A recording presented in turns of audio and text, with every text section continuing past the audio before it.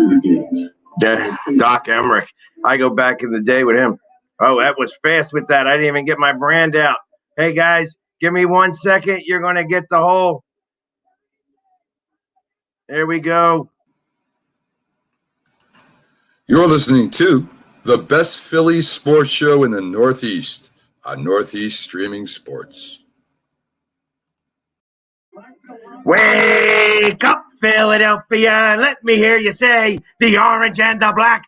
The orange and the black. It's at Lake Tahoe today, buddy. And it's going to be, it's the Flyers versus the Bruins. Again, I feel like that we play them every other day, it seems. And so far, the Bruins have gotten us. They have gotten us pretty good. We played them 4 times and 4 wins for the Bruins. We did get a couple of points out of it. So, 8 points to 2 points definitely isn't the way to do that. But it's Lake Tahoe today. It's picturesque. It's beautiful. And we're going to be watching. We're going to be watching some hockey. Now, it's going to suck a little bit because the Flyers are going to be without a number of players. Like I think they have 6 guys. 6 guys are going to be out. Oh, look at that. We got Australia in the house. We got some Europe in the house. We're doing it all over the place. We're getting all over the place here. Oh, I got some Frankie on. Frankie's here. He's going to be ready to watch some Bruins. From his place in New York. I don't even know why he's a Boston guy, but it doesn't matter. It doesn't matter. 5-0. Get out. Get off my page, Frankie. You don't even know what you're talking about. You don't even know what you're talking about. Guys that are going to be out tonight: Voracek, Giroux, Braun, Lawton, Konechny, and Lindblom. I tell you, that's literally 5 of our top 7 scorers are out. And that's going to be that's going to be tough to overcome. But we got Coots back, and Coots wasn't in last time, so it's going to be a different game. They are putting it on NBCSN, so it's on like the NBC Sports Network, not the Philadelphia Network. Not so. If you are, Philadelphia Network is going to be showing the Sixers game. So today is this is on the national broadcast, and of course we saw the game yesterday. It was, here we go. What are we doing here? The game yesterday. Oh, the Avalanche. It was 3-2. Wow. Once they came back from the break, I thought the Avalanche was going to run away with that game, and they did not. So the fact that it's 3-2, when you're playing outdoors, it's a whole different game.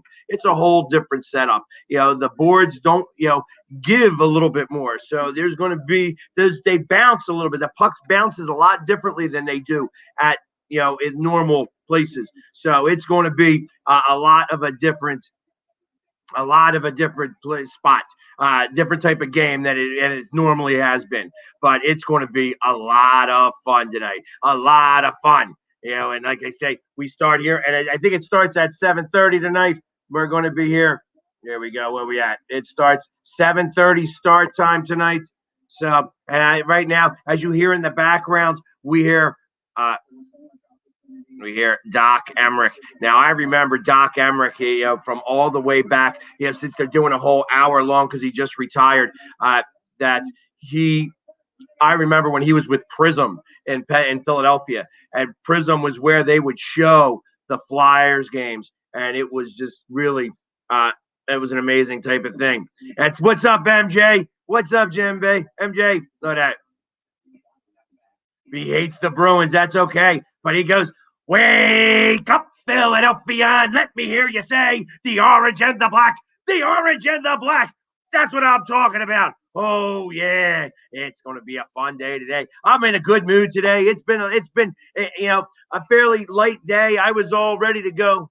I'm watching that goal, the Patrick Kane goal from 2010, where they won the Stanley Cup in Philadelphia. That was tough. That was tough.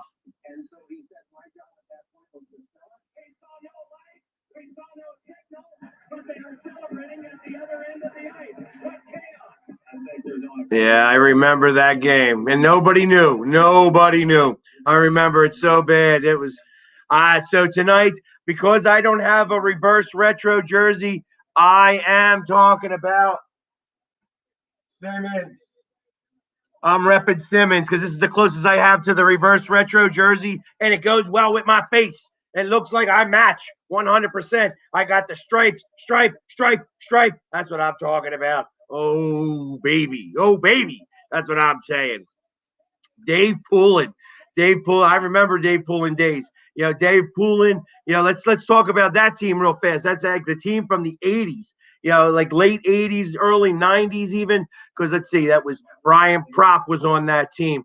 Rick Tocchet was on that team. Rich and Ron Sutter was on that team. Mark Howe, Ilka Sinisalo, Murray Craven, Dick Crossman, Marsh.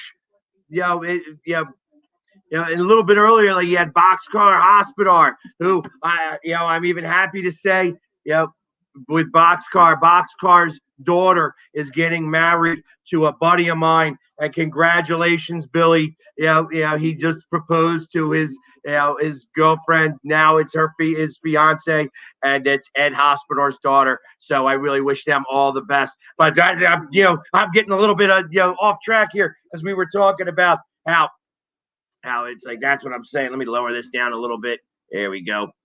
But yeah, that Ilka Sinisalo, Murray Craven, those guys were like, and even like you had Paul Holmgren, like early 80s, and then so like it was the 83 team with like Paul Holmgren and Mel Bridgman and things like that. And like Brad Marsh was on the team for a long time. He's finally back and actually doing things with the team now as a one of the alumni. But yes, Boxcar Hospodar was a hell of a player. Yeah, he was fantastic. And then not only Boxcar, but you also had Brad McCrimmon, who unfortunately died. He was coaching a team over in Russia and died. To be honest, I don't even know how that happened, but it was a sad situation. Oh, my man, Timmy Kerr. But I tell you, he was like the best. You couldn't move him from in front of the net. Number 12 would just sit there in front of the net, and he would just tip. He was just great at tipping the power play goals. He was just massive on the power play goals. It was just amazing how he did his stuff. And I find that great. I am. Give me 1 second. I got to just respond.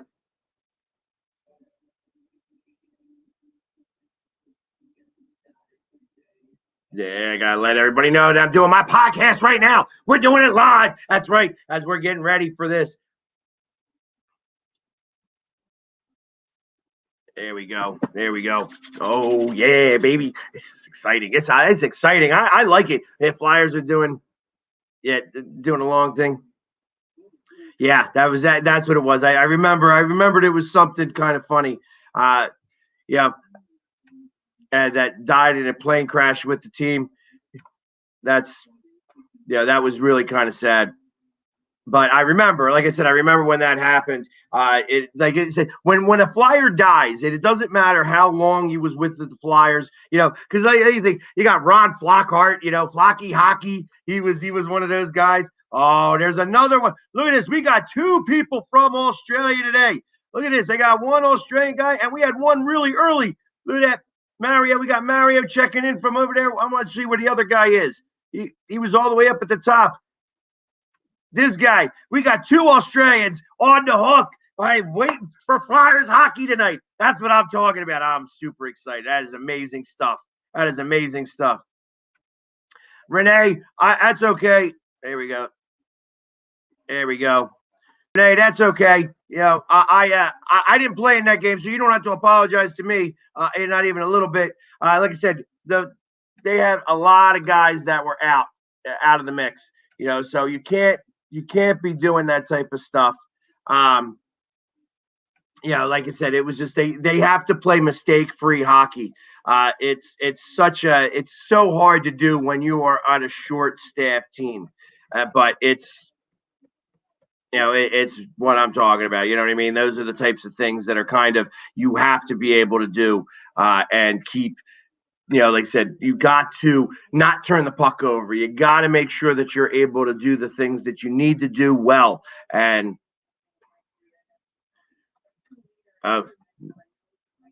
there's my man, Pelly Lindbergh. Renee, you're doing fantastic with these players. Yeah, bringing up old times there. Bringing up old times. I love that stuff. Sorry, guys. I had to do that real fast. I wanted to make sure I can kind of see. We got a little argument going on here between Eric and Frankie. What's up, Lucas? It's good to see you guys. And look at this. I even have Cowboys fans coming on and telling me and checking me out. That's what I'm talking about. I love that. Hey, listen, I don't hold it against you that you like a bad football team. That's okay. You know what I mean? Ray Emery, not Emmerich. You were close. Ray Emery. And again, he was another goalie who passed away, but he was a beast when he threw down the gloves. Man, he had one of the best fights, for a goalie in hockey. Look at this. She's coming up with a lot of different ones. Actually, I just like looking at the picture in the corner. But yeah, she's coming up with tons of different. Dale Howard, Chuck. He wasn't a Flyer for very long, but he did his stuff for a few minutes. You're asking me about my favorite NBA player, and I'm all hockeyed up. Can't do that right now. Mr. YouTube channel. I appreciate, though, you coming on and asking questions. So, but I tell you, it's going to be a lot of fun. Did anybody stay up to watch that game late last night between the Avalanche and the Knights? I know that it was like on the East Coast. Like I was busy, so I was not able to stay up and watch it last night. Like I was up, but I wasn't watching hockey. I was doing other things. But it was a lot of fun watching that first period, although it was a slush fest. I was getting nervous that I thought that they were going to get injured. So I thought they made the right call by going ahead and suspending play for a little while. Find it very funny that the sun was just, that's the problem when they had to do it at noon because they weren't going to try to use the lights. And of course, my favorite, Goldfish. They always make their spot here. I tell you. So it's so I didn't watch that game, but I saw, like I said, when I thought that Colorado was going to be really taking it to them, and I'm surprised Colorado's not doing better this year. I thought that they would be the one team that the cup was going to go through, but as of right now, I mean, they're still a good team, but they're not doing so hot, so super hot. Chico Resch. Here's one. Oh, man. I love my Goldfish. There you go. There we go. Now, Mario lives in Australia now, but he still calls in and follows me and all this stuff. I remember the Spectrum. I worked at the Spectrum for a long time. So I started working there at like 84, 85, like at 13 years old. It was a union gig, and I used to get into the games all the time.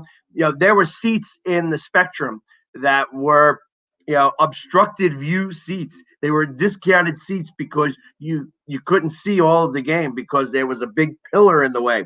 I mean, they don't make stadiums like that anymore, and for good reason. But I will say that the Spectrum was amazing in terms of the acoustics.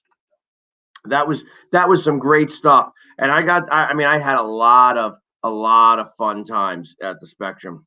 Just that place was great. That place was absolutely great. What place are the Flyers in right now in the NHL? I think right now they are in fourth. They're third in the Eastern Division. So, and as far as the whole NHL, they're probably somewhere around 9th or 10th. It's not the biggest deal in the world because we're out for 4 games and such. So there's a lot of people that have played more than the other ones. Yes, I agree, Eric.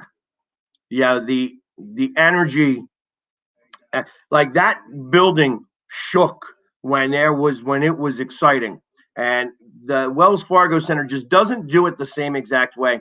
And once they moved to the Wells Fargo Center, it became a lot more of a corporate setting, and that was the problem. That there's the ticket prices went up a lot more, and now it's more of corporate, which is why I love to go to the games, because when I go, I still don't shut up.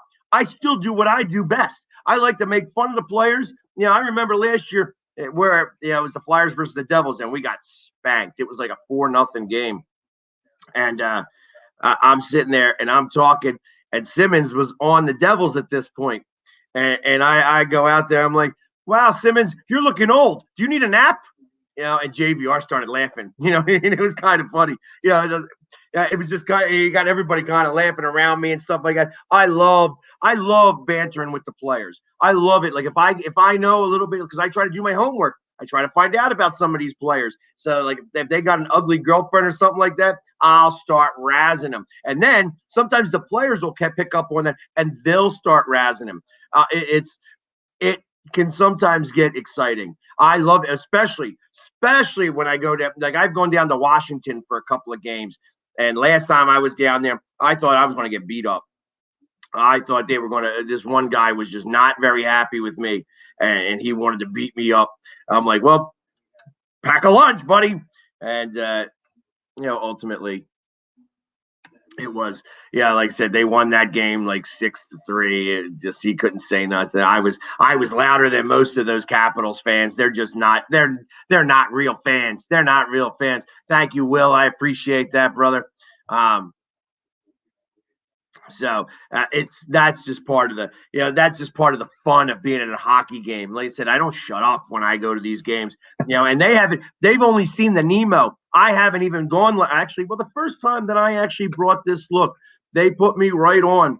And I had a little darker white stripes, but I did it this way, with the black and the orange and the black, and it was a pretty good look. I tell you, I love this. So. And Renee's talking about the 80s. In the 80s, the Flyers, like 1980, they went to the Cup. And if it wasn't for Leon Stickle, they probably would have beaten the Islanders. That started the Islanders' run of 4 Stanley Cups. Yep. In 83, Flyers, same type of situation. Pelle Lindbergh. Yep. And they lost to Edmonton. 87, same situation. They lost to the Dream Team in Edmonton. That team was just so stacked. You had the line of Gretzky, Curry, and Messier. You know what I mean? That was just, I know, Shappy. I am not in Lake Tahoe. I wish I could be in Lake Tahoe, brother. I forgot about, like they said, because there was not going to be any fans, so I decided not to go. Had I thought about it a little bit more, I would have gone out there. I would have taken a kayak and gone and rode right up to where they're playing. You know what I mean? Because you could go out there in a kayak and stuff like that. I'd have been freezing my tush off, but that's part of the game. You know what I mean? You got to do what you got to do. And then the problem is that you can't walk away. You got to go back out to you got to go boat back to wherever it is you're going. So in the dark. So I decided against it, but. I know. I tell you, I would have sucked if I was all ready for that to happen during the day. At night, I wouldn't have been able to do that. So, but there's going to be boats out there. I got to imagine that that's going to be one of the ways that people are going to be watching. Oh, I've already got the COVID once, so I ain't concerned about getting it again. I mean, it was literally, I was sick for a minute, but. I'm absolutely, I'm not afraid. I'm not afraid to go out there. I want to live my life. So this is the second time the Bruins and the Flyers are playing in a winter classic. The last time the Bruins won that game too. And I want to say that was in 2012, 2014. I can't remember that exactly. I'm gonna Google it real quick. Winter Classic. See who gets it faster. 2010. and they won that game 2-1 in overtime. But we went to the Cup that year, baby. That was what made that a lot of fun. And this was at, I think this was at Fenway Park. That's correct, Fenway Park. Yes.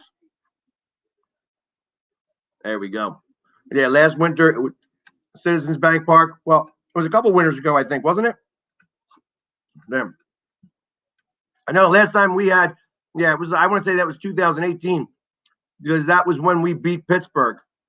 And, we came back from two goals in like the last 5 minutes of the game, and then won it in overtime. I remember you see Giroux skating like this afterwards after he scored that goal. I remember that. That was a lot of fun.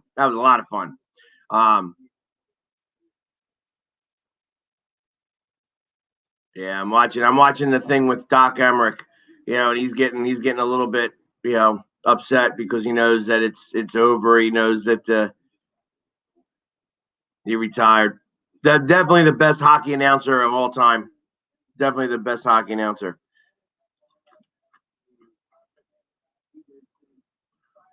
Yeah, because it's outdoors.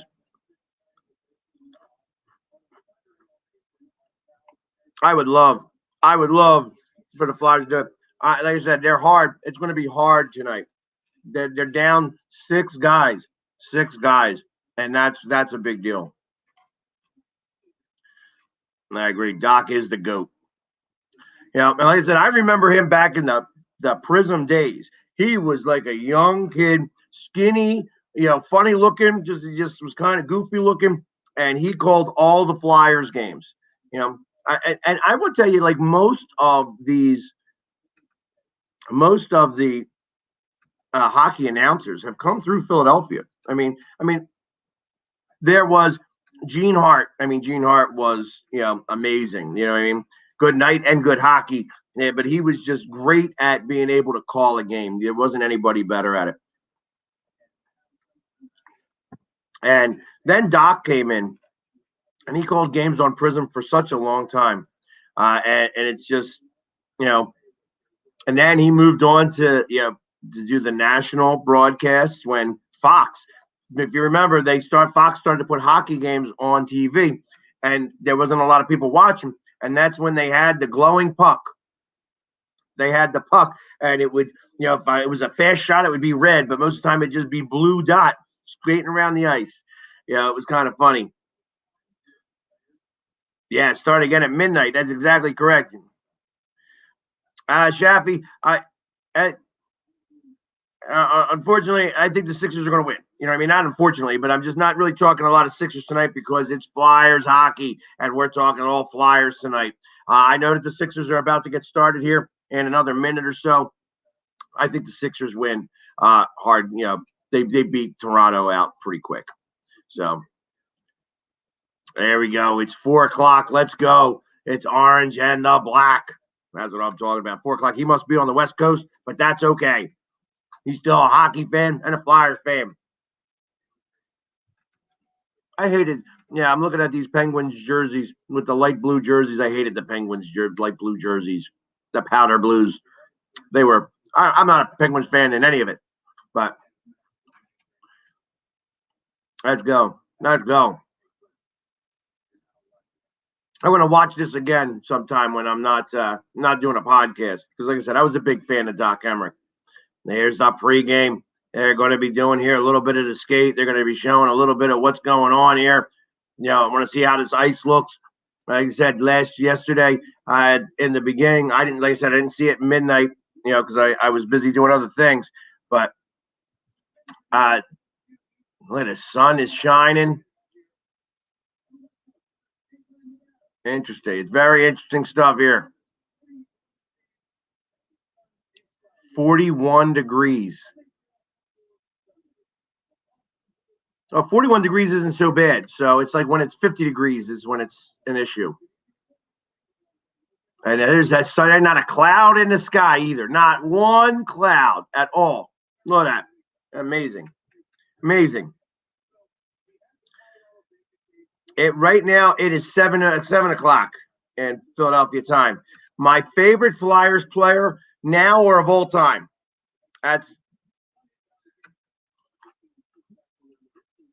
I'm sure there's people on the lake. I'm sure there's people out there. They ain't showing them right now. They got Mike Tirico and Eddie Holchek on.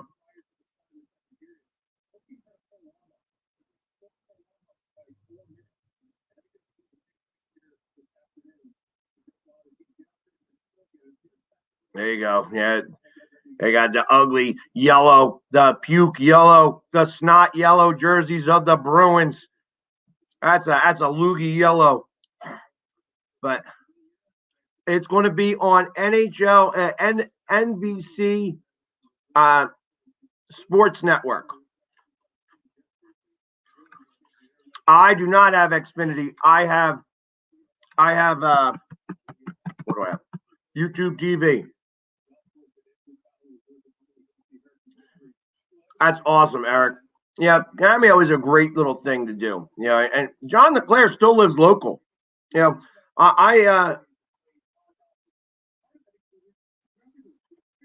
when I did there we go, bam. I am going to be streaming for the whole game. Yes, I am. And what was I saying? It's on NBCSN, correct? John LeClair lives in Wayne. It was so funny because I was a chimney sweep, and I go to his I go to a house, and his wife is a teacher for homeschooling, and so there was kids there and stuff like that. And then she told me it's her last name, it's LeClair, and I'm like, any relation to John? She goes, yeah, it's my husband. I'm like, really? That's John? John's your husband? You know what I mean? It was just kind of cool for me because I'm a Flyers fan, but I don't get starstruck. I don't sit there and, like, ooh, you know what I mean? But at the time, he was done playing, obviously. And there was some rumors that he was going to go coach in Pittsburgh. So at least that's the rumors that I had heard. So I had asked if that was the case. She's like, no, we ain't going to Pittsburgh. I'm like, that's awesome. That's what I'm talking about. John LeClair is a Flyer, even though he started with the Canadians. He's a Flyer, baby, and Flyers don't go to Pittsburgh, except like Mark Recchi. He's the one that goes, and Rick Tocchet. But beyond those two, they don't. You always hear about some Flyers going to Pittsburgh. Pittsburgh likes to steal our players. We don't ever like to steal any Pittsburgh players.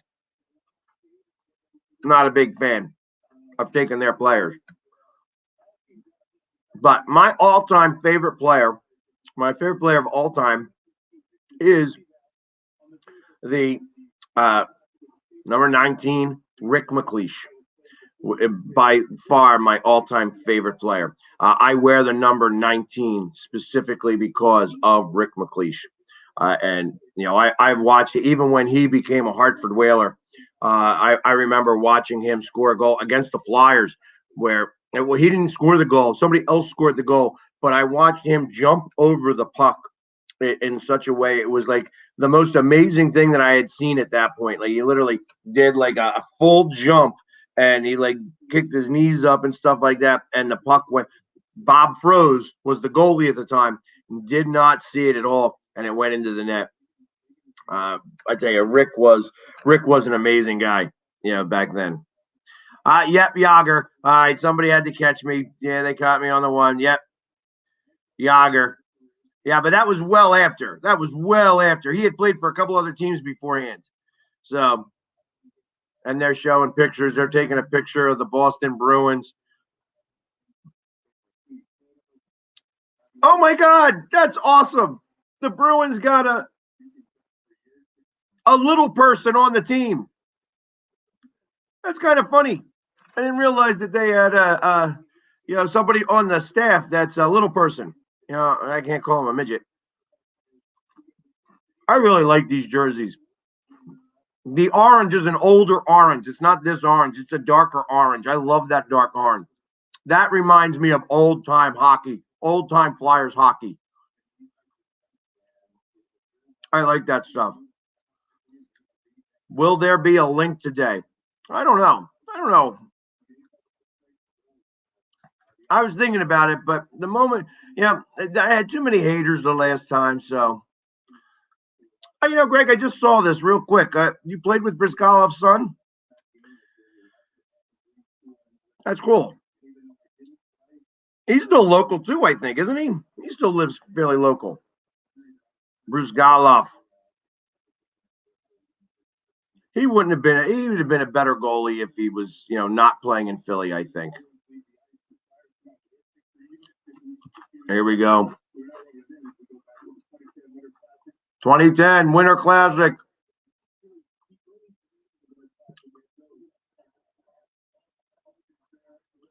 Patrick Layton was the goalie there, and they lost 2-1 in overtime.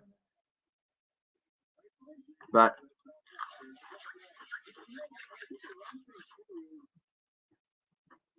do I like the Winter Classic jersey against the Rangers? I was the one that said Flyers, right? They wrote out Flyers on that one. I didn't really like that jersey. That was not a really good jersey, if that's the one that we're talking about.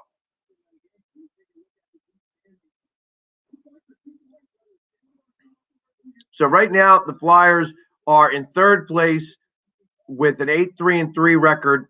They have 3 games in hand against them, and they are tied right now with Pittsburgh and the Islanders for third place, really. They're behind Washington by 2 points and behind Boston by 3 points. So here we go. They're doing their skate around and doing all that fun stuff, and then they're going to be getting ready to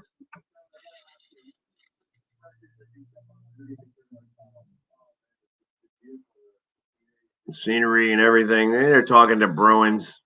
This guy can't even put the eyeliner on. Man, they should be looking like me out there, putting a whole bunch of black stuff on so that there isn't the shine off of their eyes. I think they had the goaltender of the Avs, the Colorado, played with sunglasses in the first period. So that was kind of cool to watch that kind of happen. A Bruins player is injured. I'll tell you who's injured. Let's see who's injured for the Bruins.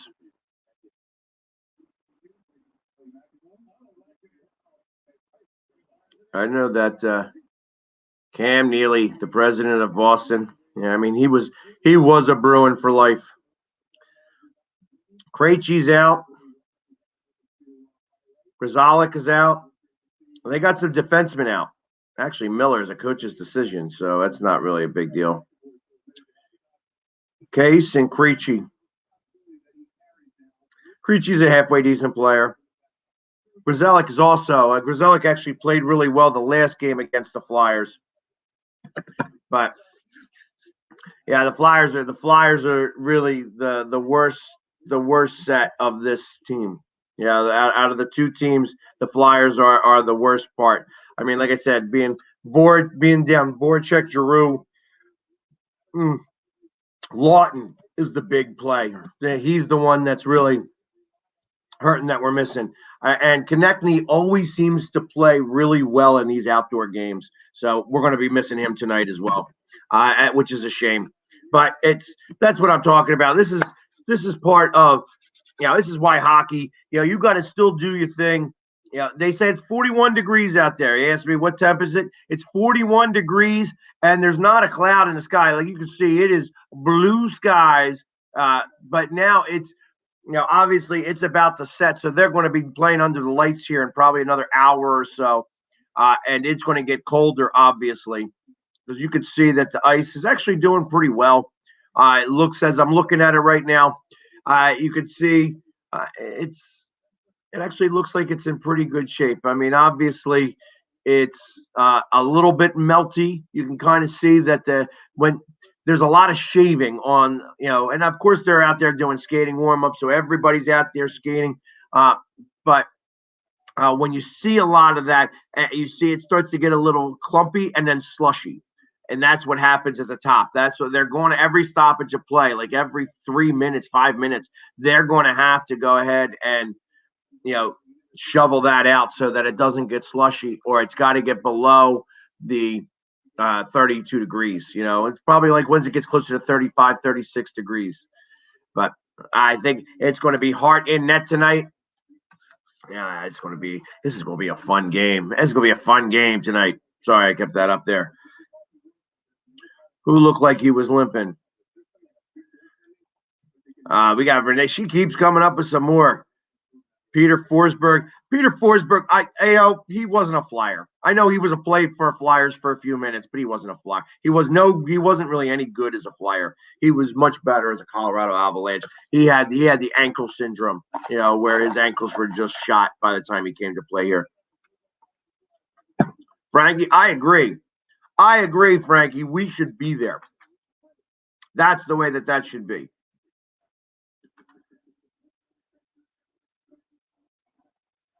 They're showing some Flyers, Bruins highlights and stuff. Actually, great outdoor highlights. 11 years ago was the very first one. Flyers versus the Bruins. Oh, that was the first time they played outdoors. I don't remember what was the first one of all time. Let me Google that. Let me Google that real fast.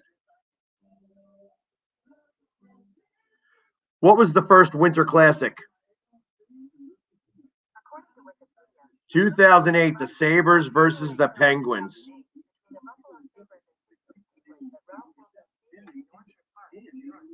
Orchard Park.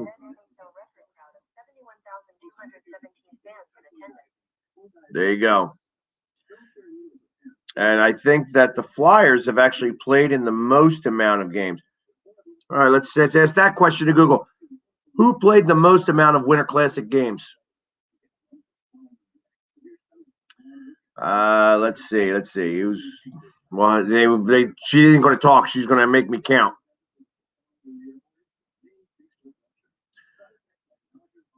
History in the Winter Classics. Come on. Appearances.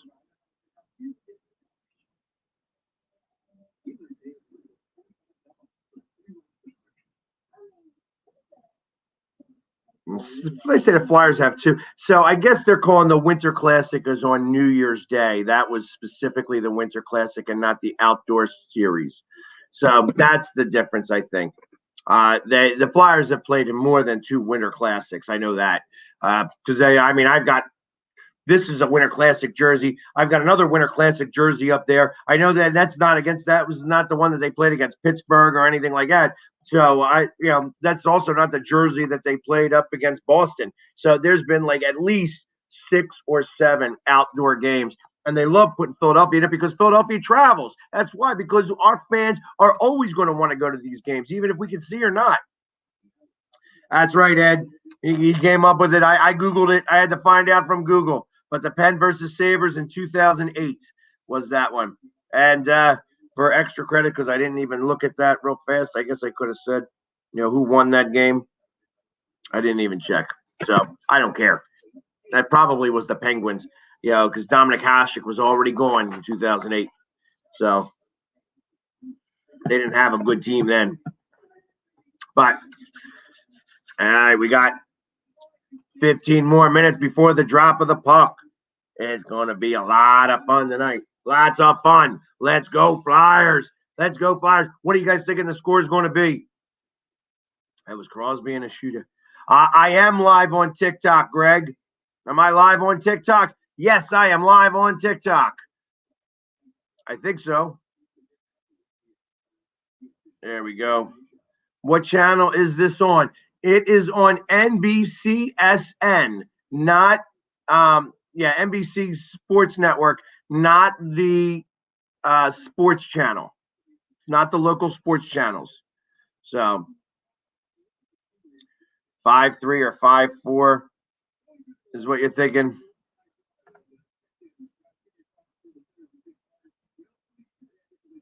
Remember the play, it was on an empty net.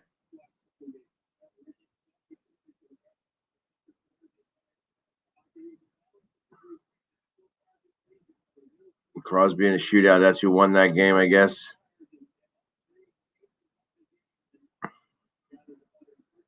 Both teams are bad. We got this guy saying both teams are bad. Okay. Set to play. Look at this. James Van Riemsdyk is going to be playing in his 7th outdoor game. It's an NHL record. How about that? I'd love it. I'd love it if it was that. I'd love it if it was that. That means the sun is in the Boston Bruins goalie's eyes. Perfect. That's just what I want to see. That's what I want to see. 13-0. Ivan Provorov. I tell you, who would have ever thought that it's a Russian that is got the most amount of ice time for the Flyers. That is an amazing thing. Yeah, not something that you would have ever expected. Had to have happened afterwards. Had to happen after. Once, Ed would not have allowed that. He was not a big fan of Russians at all. Wouldn't have him on his team. Wouldn't. I mean, it was a fight to get a Russian onto the Flyers, even well after the fact that the the wall came down and everything out, and the Russians started to come into the NHL. I mean, it was literally. Think about that. The Red Wings had a Russian team that beat us in the choking situation. So, but like I said, Ed did not like the Russians. And in 1976, and that's where that all started, when they came here and they beat the NHL handily across everybody. And they went and they played the Canadians right before us. The Canadians tied them. And then Philly beat them 4-2. The best team in the world, that was the Flyers. And they would have three-peated. But Bernie got hurt, and the Canadians swept us 4-0 in the 76 Stanley Cup. So, but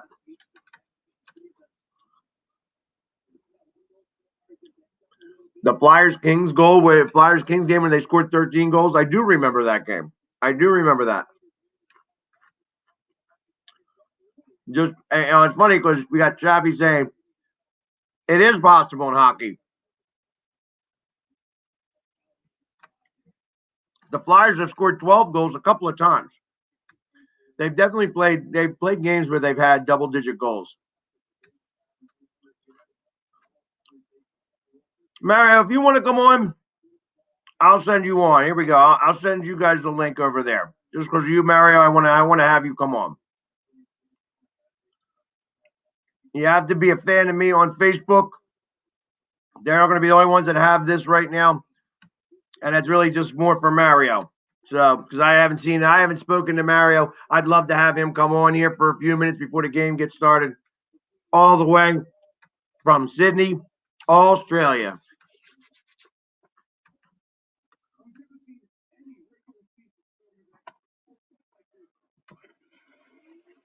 There we go. Hey, Gerard, get that first goal. Yeah, too slushy.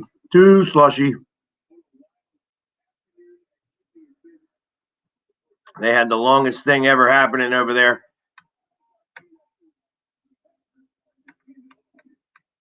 That was Petrangelo. See, this is where I'm getting to see the highlights now of the game yesterday.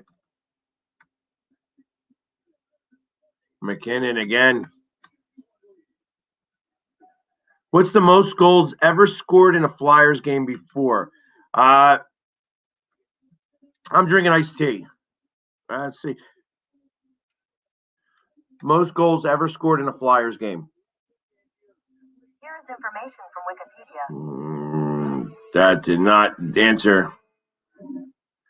No.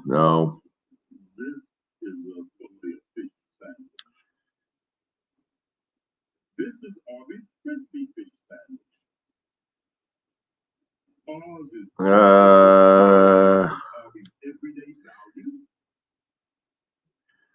Flyers all-time highest scoring goals in one game. Knock it off. Yeah, they're not going to give it to me that fast. I think it was I think it was 13. I think 13 is against the Kings. It was like a 13-2 game. They have had games where there was like 18 goals scored in a game. I think that there was one game that they won like 11-7 or something like that.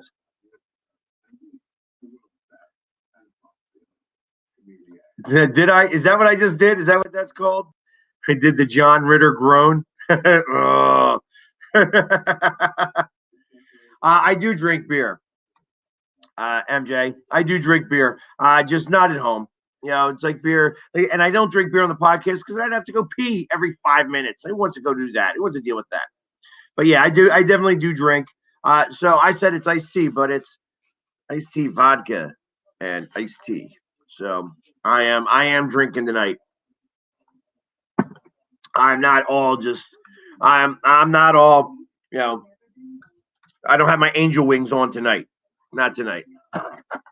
And you know, like I said, the best snack ever. The best snack ever. Yeah, you know what? The other thing I'm missing, here's what I'm missing. I'm missing my banners because ultimately I have to make sure that I take care of my sponsors here.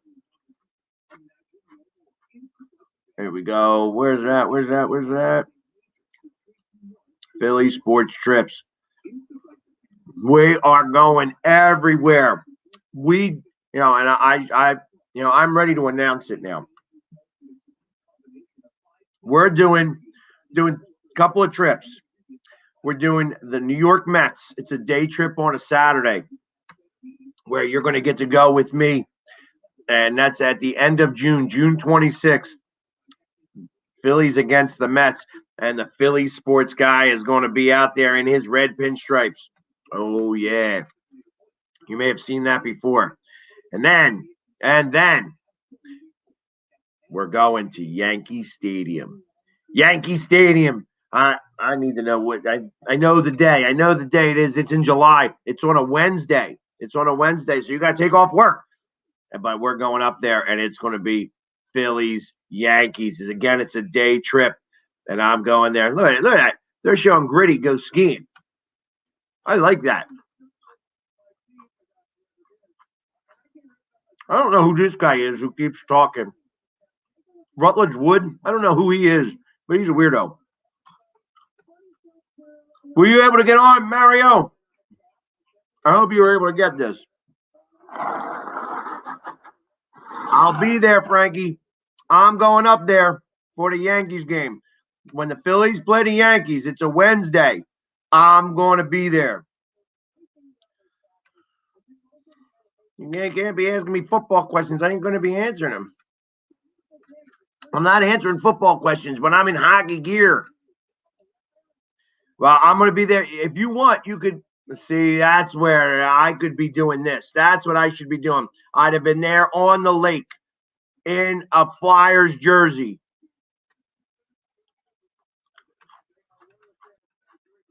Doing polar plunges.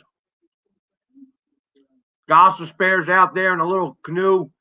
You got a couple Flyers jerseys, a couple of Bruins jerseys.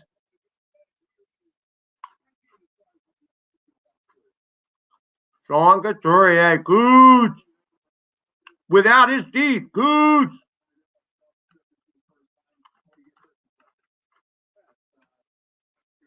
No wonder I have no idea who he is.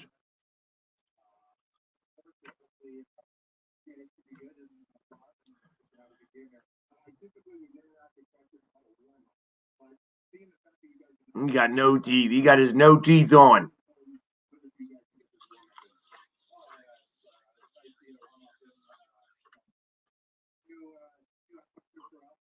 Yeah, I think it was just easier not to try to put in like this is on a golf course, and the reason why I'm even answering this question, he doesn't understand why there's not fans. I think because it's on a golf course, they didn't want to try to bring in bleachers or anything like that. You know, they don't want to tear up the golf course, and that was kind of the purpose of this.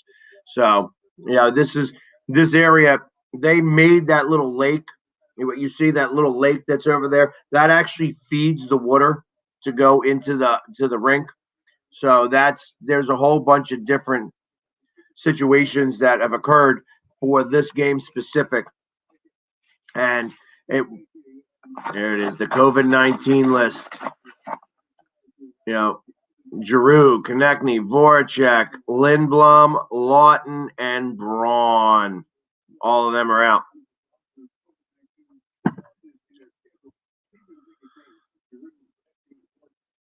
It's in Tahoe, so I don't know how much of a golf there is there.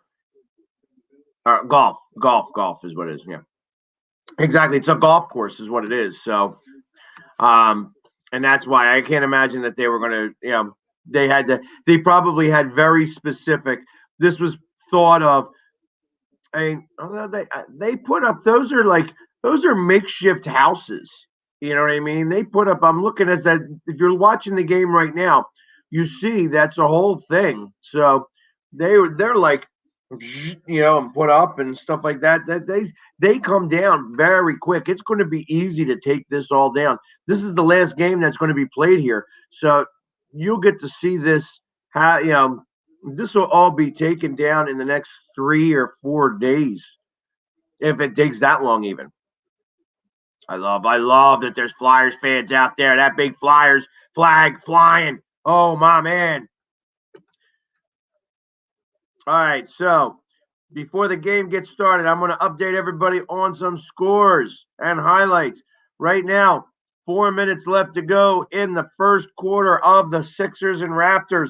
And Sixers are up 22-10.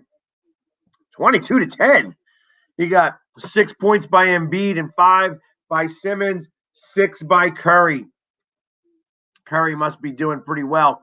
He must be hitting them threes already today. And then, so earlier today, we had the Capitals versus the Devils, and the Capitals won 4-3. And right now, we have the Canadiens versus the Ottawa Senators, and it's a 1-1 tie with halfway through the first period.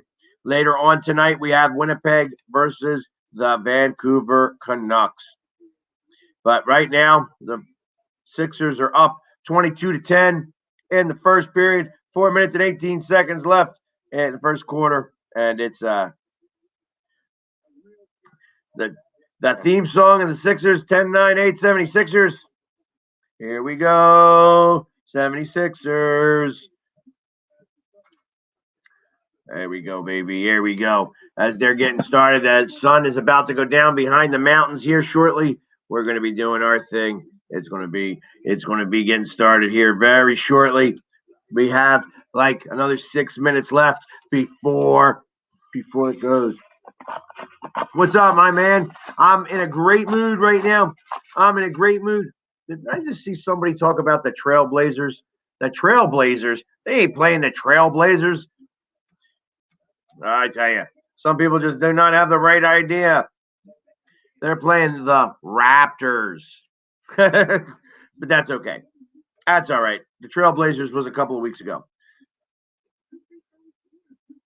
Here we go. 76ers. I'm in the wrong colors for that. Because I really wake up, Philadelphia, and let me hear you say the orange and the black. The orange and the black. That's right, baby. It's Orange and Black Day. It's Flyers Hockey Day. Oh, yeah. And we just getting warmed up. Too much fun today.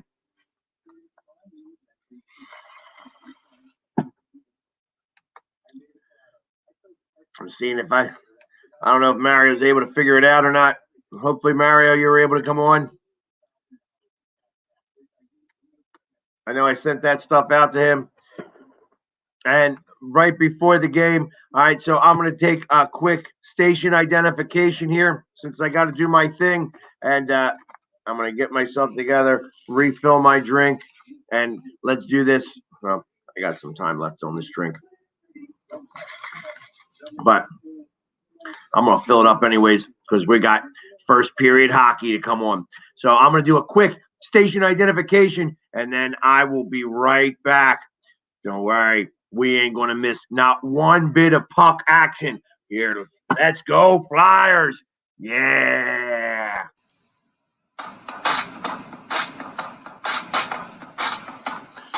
You're listening to Northeast Streaming Sports.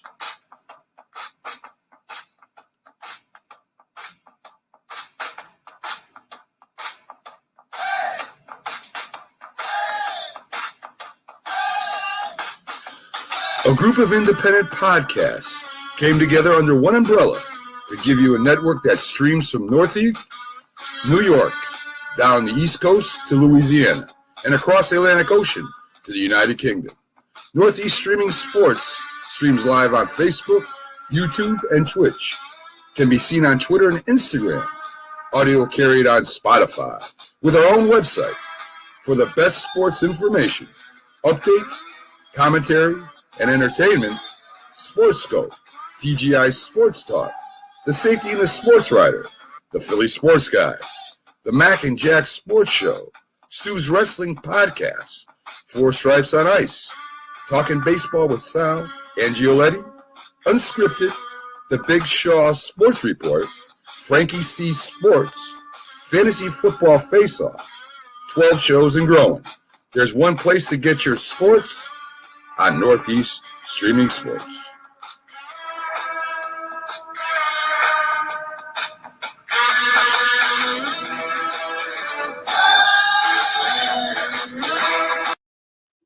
Hey, wow, that was a fast one. The dog had to go out and everything. I had to make everything happen real fast, but I'm back and we're just getting ready for Flyers hockey, baby. Oh, yeah, it's getting time. It's getting time. And real quick, just to let everybody know, I am still, you can see it right there, I am doing a raffle. The Philly Sports Guys Crew for Eagles Autism. You could, $10, and you would be able, let me put up my thing here while this is up here real fast. Put up the banner so that you guys can kind of see. There we go. $10 a ticket, and you can get to win. I'll let you guys read all that. First, tickets to Eagles Washington at FedEx Field. Then you get to go to a home game with the Philly Sports Guy and the Eagle Demon. And then I'm just going to give away some tickets. And it's also you get a jersey or some swag. $10. $10 gets you a raffle. All the proceeds are going directly to Eagles Autism. And like I said, I'm trying to raise $5,000. $5,000 at the very least. So everybody should definitely check that out. $10 and you can get that raffle. Like I said, get a raffle. All you got to do is Venmo me. Let me know that it's for the raffle, and I will be more than happy to make sure you get it out there. All right, Mario. I tell you, because the game's going to be starting here real soon, so definitely try. If not, we'll see if we can set it up for the first period. Although I still see the Zamboni on the ice, so I think that they're going to be a few more minutes here. 10-minute delay. 10-minute delay is what they got. So, yeah, hurry up and fix it there, Mario. We got some time.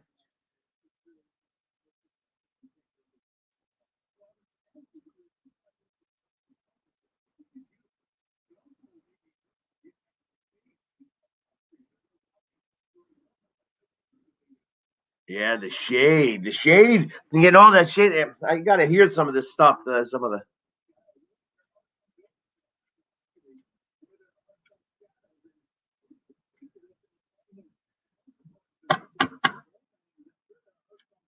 What's going on? Let's go.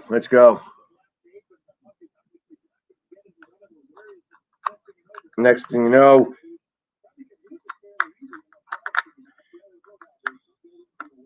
might be time to try to change the batteries here.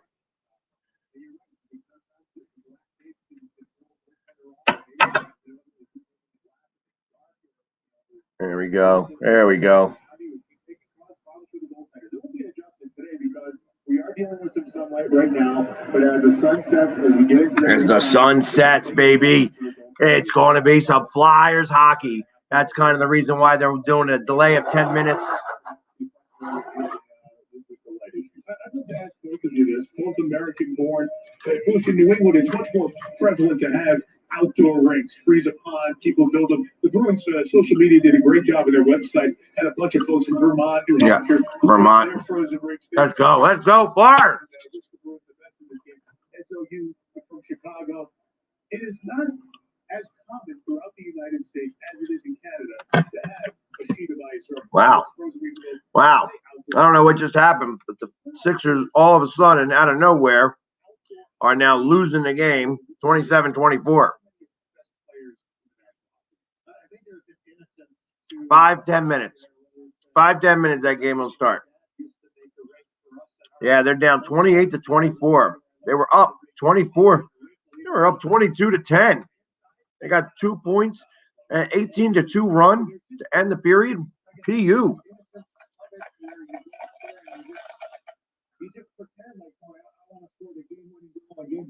Yeah, the game's supposed to start at 7:30, which would have been 4:30-ish.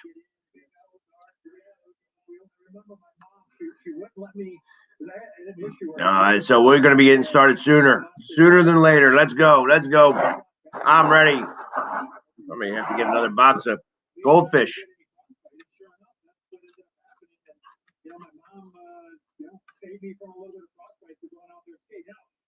That is really pretty.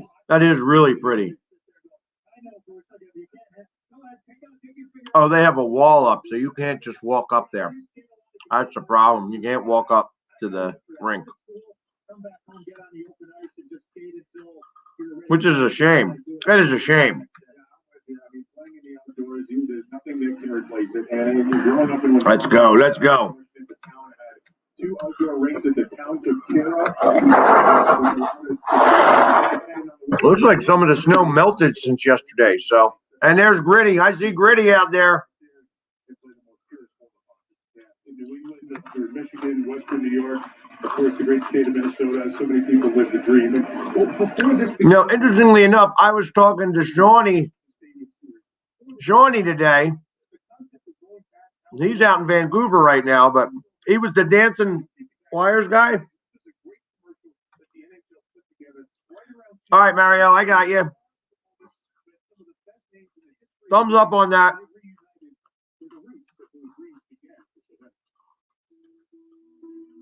Shawnee was doing his thing.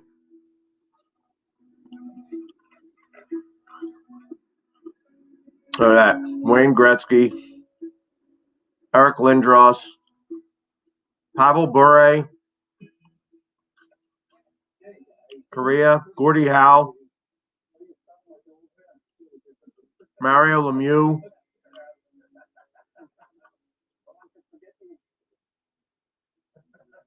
I tell you.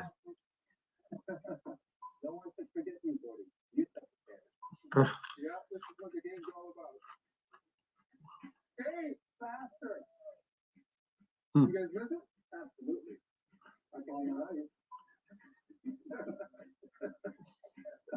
Yeah. I tell you, beyond anything else, Wayne Gretzky was just a beast. He was a beast.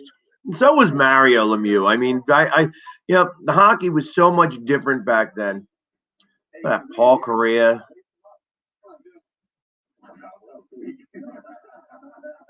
Jaromir Jagr, Korea. Who else was that other guy? I didn't recognize him.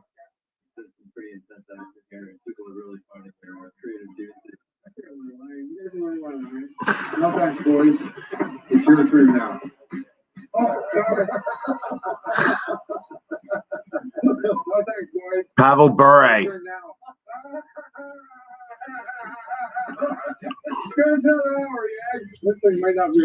Yags. They called him Yags. I love that.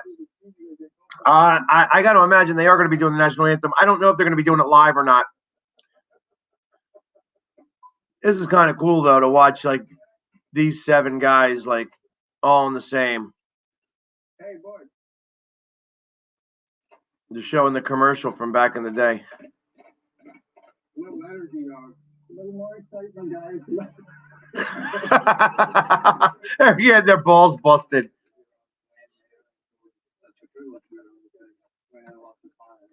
Yeah, like that again. Like Gordie Howe was like amazing. You know what I mean? Like I never really got. I did get to see him play, but it was like he was on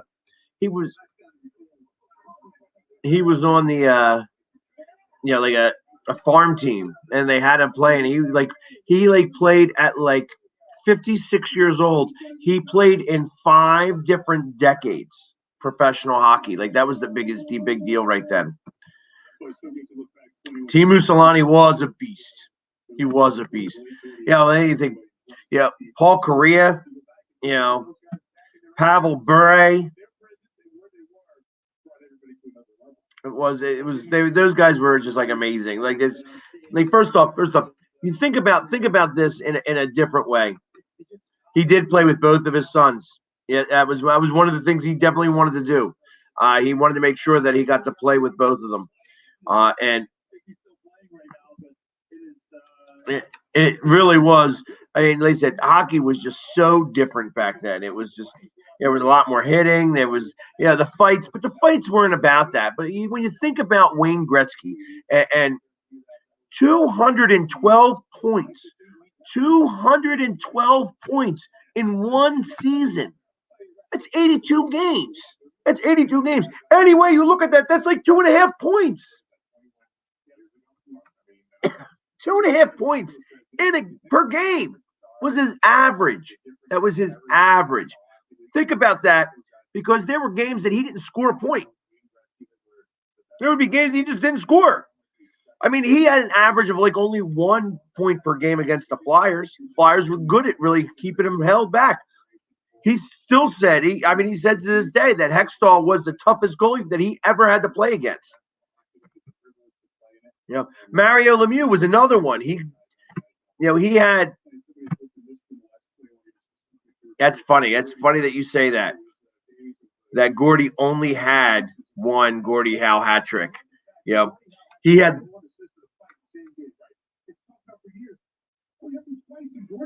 Twice. Ah, you're wrong there. It happened twice.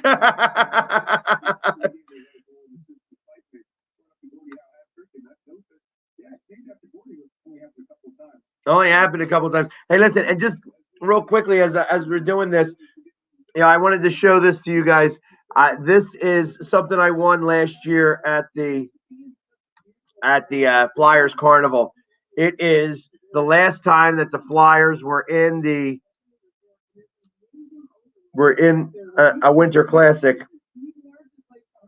at the Lincoln Financial Field. It's a little snow globe.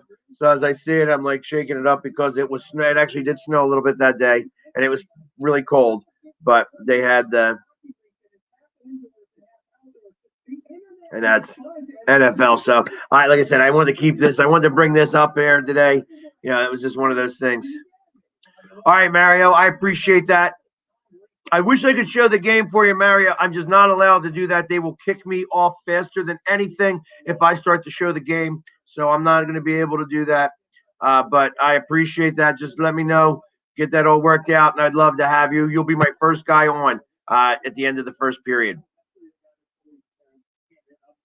Let's take this away here. So anybody, just real quick, since we're just about to get started here, do this really fast again.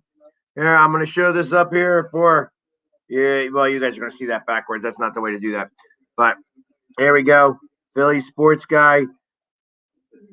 We're doing tickets, raffle tickets, $10 for raffle.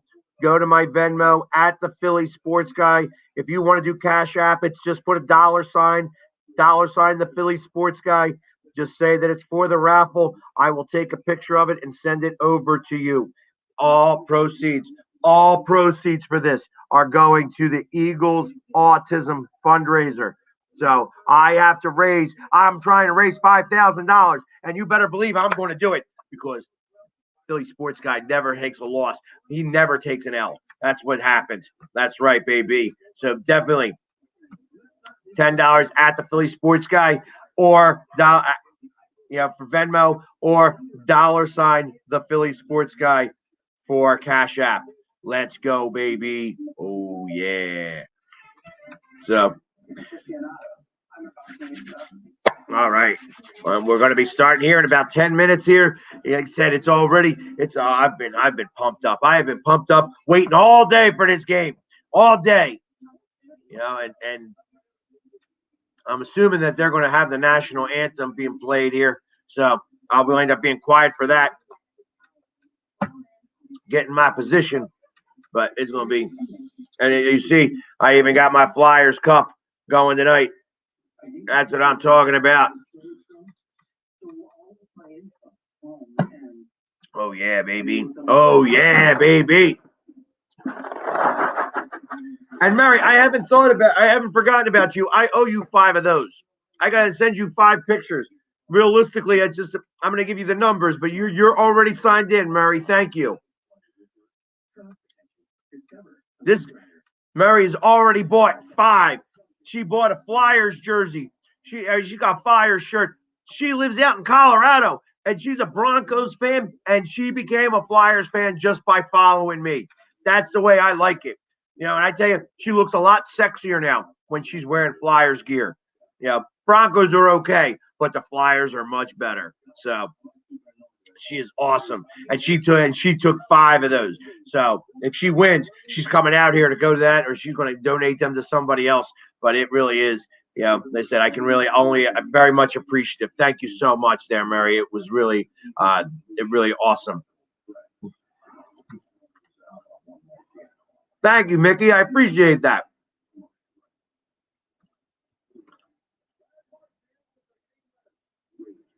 Yeah. Bruins Rangers. What game is this? We don't care about them. Oh, next Sunday, we don't care. We don't care.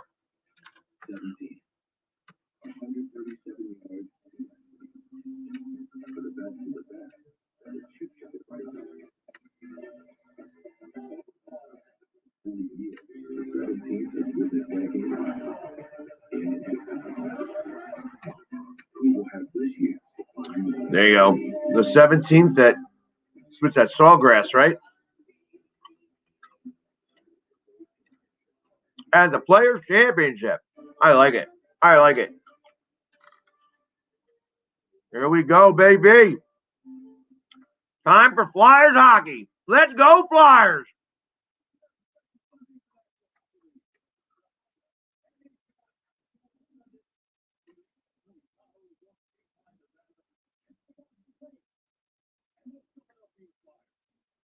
They ain't even on the ice yet, so.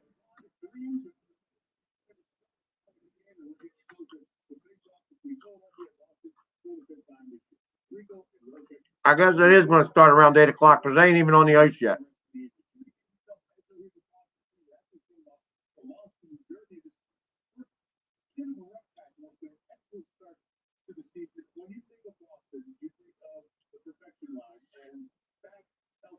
Screw the perfection line. Yes, as I see that, I will always mention that the Cowboys suck. Dallas sucks. Yes, I am game for that. Let's go. Let's go, baby. Let's go, baby.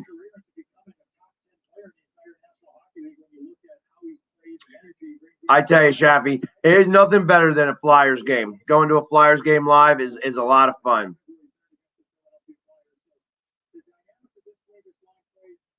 Yes.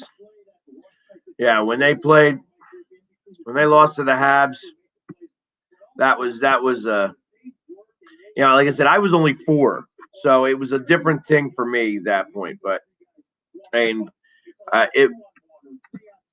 hockey was a lot different then. I grew up with the Flyers. Like Ed Snyder knew my name not because I was anything special. He knew me because There we go. I gotta get this up here real fast. Gotta put this on before they lose me over here on TikTok. So sorry, guys. 1 second.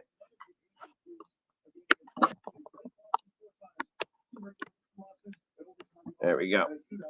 There we go. Now we're plugged in. Now I'm good. Now I'm good over there. So now everybody's going to get to see me. There we go. 5-4. They had the lead in that game and lost it. 4-3 had the lead in that game and lost it. Both in overtime. One in the shootout, one in overtime. And then we lost 6-1 and 2-1 against Boston. So they have 8 points. We have 2 points against them. And this is going to be a tough game to come back from, but we're going to be all right. Regardless of how good or bad it's been lately, they've had their numbers so far. So, if you're the Flyers, you want to play this game as much as you can. Yes, exactly. Here they come. Here they come.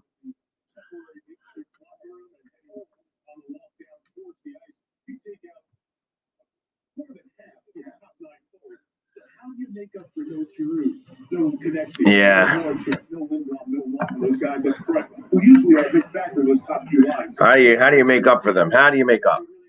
You got to take advantage of the opportunities that you do get.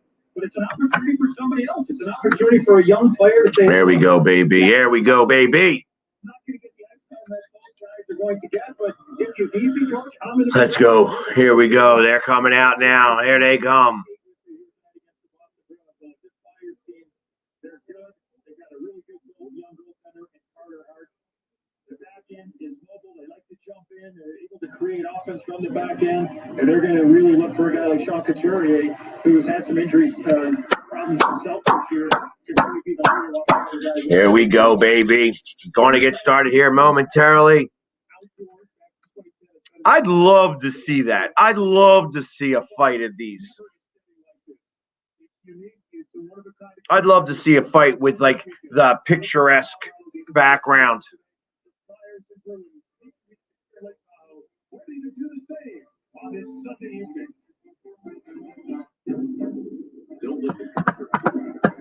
Here we go, baby. Here we go. Getting started here. We're probably going to watch the national anthem happen. So I'm going to go ahead and say it one more time. One more time, baby. Wake up, Philadelphia, and let me hear you say the orange and the black. The orange and the black. Oh, yeah, baby. Oh, yeah. We're just getting warmed up. We're just getting started. I've already spent over an hour with you guys, and I'm all excited. I am all excited to watch this game. This is going to be a lot of fun. A lot of fun. It's going to be a tough game. It's going to be a tough game for these Flyers, but we'll see. We will see if they're going to be able to handle. There we go. There we go. See if they'll be able to handle this. The new guys that are up there going up against Boston, obviously having 6 of our top 9 forwards out. 6 of the top 9 forwards and goal scorers and point getters out. It's going to be a tough game. Tough game to be able to do this. So it's got to take a very strong defensive effort. A very strong defensive effort. And although I did see asked if Morin was going to drop the gloves tonight. I don't expect Morin to do it, but I think Albe Kubel might. Albe Kubel could be the one that drops the gloves tonight. This is going to be a lot of fun. Lots of fun tonight. Let's go. Let's go, Flyers. Doing our thing here. We're doing our thing.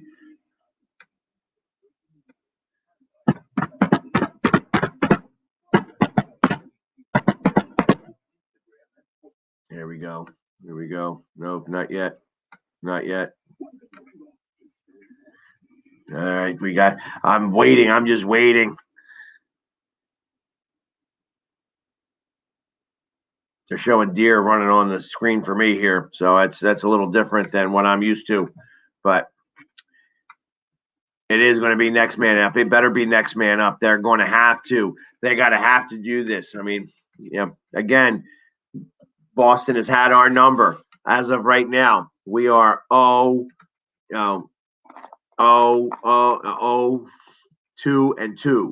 0-2. Cannot do that. We got to be able to play better. Need a good, strong defensive effort.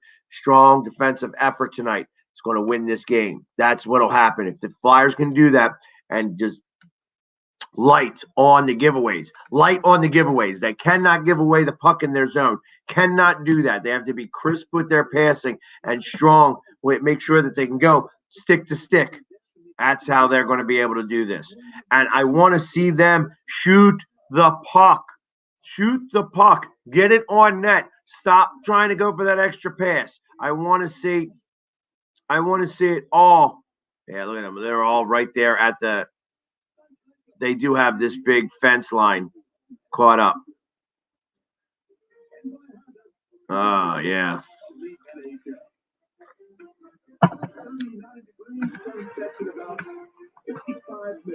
Sun will be setting in 55 minutes from over there. There they go. They're going to be singing the national anthem. So, excuse me a moment while I'm quiet.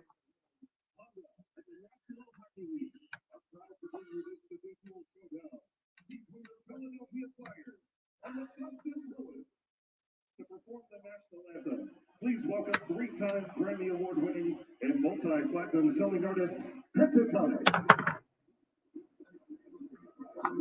Oh, say, can you see by the dawn's early light what so proudly we hailed at the twilight's last gleaming, whose broad stripes and bright stars through the perilous fight o'er the ramparts we watched were so gallantly streaming, and the rocket's red bursting in air. He moved through the night, now flag crested where. Oh, see us that star-spangled banner yet fly o'er the land of the free.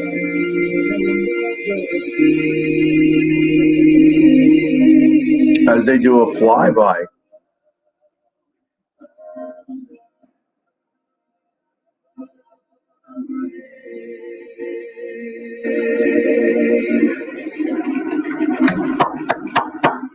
Let's go. I got a flyby going on and everything. And you got somebody beatboxing during the national anthem and all that. I tell you, that's something you don't really see very often.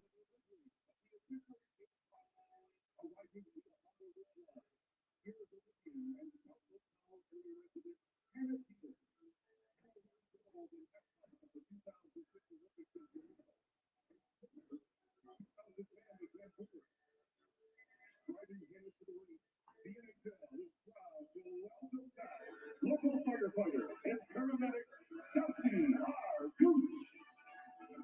Dusty Gooch. The Gooch is loose. He's the one that gets to drop it, gets to bring the girl who's got the medals. Look at that.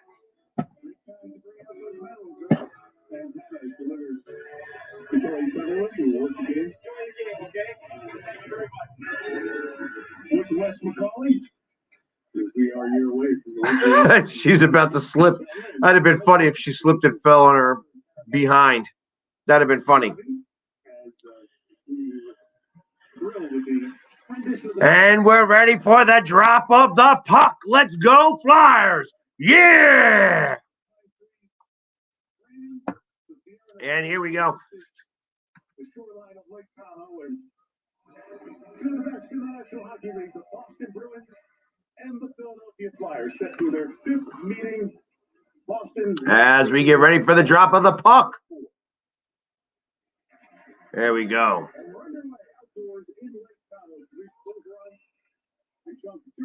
Offsides. 5 seconds in. Let's go. Let's go. Carter Hart versus Tuukka Rask.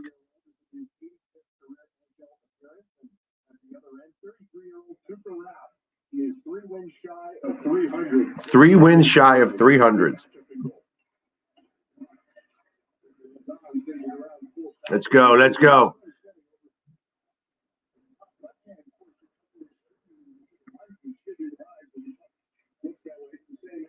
Here we go. Here we go.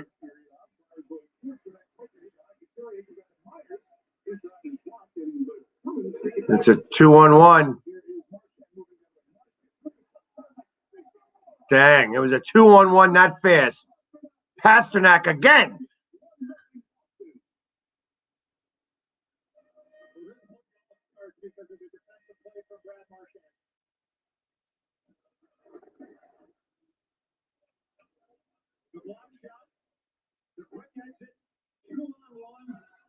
Sun in his eyes, perfect pass, and Pasternak does not stop this puck. No, it's a shot blocked by Bergeron. Excuse me, it was not Marchand. Bergeron moves it up, and then the quick release from Pasternak. That's probably right now the best line in hockey, the Bergeron, Marchand, Pasternak line. That was fast, and it was in the shadow. That was part of the problem. They talked about this earlier, right in the shadows. 34 seconds in.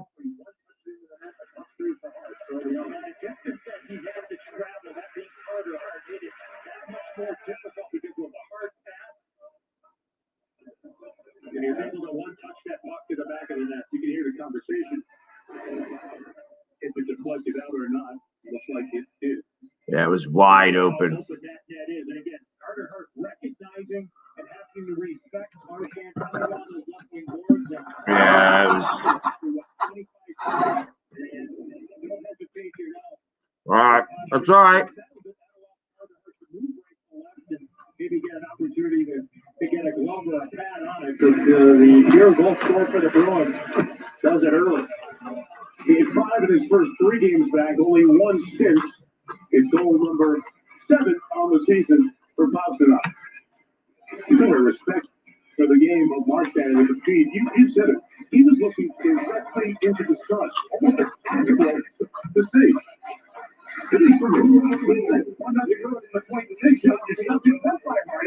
Wow. Come on, Flyers. You got to be better than this.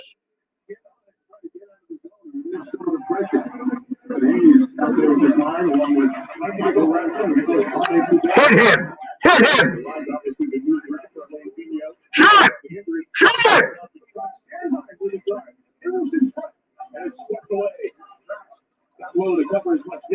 Here we go, baby. Here we go, baby. Let's make it happen. Let's make it happen.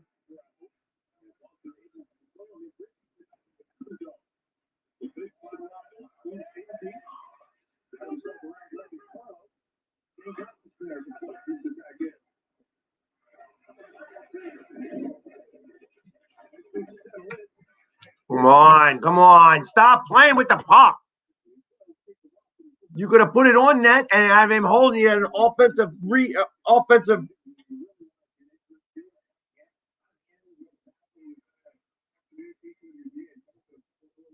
Let's go. Let's go. Come on.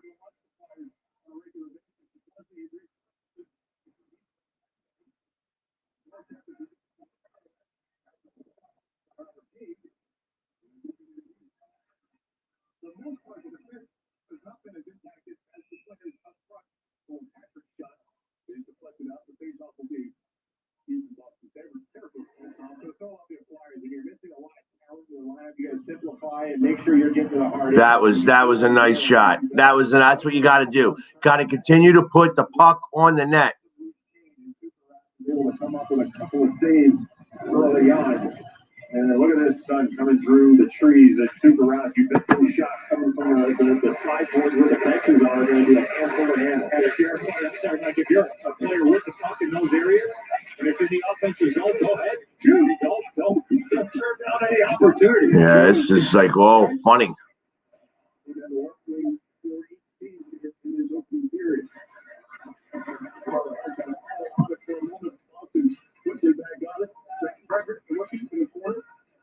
He battles with Couturier. And Philadelphia able to control and try to bring it out of the zone. All right, come on, come on. Let's go. Let's bring it up ice. Let's bring it up ice. Let's make something happen.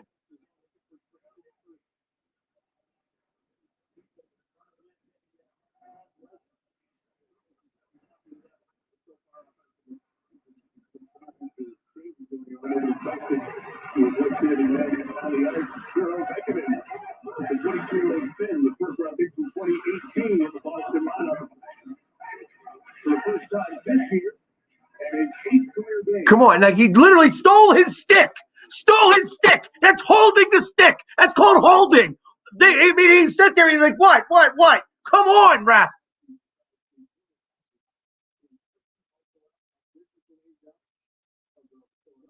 Like, really?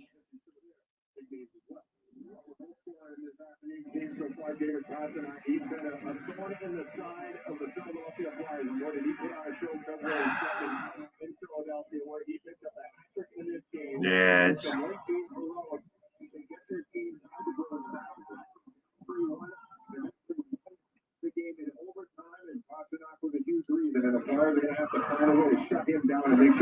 Let's go. Bring it up, Ice.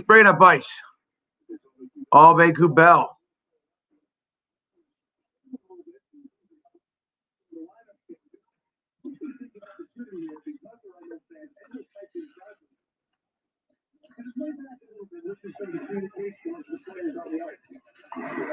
Yeah, they're gonna do that. I want to let you guys hear it some.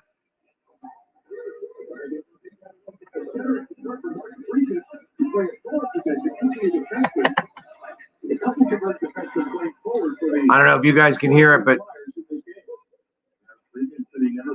haven't played forward since he was 9 or 10 years old. So you can bet that he's going to be a little bit nervous as far as handling the offensive responsibilities, but expect him to be a physical guy, a guy that tries to get underneath the skin of the Bruins, and you have a physical presence in Sam Moran on the other wing with him. And Moran's that other one who was a player who's been a good part of his early career as a defenseman. Playing forward all year. Fusco, who showed in the game. Come on, let's go, Flyers. Let's go. In the corner over here.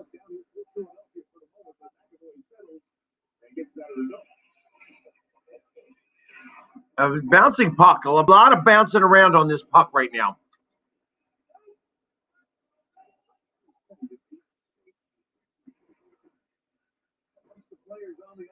Here in Lake Tahoe, such an important part of the game to be the eyes and ears for the guys on the ice. Here we go. On the net, shoot it! Come on, you gotta put it on net faster than that. He had the 5-hole open.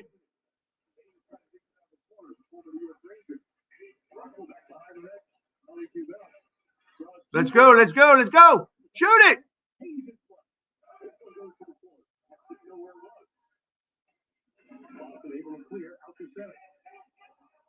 There we go.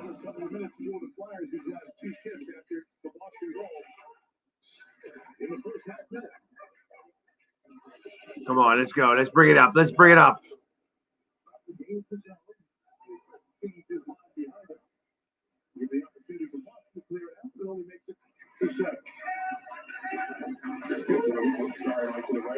Here we go. Let's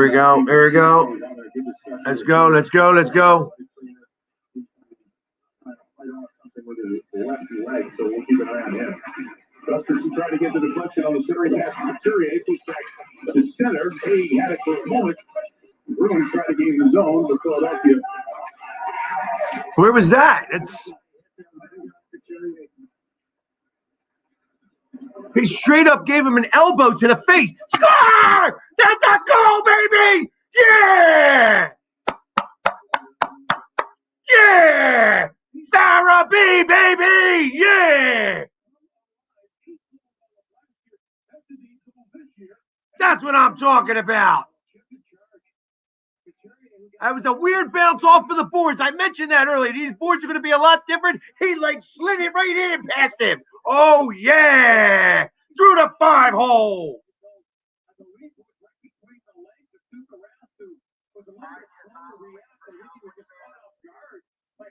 That's right. Oh, yeah, baby. Farabee with the first one to tie it up. Let's go, Flyers. Yeah. That's what I'm talking about. Weird bounces.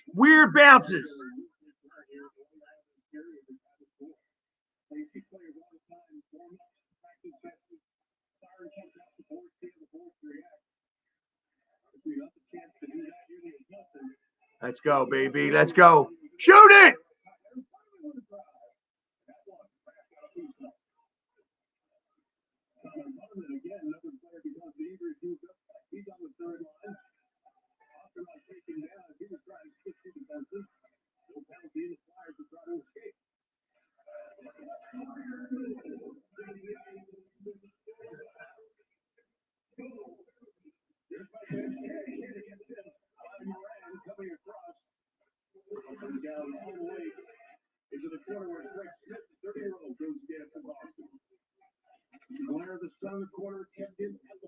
Let's go, let's go, let's go. Nice block, nice block. You got to be able to get in front of those shots. Nice save.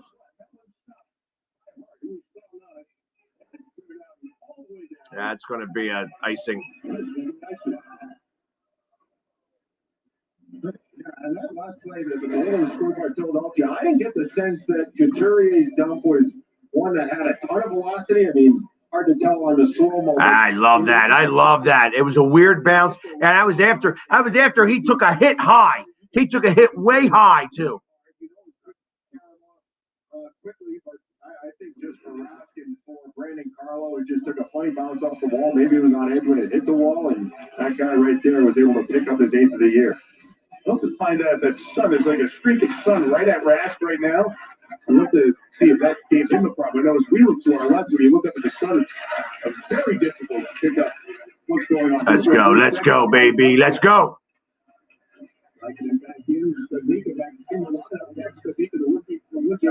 Ontario for Boston. We'll be able to push it out to center. All right. So it's 1-1. 11 minutes, 30 seconds left to go in the first period.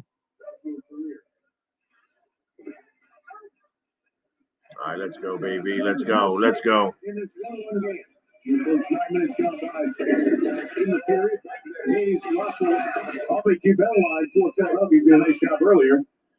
It's an offensive zone face-off. We have our first break in the first period. It's tied up at 1. Farabee is the man. Farabee is the man. That's right. Farabee has been scoring goals left and right. He scored, it's his 8th goal of the season so far. That's what I'm talking about. Oh, yeah, baby. Oh, yeah.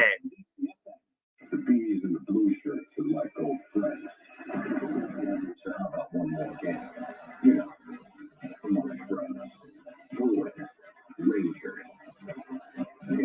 Let's go, baby. Let's go, baby. Yeah. If your credit card debt is out of control, if you're in over your head in monthly payments, it's 1-1 there, Shappy. They tied it up. If you have more than $10,000, it's one of those things. Like I said, there's going to be a lot of goals scored today. That's bad news for the credit card companies, but it's great news for you. We're Credit Associates, and we're offering you free information. I tell you, Joel Farabee doesn't allow anybody to mention him, which really kind of sucks since he scored that goal. You know what I mean? I'd love to be able to mention them. I'll mention Gritty, though. Gritty, baby. That's what I'm talking about. Anytime, anywhere. Secret the credit card companies don't want you to know. Call Credit Associates now and see how much money you could save. Anytime, anywhere. That's what I'm saying. Let's go, Flyers. The start outside of 1 year Wood. Mike, so exciting. I'm down here with Hannah Teeter, of course, Olympian from Lake Tahoe. You did a great job. And they got what's it like for you to get they got Gritty and the Bear, the Bruin Bear, next to each other. Love sports. Never had hockey. Have a big hockey game coming to town. That's very high. I mean, it's amazing to have a celebrity like you who loves this place, Olympia. What was it like? It's so weird. They got somebody talking in the background. These guys blew my mind. They were so good and so fast. And we had the best time yesterday at Sierra Tahoe. It was so fun. Well, we're so glad you're here. Thanks for being part of this, guys. A star-studded event over here. Let's go, baby. Let's go, baby. Yeah. As well. The face-off in the Boston zone. Jeremy Lozon. There you go. And I got to get all my stuff down here.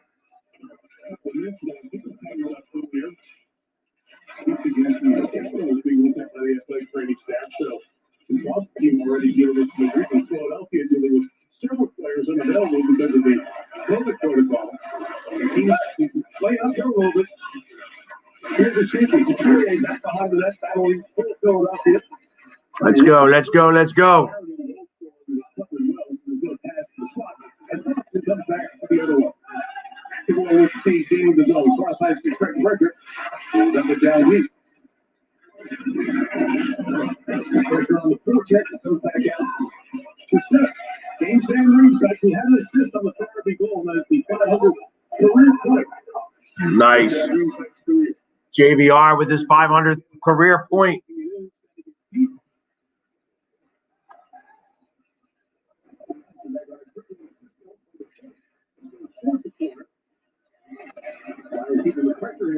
Let's go, let's go. Just putting it on net. Keep putting it on net. Keep putting it on net. Keep pushing. Keep pushing.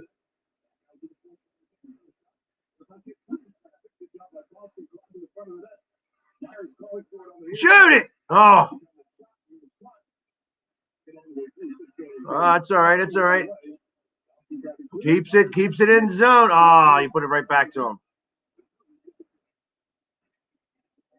Let's go, baby. Let's go.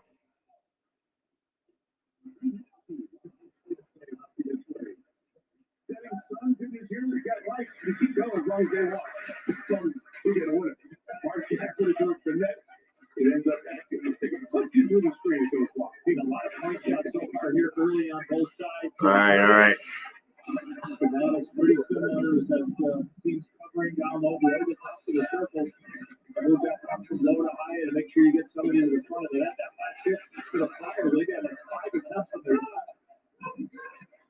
Charlie Coyle moves it in. Let's go, let's go, let's go. Here we go, here we go. Bring it up, Ice. Bring it up, Ice, boys.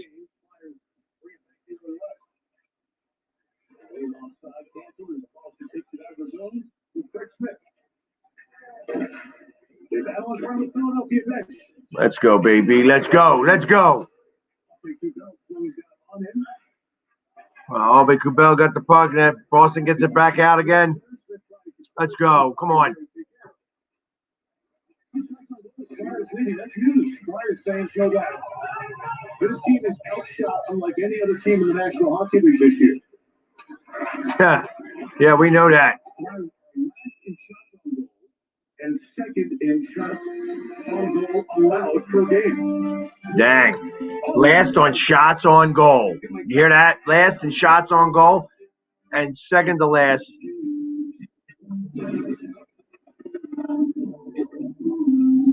Let's go, baby. Let's go.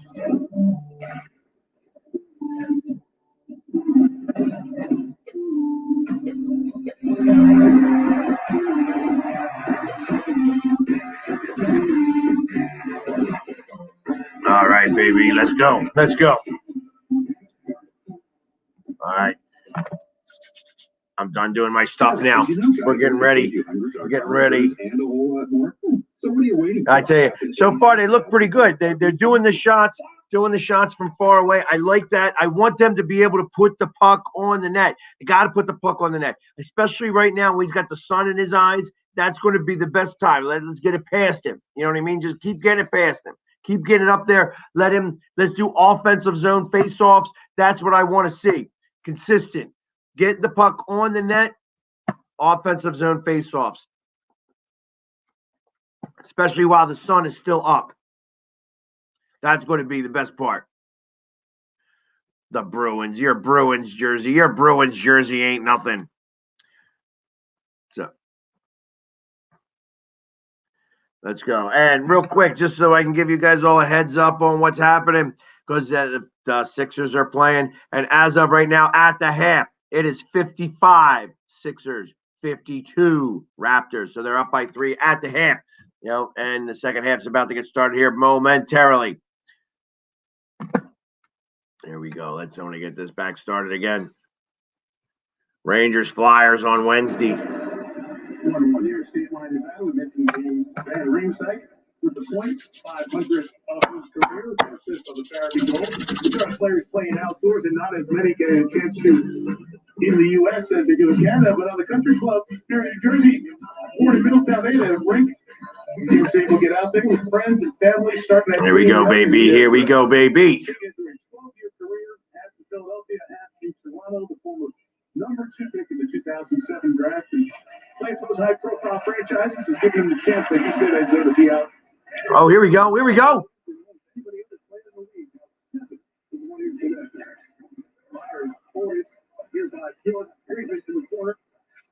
As two battle and sticks around, this fourth lineup for Philadelphia. Missed that.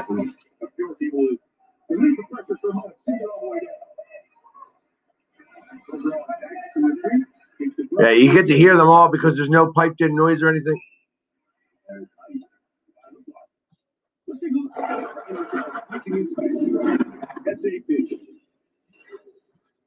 And we mentioned Barry Ringside with several. I guess when you play for the high-profile franchises like Philly and Toronto, gives you a chance you can finally get past the Blackhawks crew. Obviously, the Blackhawks have had the most because they have 6 guys. Part of that core that helped Boston to the Chicago, I should say, to the 3 championships. Bruins cheated there.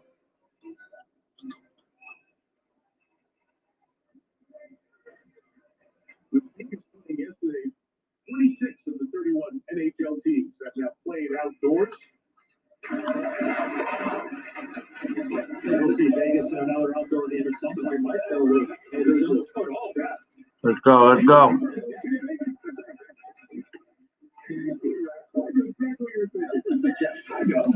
The commissioner's right behind you. There's what's that here. It's the first penalty of the game. It's on the Flyers. You can hear it called out by Kelly Sutherland.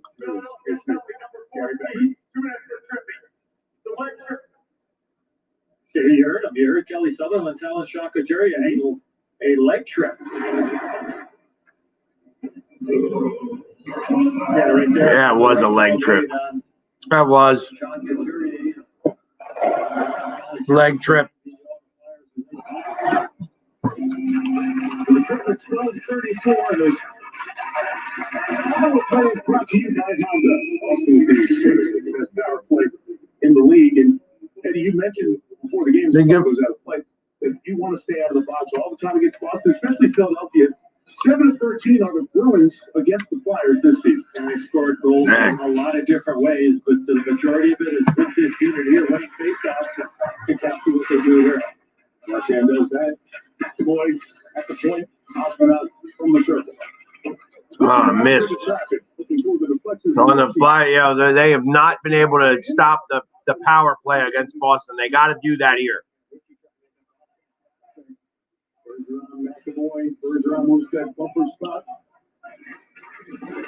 You got to pay attention exactly where Pasternak is and Bergeron. Let's go. Let's go. Make it difficult for the Bruins to keep that play alive. It's the icing. Philadelphia was there, and that race to the dot. So mistake by the Bees on the power play. There you go. There you go. It's an icing call. Maybe Boston trying to learn from the boards like the Flyers had their goal. Look at this shot tip play here. Pasternak trying to find a stick. It could be either one. It could be Bergeron's stick or it could be Richie. Look where Richie is here, Bush. I mean, he's in the blue paint there. That would have been really interesting if that puck ended up into the back of the net. Is Carter Hart allowed to play his position there? If you're Richie, you can't be in the blue paint there.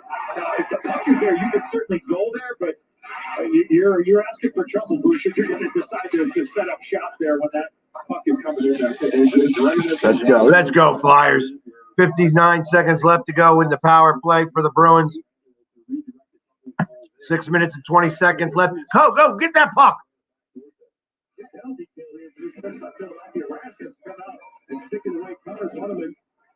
There's done a nice job in the first minute of the power play. He came out with the change. Good save. Good save. Hold the puck. There you go. Get it out. Perfect. Perfect. Nice clear.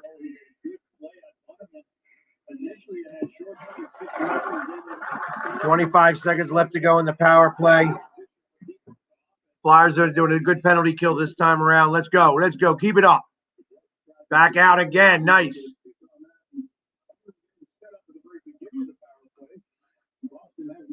10 seconds left in the power play. Or in the penalty kill, I'm sorry.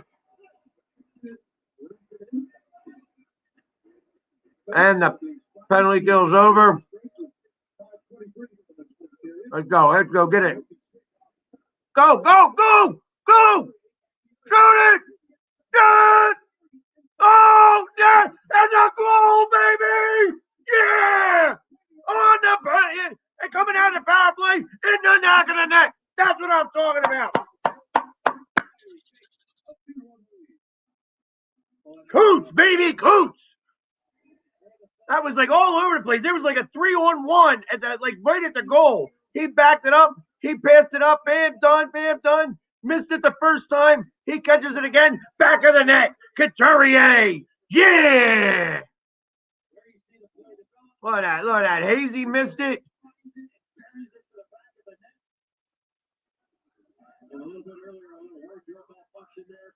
That's awesome. Hazy missed it, but Couturier puts it in the back of the net. Couturier out of the penalty box, and in now he puts it in the back of the net. Let's go Flyers, up 2-1. Oh, yeah. That's what I'm talking about. Yeah.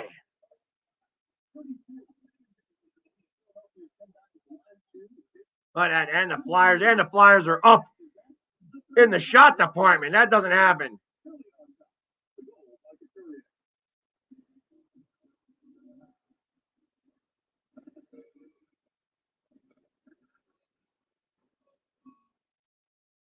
There we go, real fast.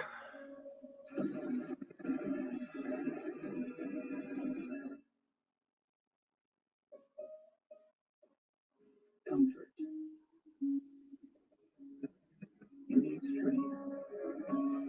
A Lincoln family luxury of Connecticut.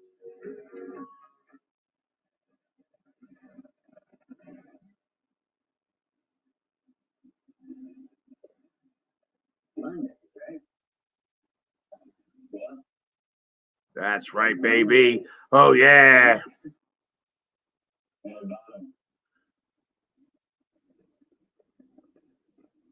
Coots, baby. Coots. You can save hundreds. You know, like the spine test. I think the sketchy website I bought this turtle from stole all my info. Ooh. That's what I'm talking about, baby. Oh, yeah. What a goal that was, too. They were like literally right shaking it around and stuff like that. Oh, man. That was so pretty. So pretty. Yeah.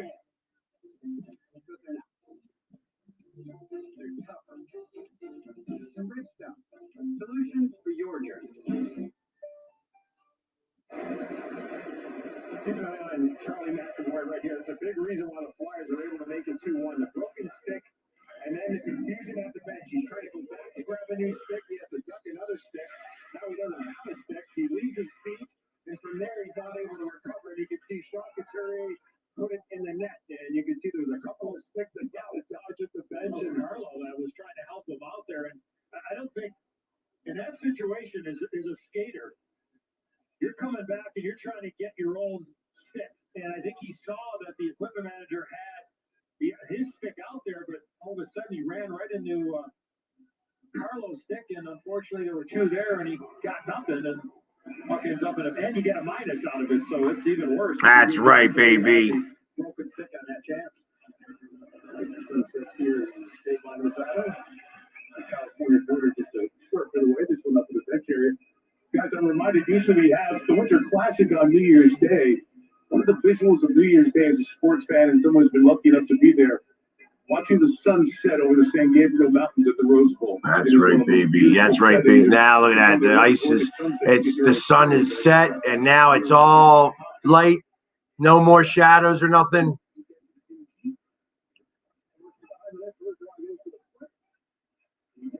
Oh, wow. Didn't break it that time, and we are tied at 2. You called it, Mike. No broken stick here. And this thing was reinforced, and McAvoy was able to step into this one. A good job here by Marchand down low. He's able to shield off 2 Flyers, get it to the point, and there's traffic. The traffic is from Provorov. Not so much Bergeron, but more Provorov. And Provorov blocked. You can Oh, yeah, that was actually probably not the best goal to let up. They got right in here, right in here. It's a good shot by them. Nothing became of it with the face-off win. And the territorial play there by the Bruins, and they're able to tie the game up at 2. How good does that have to feel for McAvoy? I mean, an unfortunate event or turn of events that took place for the Flyers to make it 2-1, and now he's able to get 3 equalizers. So, as we get moved on, he have a smile on his face. Even not just in the plus minus, but even in the big category as well. One work for Askew. All right, 4 minutes, 20 seconds left. It's tied up at 2 in the first period. There's a lot of practicing going on in the National Hockey League right now, and I think Allen Iverson certainly would like to play in the National Hockey League because there is no practice. When they do get a practice, I would imagine the guys would have some fun with Charlie McAvoy and reenact what happened there and say, this is how you get a stick from the bench in a game here, so that doesn't happen again. The boys will certainly enjoy that. Now, another broken stick there by Sandheim, I believe. Yeah, and then Sandheim took down his man, just the rest was skating. Sandheim was without a stick. He just eliminated him. Excuse me.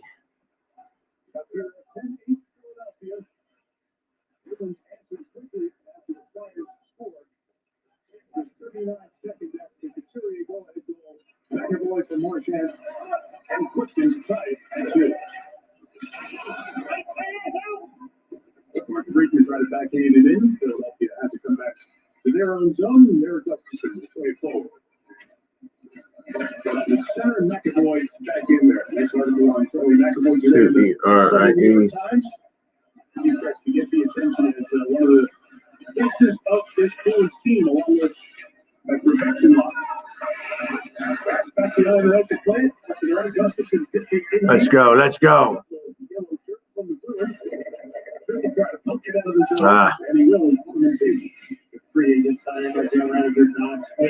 All right, so 3 minutes left to go in the first period, tied up at 2.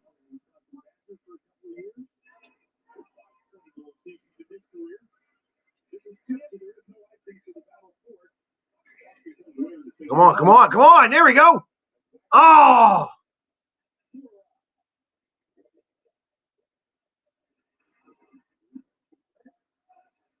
Back on sides. That was a good onside play.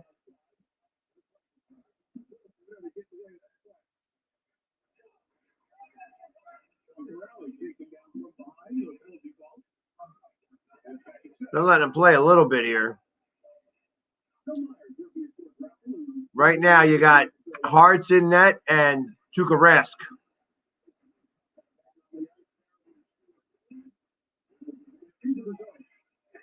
Good hit. Good hit.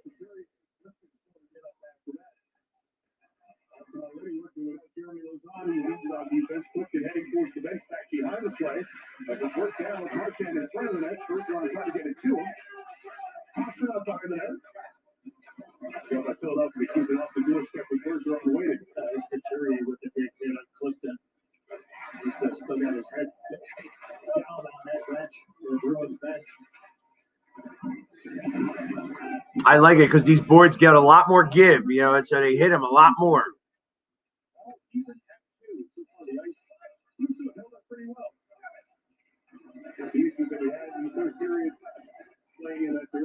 Come on, get that puck. I got past it. The Flyers got it. Oh. Come on, come on. It's in front. Oh, nice shot. Nice play.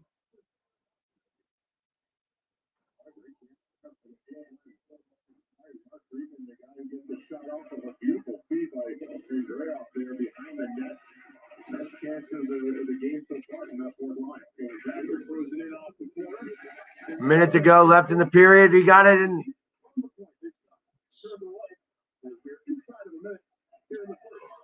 That.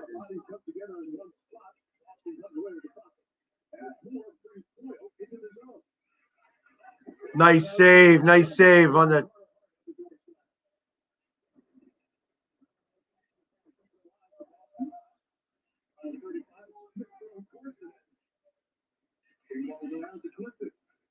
Come on, come on. 25 seconds left. It goes out of the zone.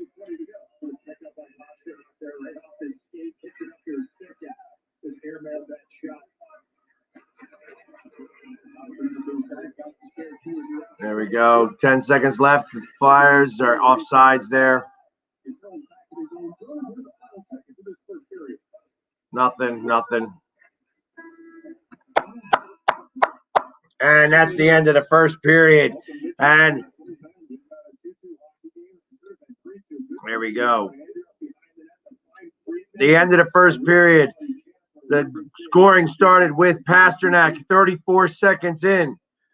Followed up 6 minutes and 41 seconds into the first period. Joel Farabee with his 8th of the season. Then Sean Couturier, right out of the penalty box, winds up being like a 3-on-1 in front of the net.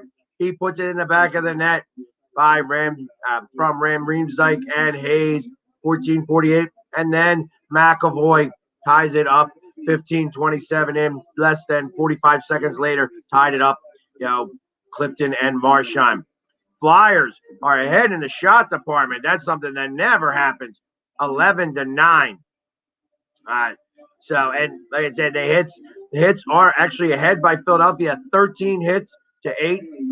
So they've been doing their thing. That's what they're supposed to be doing. They got to continue to keep doing this if they're going to be able to beat Boston. That's going to be the big deal.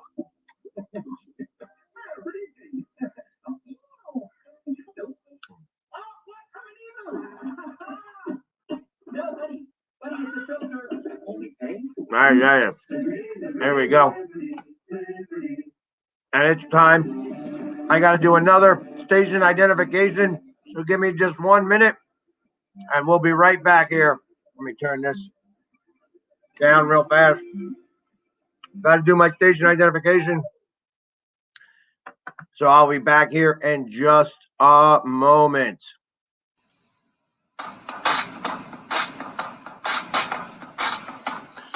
You're listening to Northeast Streaming Sports.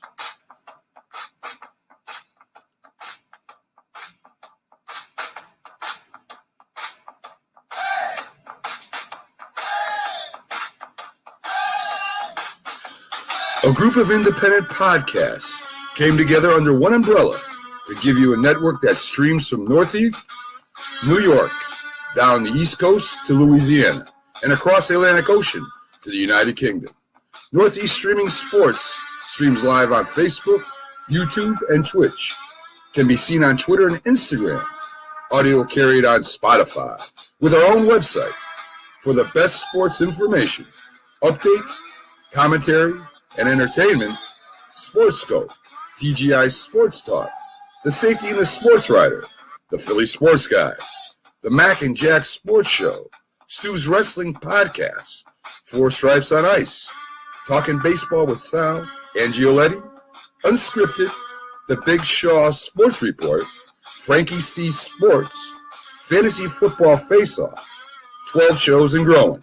There's one place to get your sports on Northeast Streaming Sports.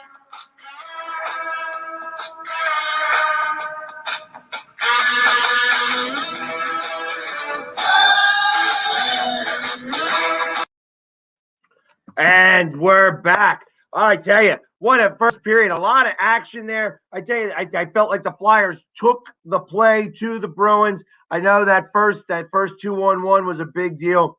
I tell you, Pasternak, when he gets the puck like that, he's going to be able to put it in the back of the net. You're not going to be able to do much about it. And I want to say that they are probably getting close to. They are probably one of the best lines in hockey right now. But not to be outdone by our best line in hockey, which is the JVR Farabee Coots line. They actually, I think, I don't even know if Coots was on that line. I think, like I said, Coots scored his goal. And he was on the penalty kill. Yeah, the penalty kill was still out there. So, and that's how they scored that goal. That was with Hayes on there. But what a game it's been so far. The Flyers have really gone out and gone crazy to be able to do everything that they can to keep the play to the Bruins. That's what they need to do. They need to continue to keep the play to the Bruins. And that's where can you watch it online if you don't have it? So if you are trying to watch the game, the only way that I could tell you to do it is if you were to go and get Dofu Sports. It's and you would get it off of iTunes Store or the Google Play. It's DOFU Sports is the way to check that out. DOFU Sports on Google Play, and you would be able to stream it from there. So I've got some people asking how would they be able to see it. The guy asks if you would be able to give $1 or $2 to be able to pay for the stream. But for the most part, like I says, I usually give $1 or $2 to him when I was doing my streaming. But you could stream it anywhere directly to your phone, and then you would have to then put it onto a television if you have that type of TV and such. But ultimately, that's where you get to watch TV. Especially, this is a game that you want to watch. It's a lot of fun to kind of watch this game.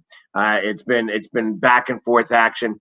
And just to give a heads up, let me go through the scores really quickly. Of course, the only other NHL game playing right now is the Canadiens and Ottawa Senators. They are tied at 1 with a minute left in the second period. And our Philadelphia 76ers playing down in Tampa versus the Toronto Raptors. They are up 82-73 right now. 2 minutes left in the third quarter. Joel Embiid has got 18 points. Let's see who else has got some scores. Simmons with 22 points. So Joel Embiid, 18 points, 13 rebounds. Simmons, 22 points, 5 rebounds, 3 assists. Danny Green with 5 steals, 9 points, but 5 steals. Seth Curry's got 12 points and 6 assists. Tobias Harris, 11 points and 7 assists. So they are doing a full team game over there, and they are up 82-73 with 2.5 minutes left. Yeah, the Capitals beat the Devils earlier today, and the Winnipeg Jets and Vancouver starts tonight at 10 o'clock. So, but this first period, lots of action for the Flyers. Like I said, it's rare that they even win a period at all in the shot department. And that's what they did. They won. They outshot the Bruins 11-9, and they outhit the Bruins. See, now that's what's really pretty when it's that dark out. Yeah, and you see that little lake that's right next to you. If you're watching the game and you're seeing this commercial real quick, you see that little lake right there. That's what that was feeding the water into there. They had to make that lake for that. For this game specifically. So it actually the lake actually feeds that little pond of water, and that pond of water is what feeds the water. That's the water that's actually being used as the ice. So, and then they have all that stuff with the ice and such. But it makes it a lot of it's interesting to see how all that stuff happens. I think that they said that there was something around 24 generators that they're using to be able to power everything. So it's and that's a lot of generation, you know what I mean? Because it's hard to keep that. It's hard to keep water cold, and ice cold and freezing and such. But now that it's beyond the sun has set, it's going to get cold there. I can imagine it's probably somewhere around 30 degrees, 35 degrees, if not a little bit colder now. So, and you'll see that it's going on. All right, Mario, he's going to try to come back on again. Same link, Mario. I haven't changed it. So if you still have that link, let's try it again.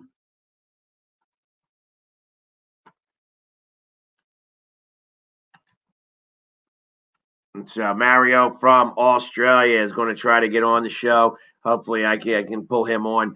He's one of those guys. Like I said, he's been following me since the very beginning. We got pictures from when we were he came to the link. He got to see me there and has been following me ever since. And I love it. I love it when I have guys from overseas and are still following. That's how they keep up with their Philadelphia sports. He's always checking in, making sure, seeing what I've got going on. And I love the passion. I love the passion of Eagles fans, even when they are out of the country. You know what I mean? They're in a whole nother continent, 10,000 miles across, 10,000 miles away from Philadelphia, and they're still diehard Philadelphia fans. That's what I like to see. I mean, I don't think that there's any further place that he could be. But you're in Philadelphia and you dig through the earth, you're going to wind up all the way in Australia or somewhere close to that. So that's what I'm saying. He's like directly as far away as you could possibly be. And he's still following Philadelphia sports. And that's something. I love that. I love when there's some people that have that passion. But that's a beautiful sunset right there, setting over the mountains here to Lake Tahoe, or what's it's a state line. It's like state line. It's not really Tahoe. It's like Tahoe is actually on both sides. So it's like, I think they said the rink is in Nevada, but literally if you go a couple of steps in the opposite direction, you're in California. So that's the one place that Tahoe has got both spots. So there he is. He's made it. Mario, my man, what's up, brother? Wearing the Eagles gear. I love it. I love it. How you feel, my man? Yeah, I'm going good. Going good. Yeah. You look good. You look good. How's that? How's everything down in Australia? COVID rules the world. So Yep. we never get to hear what's happening down that side of the world. How are things over there? It is very hot because we're in the middle of summer, towards the end of summer. So it's pretty hot out there. So it's 30 degrees here, which will be probably double there. The sun is shining. It's 1 o'clock in the afternoon, and the sun's right behind me. So it's all pretty hot at the moment. I'm in air-conditioned house, so it's nice and cool inside while I'm talking to you. I've been outside washing the car. And that's what it is. Gotcha. No work today? I mean, because it's Monday where you are, correct? That's right. I'm on holidays for a week, so I thought this is a good opportunity to catch up with you and say g'day and show you what's happening here. So I've got something to show you first. We met at the end of the Chicago game 2 years ago. Obviously, it was my 60th birthday present for me to come out, visit my cousins, and you go don't to look a day past 52. Sorry? You don't look a day past 52. Yeah, I'm getting on. Before we go further, I've got something to show you. What does that say? That looks like Vince Papale's signature right there on an Eagles one. I love it. Well, anyway, it says to Mario, "You're invincible, Vince Papale." I mean, it's just by chance that my cousin got it for me. To set the record straight, I was born in Australia, came to America when I was 7 years old because my cousins lived there. So then I hung around there for 3 years, then came back to Australia where I grew up. So on my 60th, I come over. Well, in the 80s, I came with Mum. That's when I saw the Sixers. No, sorry, I didn't see the Sixers. I saw the Flyers, the Eagles, and the Phillies play. But I missed the Sixers game. But then I came back, and then 2 years ago, I come out to see my cousins, saw my Eagles play. My son saw his Sixers play. So it was a sporting holiday. That's so awesome. and that's how it all began.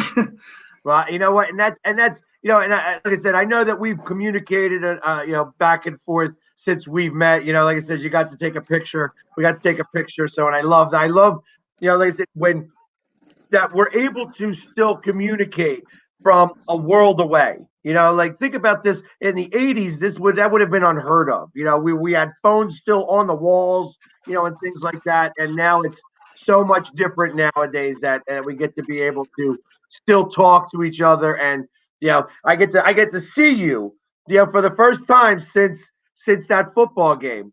And so that's awesome. It's just amazing that it's, technology, the technology today.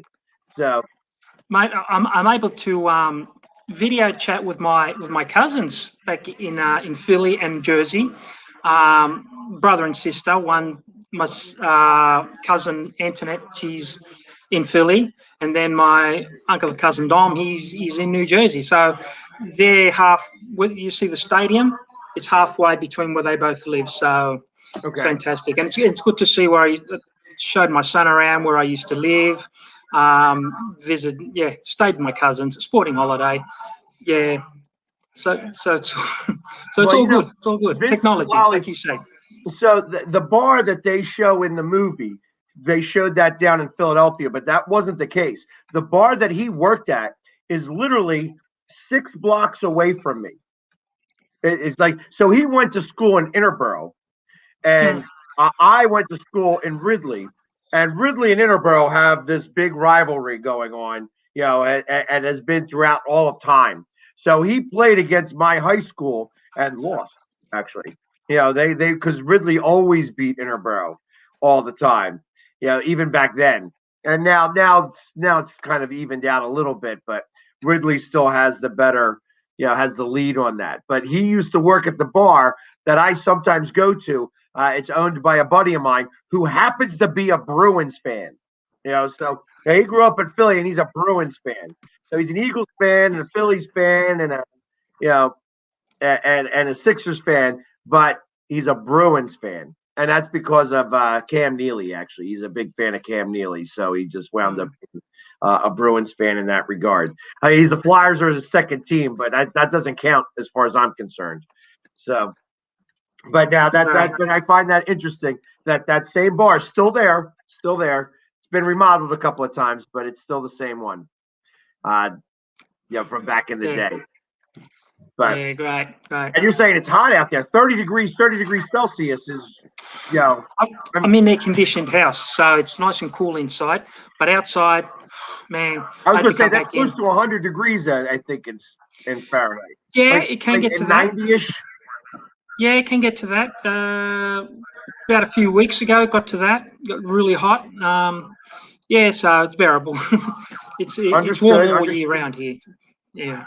So, but I do. You're not the only friend I have out in Australia, though. There is a number of friends that I have that are really good arm wrestlers.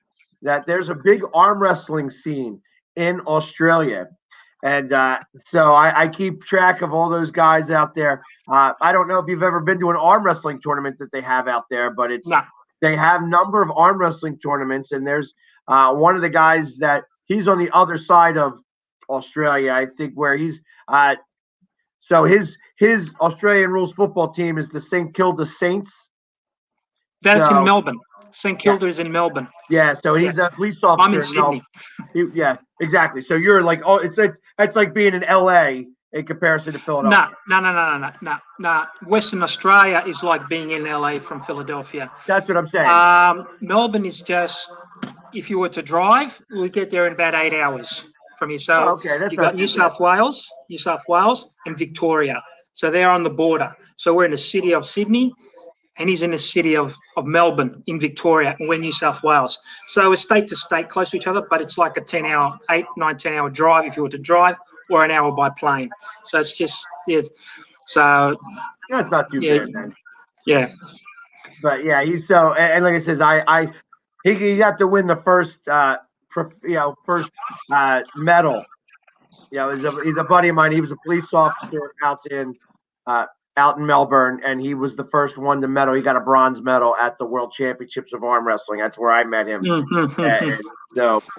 so that's how I know a little bit about Australia. Because I was going to say, I'm surprised because I thought you were from Philadelphia, but you have a very strong Australian accent. But now I understand that you weren't from Australia. So I've been dying to come on to tell you. So this is a good opportunity now. I'm Australian born, migrated to Philadelphia when I was 7, stayed there a few years because my mum's got a brother and sister there.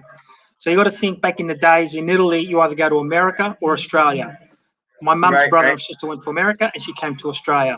So we went to Philly, stayed there a few years, and then I ended up coming back to Australia, and that's where I grew up. So yeah, I'm Australian born, but I've got family in Philadelphia. So you can say Philadelphia's my second home. Okay. Now, are you able to get the games down there? The football haven't started yet. Right. Football's still like 2-3 weeks away.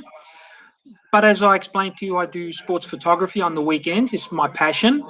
So I follow my local soccer team, and I I photograph them. And I'm on my if you got my Facebook page on my sports photography, you'll be able to follow me there. All right. Awesome. Yeah. Awesome. Well, I appreciate you coming on. Now, are you able to get the Philadelphia sports games down there? Like, I don't know. Like, are you able to watch this game? No. Maybe the Sixers game. My son watches the Sixers games. Oh, sorry, it's a game started. Yeah, well, it just started, and Pasternak scored another goal. Oh, no, my son wants to get a league pass to watch the hockey. But yeah, I watch the basketball when it's on, when Philadelphia playing. So I watch the Sixers play, yeah, which they're playing now, obviously. Right. Yeah, they are. I think that they're ahead right now, but Pasternak just scored a goal for the Bruins. It makes it 3-2. He broke a plate on that one. Yeah. But so yeah, the Sixers are up by 3 points. But that's good.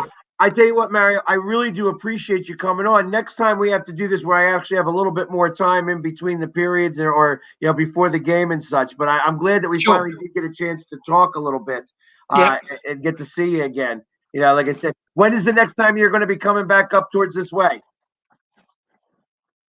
I don't know. I don't know if I'll ever come back. My son wants to come back. He obviously wants to follow the Sixers. Who knows? If I do come back, I'll let you know. We'll catch up. We'll get to know each other a bit better. Yeah, absolutely. I would love that. And listen, whenever he wants to come up to a Sixers game, if he comes up here, I have tickets. I have season tickets. Well, I have partial season tickets, but I'll make sure to get to that game so we can make something happen. So if he wants to come up, I may have to put a little paint on his face, but he'll be fine with that. All good. Just before I go, I just want to thank you for my birthday wish. The last thing I expected was you to come up.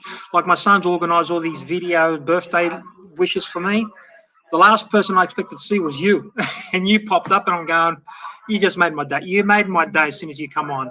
And thank you very much for that. I really do appreciate that, because he told me, and I needed a week and a half in advance, because obviously I don't get painted up all the time, and even though when it's in season, it's still like I try to keep out of the pads as much as possible. But I was like, all right, for you, I was going to do it, so I definitely wanted to make that happen. So I was glad I was able to make that happen for you. I really do appreciate the fact that you enjoyed that. Thank you. You got to get back doing what you're doing, mate. We'll catch up another day, and we'll have a bit more of a chat. Absolutely. You know what? But we got to do it one time. Ready? E-A-G-L-E-S. Eagles. That's right. Go Birds, baby. Yeah. I appreciate it, Mario. Thank you so much for coming on. Mate, thank you. Catch you later. All right. Bye, mate. All right, take care. All right. And that was Mario from Australia. Like I said, I love when I have, I love it when I have fans that are all, worldwide. I have people that are following me worldwide. I mean, we're live right now on the UK. So there's going to become a lot of English fans that are going to become Flyers fans. So we're always really excited about stuff like that. But, it's like I said, it's, Mario's been following me for a long time. And like I said, when I get to talk to him, I haven't seen him, face to face, kind of like this, since he was up here in Philadelphia for the Eagles game where we took a picture together. So it really was a lot of, great to talk to him for a few minutes. But in the meantime, they come out and they score a goal. It was like 46 seconds into the second period. That's how it happened the last time. No. They came out and they scored a goal very quickly. And next thing you know, the Flyers came back and took the lead. So right now it's 3-2. 2 goals by Pasternak. That was a good block. Good block. Let's go. Oh, nobody following behind. It's a shame. That's a shame. Let's go. I can get the sound back on this again.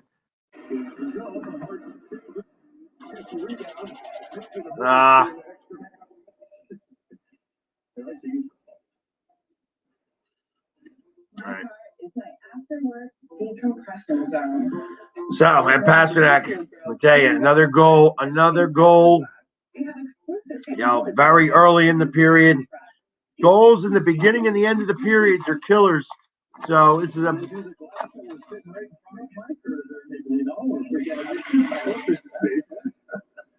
Amazing, huh? How mobile up when you're sitting right up against the glass, Mike. It's the fastest game, but I'm just overwhelmed with the physicality of it as well as we sit here.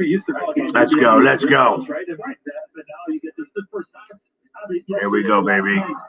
Just amazing to be this close, and they get an unbelievable appreciation. The skill level on how fast this game is, sitting right up against the glass here. And the balance. It's a 3-on-2. Come on, guys.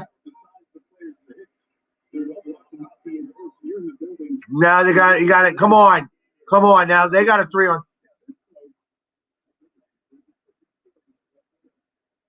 Good block. Got to get. The second period is traditionally a bad period for the Flyers. They got to do better than this.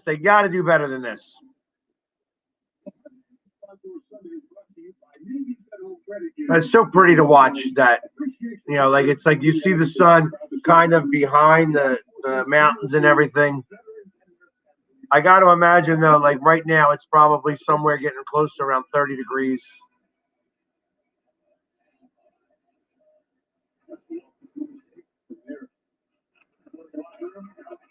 All right, good block there. Let's go.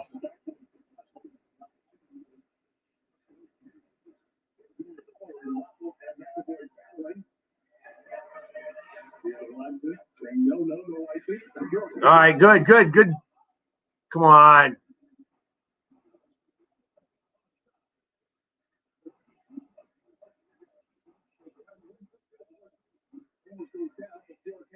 Come on, let's go, Flyers. Let's go.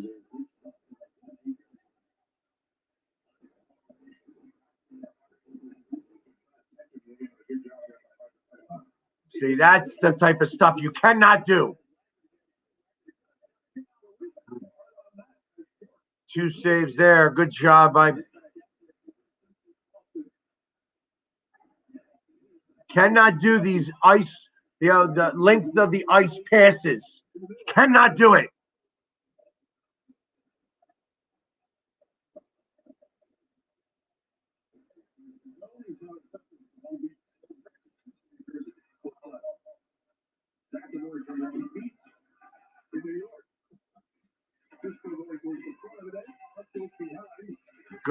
Good. Come on.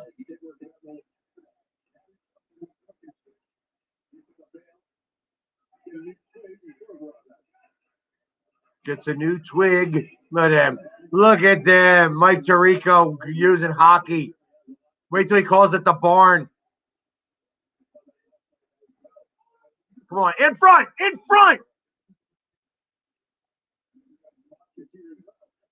This is like a 2-on-1.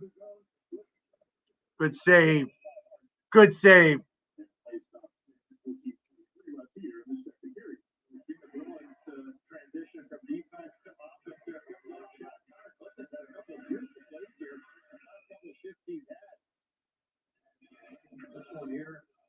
That was a good save by Carter Hart.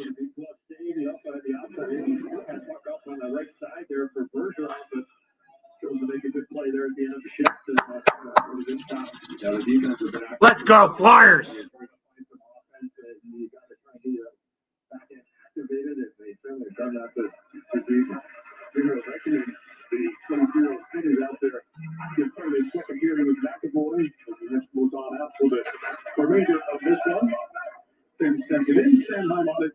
All right, let's go.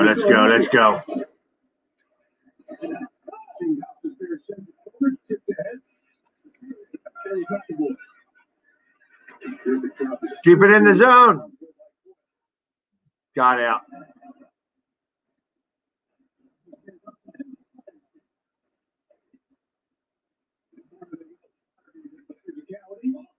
Good, get it.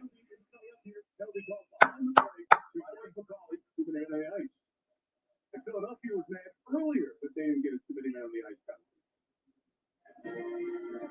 This time they'll be in the box for one. kidding me? Are you kidding me? There it is. Extra mile. On the border of expected. You're saying I'm at the 3.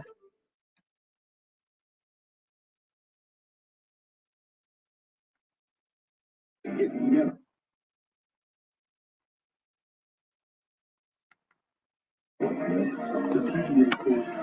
Sorry, I might have been a little behind, but now I'm caught up. As we get older, we all lose testosterone. It pulls back your chest exhalation work to boost it back. Build muscle, increase energy, fuel desire. Let's go.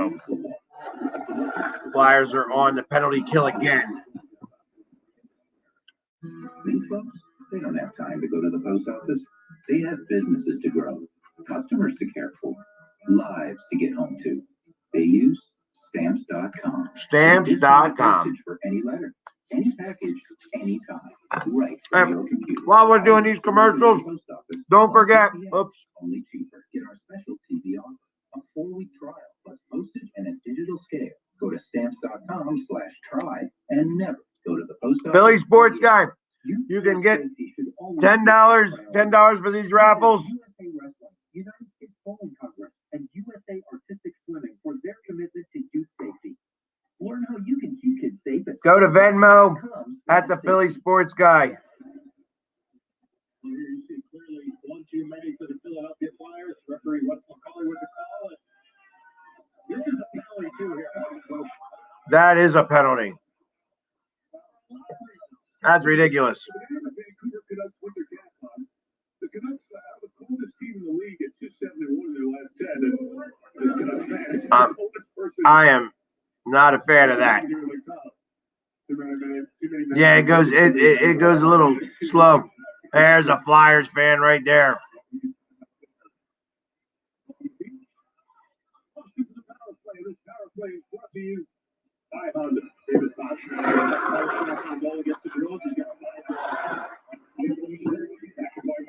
Good save. All right. They cannot let up a power play goal here.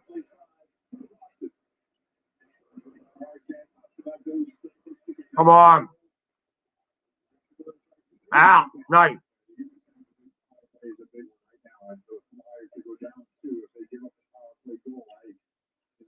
Cannot.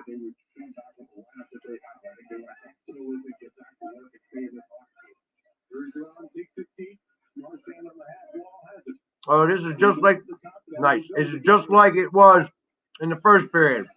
They scored a quick goal in the period, then went to the power play. We killed the power play, and then we scored some goals. So let's make it happen. Right.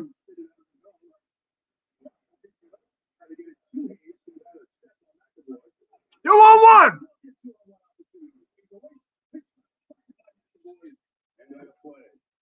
great stick there by McAvoy.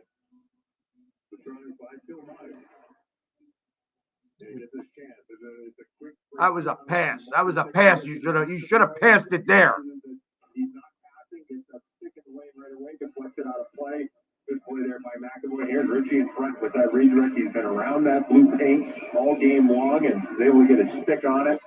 And a good save by Hart early on that penalty kill. And Michael Russell made a couple of really, really good plays. Mike, you mentioned the one right here on Marchand. And he made the play over on the wall there to create that chance. A 2-on-1, so great job there by 12 Orange. Let's go. Let's go. Let's go. Back out again. 30 seconds left to go in the power play. Or the penalty kill. Let's go, Flyers. Let's go.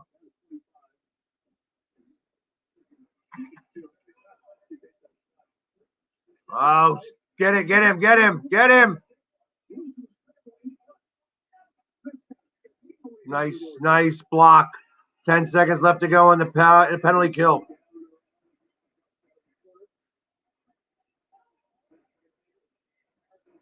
Nice.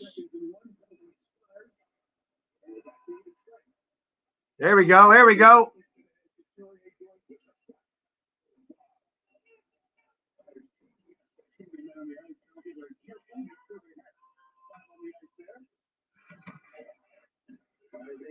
Oh, he lost the puck.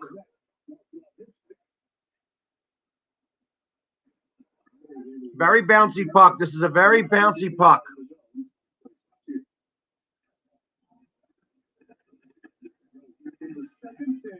Everything in the NHL.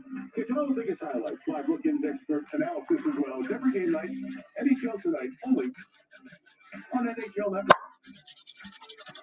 Let's go. Let's go.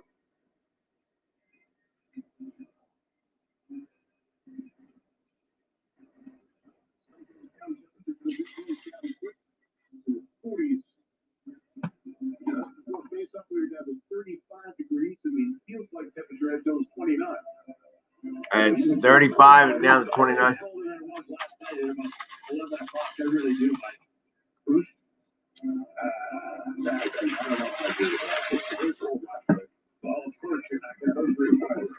That's right. That's right.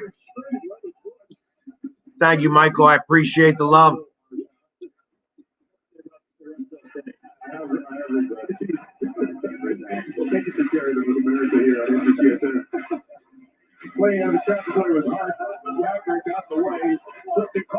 Good block. Good block.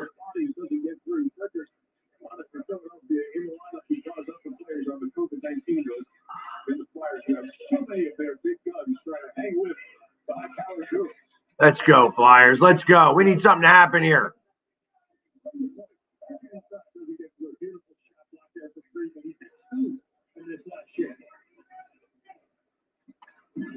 I was gonna say I ain't seen somebody wear number 3 for a long time.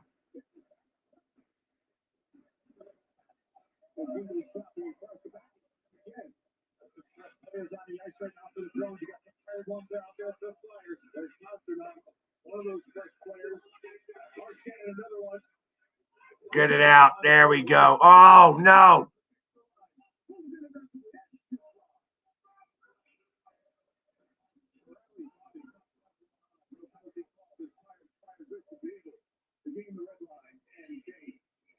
Perfect.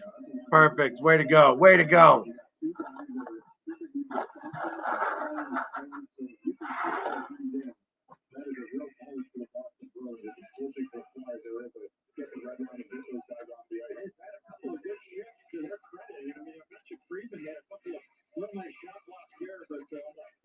Bruins able to take advantage of that trio off there. It's been taken down behind the play. He comes out center and Philadelphia dumps it back in. And that third line, Moran playing, Cisco, Friedman, Andrea. You talk about not a lot of offensive potential. So those guys have to make something happen with that defensive ability. And Come on, get that puck. Get that puck. Ah.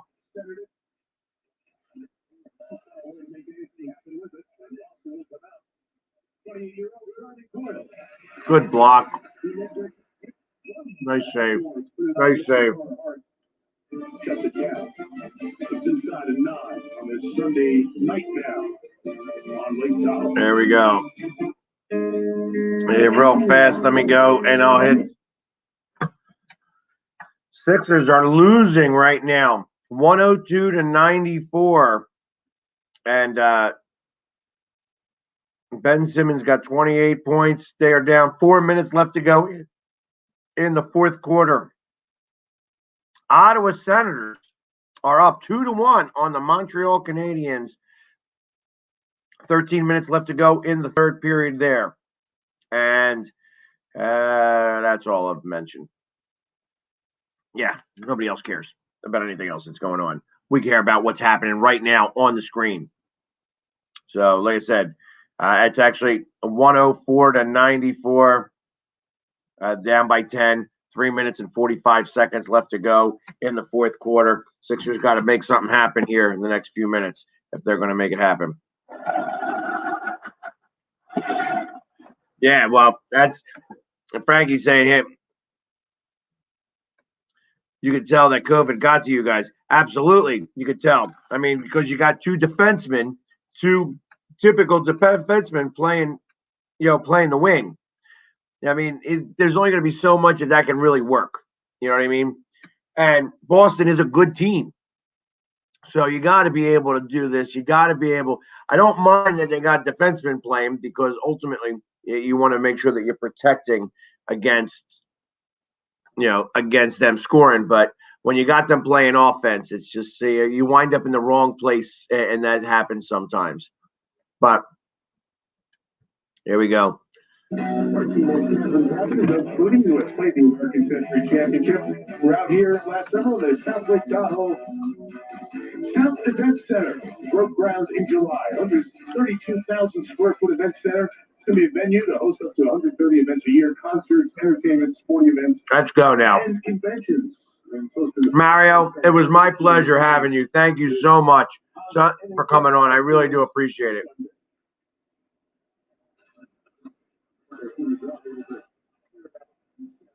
Come on, get that puck.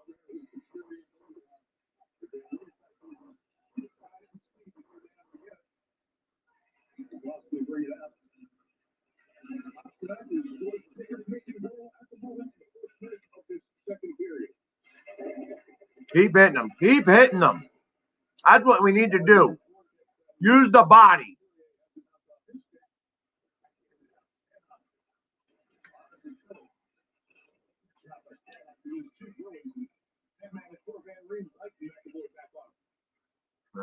Let's go. Let's go. 8 minutes left to go in the second period.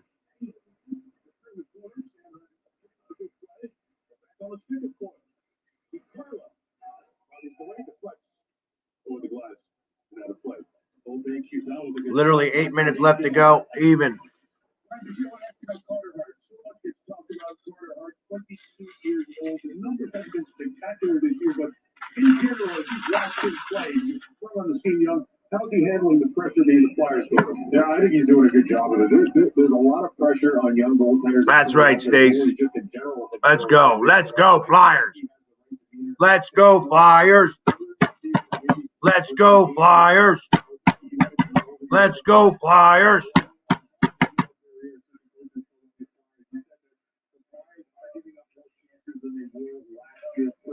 So some of that is on the team defense, but for Carter Hart, I'm not really concerned about his numbers. I think over time they're gonna average out, and he's gonna give his team a chance to win more times than not.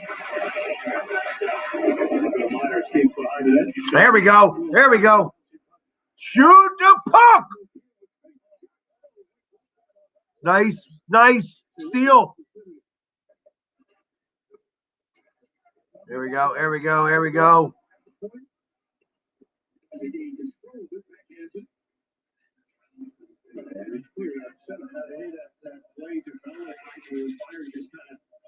Drew it into the neutral zone, took a back bounce, actually went off the foot, Connor clipped it, but they had numbers there. Hayes was able to find that bouncing puck and did a great chance as he moved left and just missed, so he shot back right. Hit him, hit him. Pressure last summer, picking up Kevin Hayes as a free agent. I reminded how good this Flyers team was. Right when things came to a stop, they had made a terrific run in the division, and then up in the bubble or in that number one seed. Good hit, good hit. In front, shoot the puck.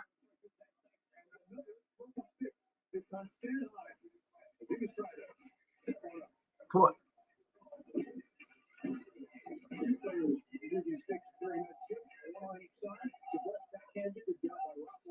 Take it out of the air, deflect it, take it back to the neutral zone. Players changing at their skates out of the way. Rockhold and Bjork came to the box. Rockhold made a couple of tremendous plays here in the second. Barry talked about his plays in the short-handed situation. Mighty Hall was right in front of us about 10 feet. He got that puck out of midair. It went right way up the road. Got the game in his own. Good save. It's swept out of our play. Come on. Let's go, let's go. Bring it up. Drive it up ice.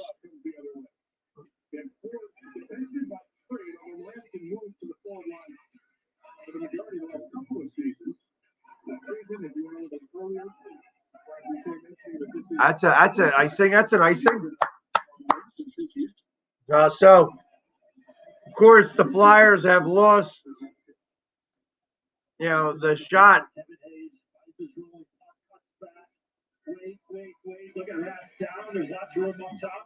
just not able to hit that spot. Yeah, watch Charlie McAvoy here. I mean, just skating through the neutral zone, head up, able to gain entry, and all right, let's go, Flyers, let's go. Look, I mean, there's a lot of good defensemen in this league. We saw a good one last night, Cale McCarr. And maybe McAvoy doesn't quite have the offensive upside of a Cale McCarr or Quinn Hughes, but if you're talking about all around play, McAvoy certainly brings it. Here we go, behind the net.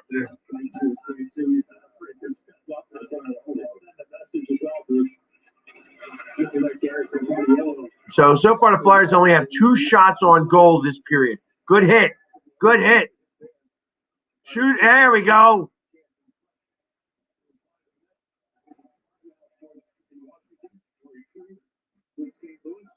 The Bruins getting younger, getting more athletic, getting more offensive value in that back line here. Many of those big name stars that you're paying some good money, you got to get the youth involved somehow, some way to make it all work. And in the process of doing that, effective on the defensive end. Their time was Vegas, second in goals against per game at 2.2 thus far. There we go. Let's go. There's another icing. Score is 3-2. There's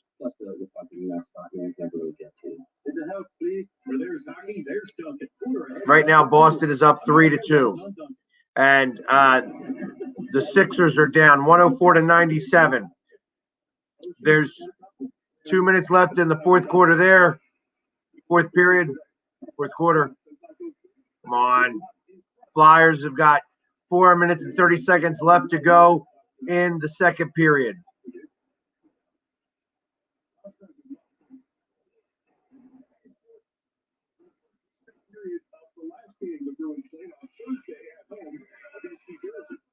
Let's go.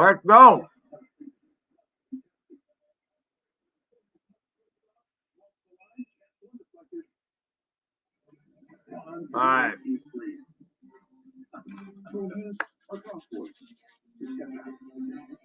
4 minutes left to go. 4 minutes and 9 seconds left to go in the 0% on this part. in the second period. 0% on this CR. That one too. 0% on the passport. 0% on the wrist. Act fast and take on the versatile and rugged Honda during the final days of the Honda. Frankie, well qualified buyers can get a great deal. you know you sound ridiculous, right? You sound ridiculous. Tasha, did you know Geico could save you hundreds on car insurance and a whole lot more? So what are you waiting for? That's all right. That's all right. I love you anyway, so Frankie. Don't worry. Right now, Sixers are down 97-105. There's a minute and 13 seconds left.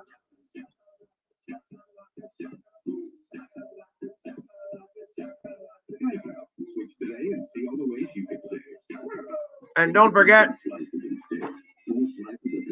my favorite snack, goldfish.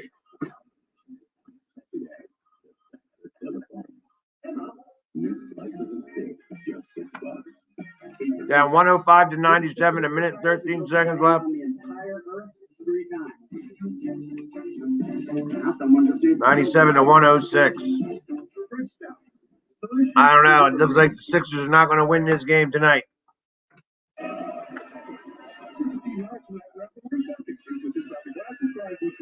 Thanks a lot, Mike. David Pastrnak, he's been a thorn in the side of the Philadelphia Flyers. Go back to February 2nd. He was dancing, he was moving, and he was a big reason why the Boston Bruins won that game, scoring 3 goals. Right, that's why I passed, yeah. 5 goals against the Flyers this year, and he had his ready Macho Man Savage glasses on. He said, oh, yeah, I'm going to fill the net tonight. And 2 goals for Pastrnak. And like I said, 5 of his 8 goals on the season are against this Philadelphia Flyer hockey team, and Pastrnak has been terrific here tonight once again. That's pretty good. 5 of his 8 goals against the Flyers. That's unheard of.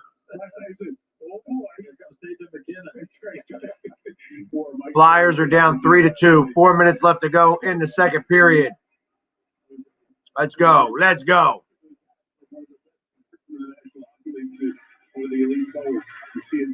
Come on, guys.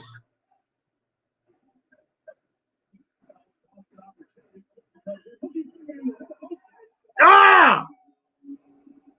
That was again a giveaway. You cannot be doing that type of stuff, Gustafson. Terrible play. And then lackluster behind it. When you make the mistake, go catch up.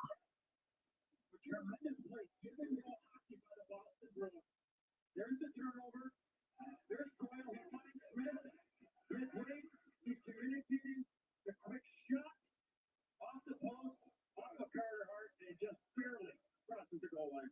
Yeah, an important goal for Charlie Coyle, too. This is a guy that's been snake bitten all year long, and they need more. A weird bounce goal. Weird bounce goal.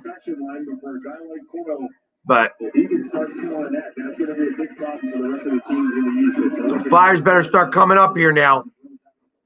You got 3 minutes and 35 seconds left.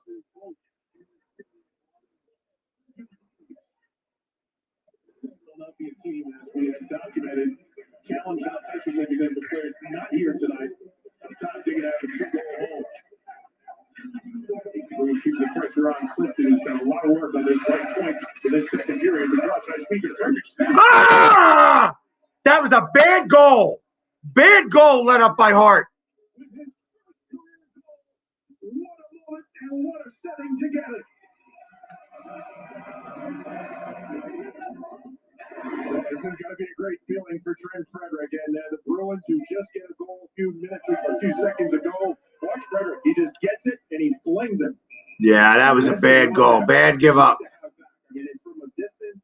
It is on edge, similar to what Pastrnak's shot was, but because it was far enough out, I think as a goaltender, you got to find a way to pick it up, and he was not able to do it, and Frederick gets his first NHL goal. And there's a penalty here against the Flyers after the goal. Wes McCauley makes the call. So the Bruins are going to go on the power play. Are you kidding me? Was in the box, and Johnny Moore with the quick pass over, and as you mentioned, Bush, that puck on edge, and he just fired it, and then that's a bad penalty there, right in front of the official. That's a bad penalty, and now the Bruins now up to 3. And with the power play here late in the second. Big hit by Farabee on Bergeron. Boston trying to pour it on. Puck comes down the zone. The goal for Frederick. Third in the postseason. Game 33 of his career. What a time, what a place to do it. Cannot. You got to be able to do the things you're doing right for the entire game. You cannot stop. You cannot slow down against this team.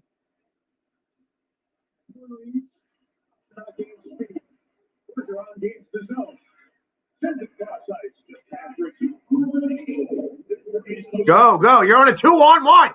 Go.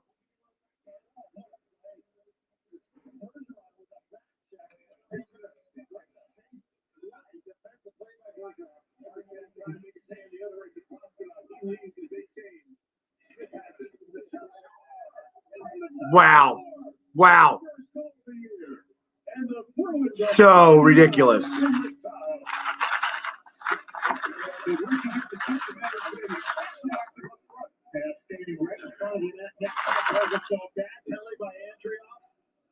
The Bruins in the middle of a change. Moore takes the shot, and yes, Mike, the pickup off the redirect by Nick Ritchie, but John Moore, 2 straight shifts. He's got 2 assists here and no chance. That was a good deflection. So the bad penalty, the power play, and the Bruins make a pay.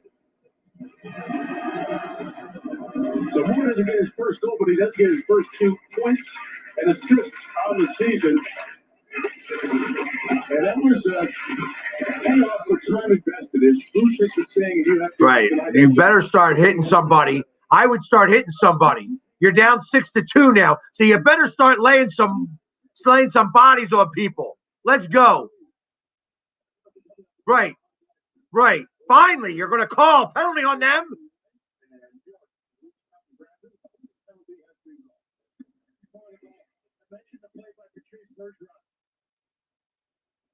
Look at this defensive play here. Denies Hayes an opportunity. Then he takes, I don't know, maybe a shoulder or a stick there, and then right after that, the Bruins score. And now the penalty here by the Bruins, and the Flyers get a chance to get right back in it with the Bergeron. Yeah, right back in it. It's 6-2. Short-handed player Kevin Higgins. The side certainly turned to give themselves a 4-win lead after Frankie, you ain't even a hockey fan. Get off my page if you're going to talk smack from New York. Don't make me angry.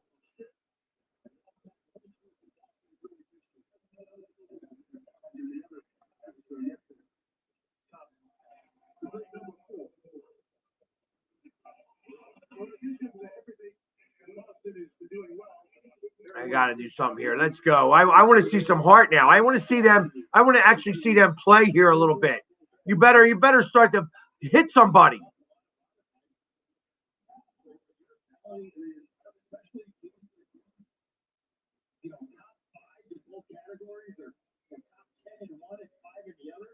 I really believe is that over the course of a season, that could be 8 to 10 points per.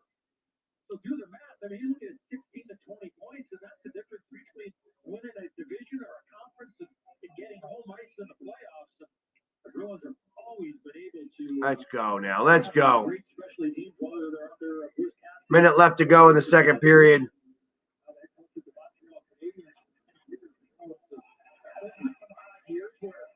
Power play wasn't great, or they had the really exception of having a poor penalty killing season, but they always seem to be right at the top. That's why the Bruins seem to every year, year in, year out, are making their way into the playoffs and getting home ice. Start doing the math on the net of power play goals, separate shorthanded goals, and all that stuff. Let's go. Let's go. Let's go.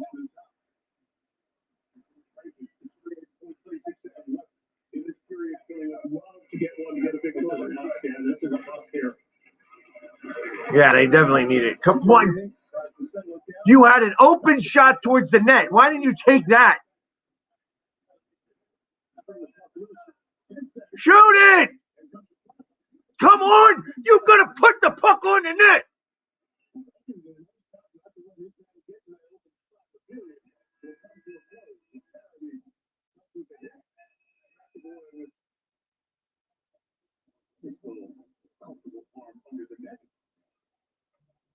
Everything settles down as we try and end the second period. Yeah, I would expect. I tell you, this is. Flyers. I would expect to see Brian Elliott. You see, he grabs his stick. That's a telltale sign that we will see number 37 in the net for the final 20 minutes. Yeah, that's what I think too. Veteran who has played well this year at 3-1-0 with a much better save percentage than Carter Hart has had. Coming up on the Discover Card Intermission Report. One more time, it's time. Don't worry, Frankie. I ain't gonna hold it too much against you.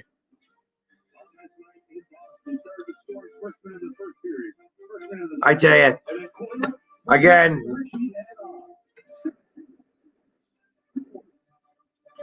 to go over to scoring now. 4 goals in that period by Boston. First one, 46 seconds in, by Pasternak, his second goal of the game. 16-14 Coyle. So they went all through the period. They were doing all right. 4 minutes left to go in the period. Let me lower this down here a little bit. 16-14 into the period. Coyle, his third of the season.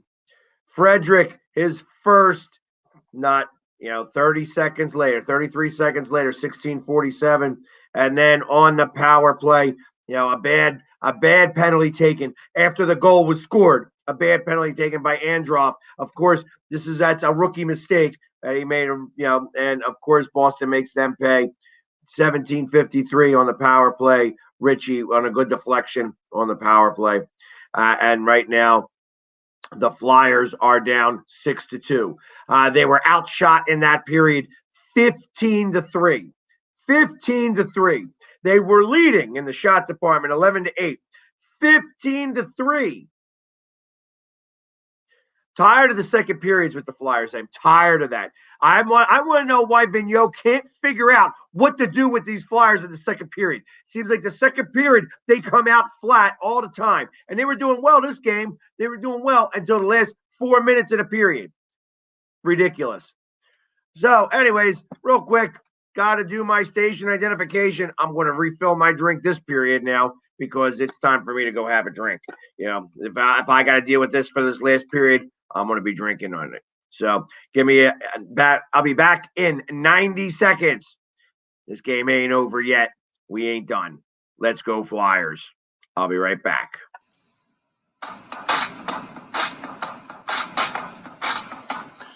You're listening to Northeast Streaming Sports.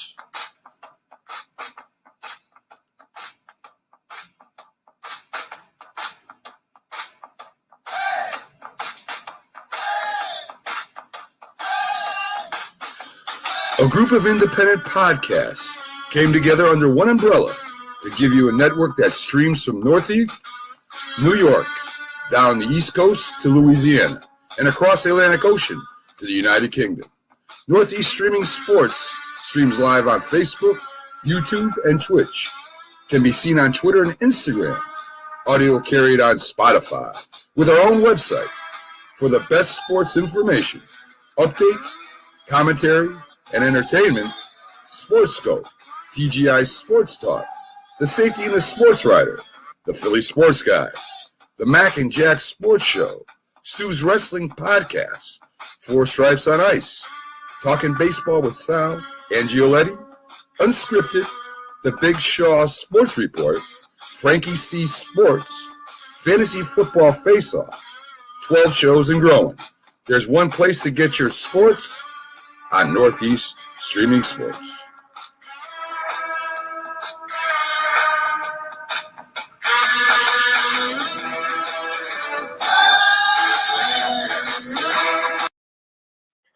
Hey, so I'm thinking, I'm looking at this. I want to actually take a look at what the Flyers' record is. I mean, they are 8-3-3. So if you take away all the games that they played against the Bruins at this point, they're 8-1-1 against teams that are not from Boston. It amazes me. It amazes me that they're having this much problem with one team specific. Now, I understand they got COVID, so they don't have the team that they'd want to have out here. And losing 6 of your top 9 guys sucks. You know what I mean? It is what it is. You know what I mean? So I know that they were trying to play this game. They were going to do this game come hell or high water, and they did that. But ultimately, I mean, we're going to lose another game. Like I said, unless something really strong happens. And I mean, I've seen crazier things happen, but 6-2 coming back 4 goals against Boston is tough to do. It's just tough to do. I don't see that happening. That all being said, the Flyers are, they said they're going to be down 5 games to the Bruins. 5 games to the Bruins, and they've only lost 2 games other than that. 2 games other than, to the Bruins. Like I said, or 3 really, because they had lost 1 game to the Rangers just recently. 8-3-3. You take away 4 losses, 2 in overtime. It's 8-3. That doesn't even make sense. I guess it's got to be right. Yeah, we lost once to Buffalo and then once to the Rangers. Every other game we won, except against Boston. So they got it. I want to see heart in this. Not Carter Hart, but I want to see them have some heart in this period. They need to figure it out from here. You know what I mean? They need to finish this game strong. I don't care that they lose this game, because I think it's a foregone conclusion at this point that they're probably going to lose this game. However, I want to see them play with a little bit of pride. I want them putting a body on somebody. I want to see somebody getting angry and maybe pushing on, like maybe Morin dropping the gloves. Actually, I'd rather see Aubrey Kubel drop the gloves, because I feel like he's been the one that actually lays somebody out a little bit. He's always going to, put his body on there. So it's, again, these are things. It's early in the season. It is very early in the season, and we've played this team 5 times out of It's 11, 14 games. This is the 15th game. We have played 33% of our games against the Bruins. 33% of our games against the Bruins. And I think that the Bruins are like 1-3 against the Devils of all teams. You know what I mean? So it's going to be okay. It's going to be okay. It makes me angry that they continue to do have the same problems over and over again. That turnover, and then not going after the guy. Like they turn the puck over in their zone again, and then not going after the guy is a problem. You gotta get the guy. You gotta force yourself on that guy. Put a body to him. Hit him. Make him realize that you made a mistake. You know what I mean? Like, you got to start putting more to it. And that's where I get frustrated and angry.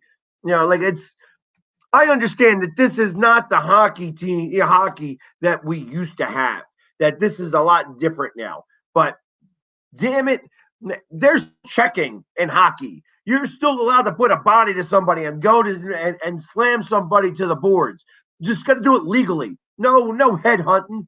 Just shoulder to shoulder. Hit him into the boards. Knock him out. You got to do that type of stuff. And that's where the problems are. That's where these problems lie. The Flyers aren't doing enough of that. And that's how you're going to tire these teams out. You got to start making that happen. Got to start making that happen. It's very frustrating that we're still running into the same issues over and over again. They're going to have to make a trade. The Flyers are going to have to do something here.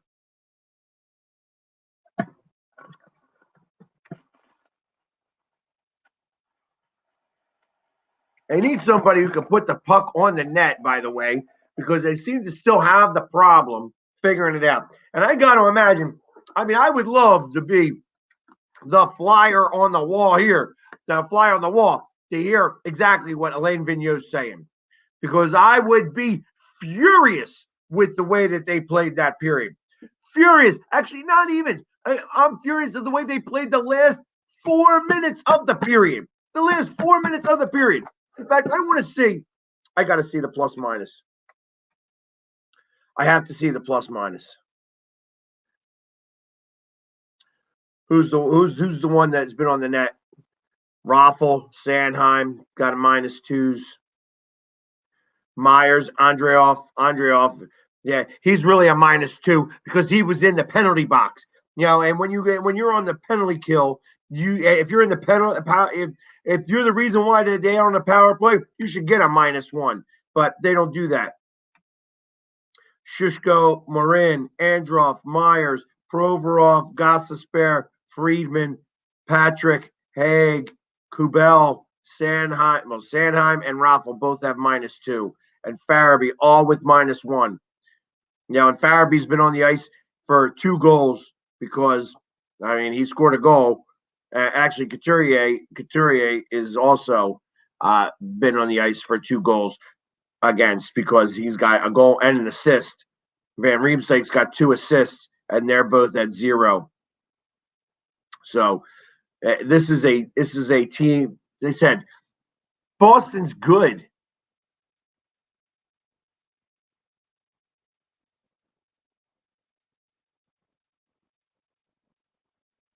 What are they showing? Yeah, he was on sides there. I don't know what that problem is. Lackadaisical.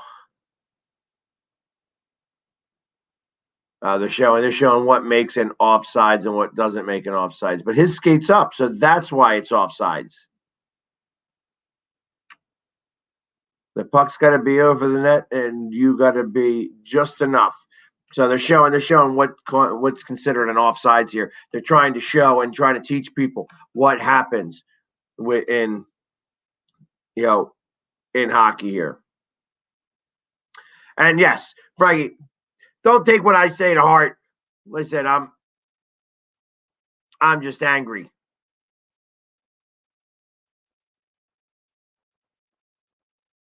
Yeah, see, that would be considered offside because the skate's up. It's got to be on the ice and behind the line. That's the thing. So, what they're showing there in the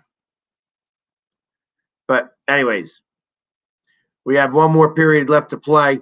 We ain't done yet. I want to see some goals. I want to see some goals. I need the Flyers to show up and put some pucks in the net. If not pucks in the net, I want to see some fighting. The real season starts soon with the playoffs. We got another 41 games yet. 41 games. We're not anywhere near the playoffs. Like I said, we played 5 games against Boston, and the 33% of our games have been against Boston. 33% of our games. This is our 15th game of the year. And we've played 5 times against Boston. I've never seen that before, ever. Now, I understand that this is a COVID year. You know what I mean? And these are the things that happen differently. Rock hard. I could kill somebody with that mohawk right there. And spike somebody with that. I tell you, it's been very frustrating. It's been very frustrating watching the Flyers lose to this team over and over again. But I said, as Mickey's saying, the playoffs, till the playoffs, it doesn't matter. And everybody, all you haters on TikTok, you all suck. You guys don't even know. The Flyers are much better than every one of your teams there, Yobi. So I know that you're just like a 12-year-old kid who doesn't know anything. Tell mommy to go wipe your butt, and so that you don't stink so bad. Okay, there, Yobi. Tell you, these guys are all. Hey, I love the haters. I love the haters. So, just going over the scores, the scoreboard. Sixers lost tonight, 110-103. They were outscored in the fourth quarter, 27-19. They were actually leading going into the third, and then they wound up losing to the Raptors, 110-103. The Ottawa Senators wind up beating the Montreal Canadiens in overtime. Montreal tied it up with 14:35. Well, about 5 minutes left to go in the third period. And Kachuk. I tell you, that kid's actually not so bad. He does pretty well. Suzuki with the goal tonight. You might remember him. If Flyers fans, you might remember him. Suzuki was the guy who was all over the ice in the Flyers playoff. So, all right. And we're down 6-2. The third period's about to begin here shortly. It's okay. It's all right. I ain't worried about this because ultimately, they said we have 41 more games to go before the playoffs start. I don't know. I don't even know how many more times. I got to find out when the next time we're gonna wind up playing Boston. Flyer schedule. Yeah, I know. Shut up. I didn't ask you for what's happening now. I asked for the Flyer schedule. So when is the next time we're going to play Washington? Not Washington. I'm sorry.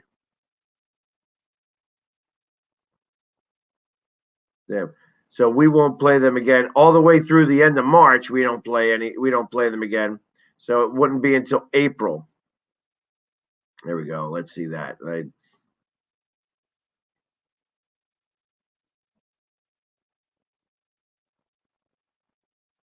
I want to see the schedule. I don't want to see the score now.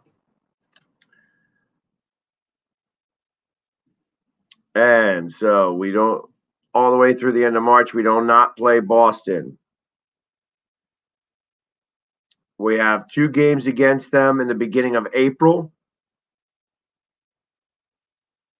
Is that it? Don't we have one more game against them somewhere?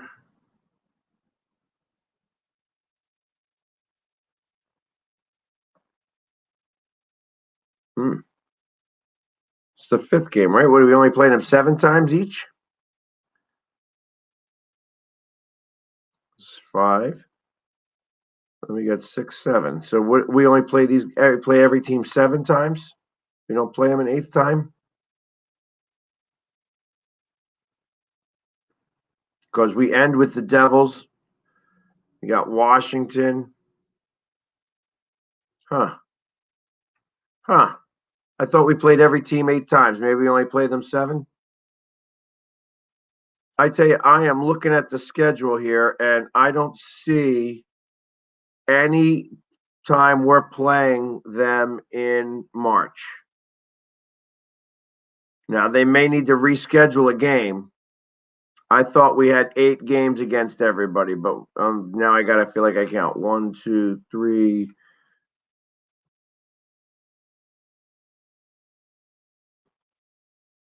4.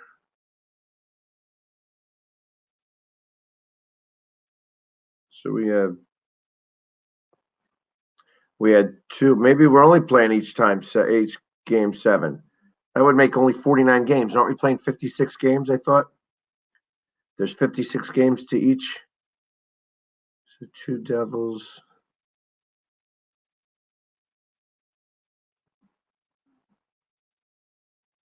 Three with the Devils. 4, 5, 6 with the Devils. 7, 8. So 8 with the Devils. I guess they have to reschedule one of the Boston games because I don't see where they're playing them the 8th time. I only show 2 more times against Boston here. This is the 5th game because we lost 1, 2. 1, 2, 3, 4. 5th game.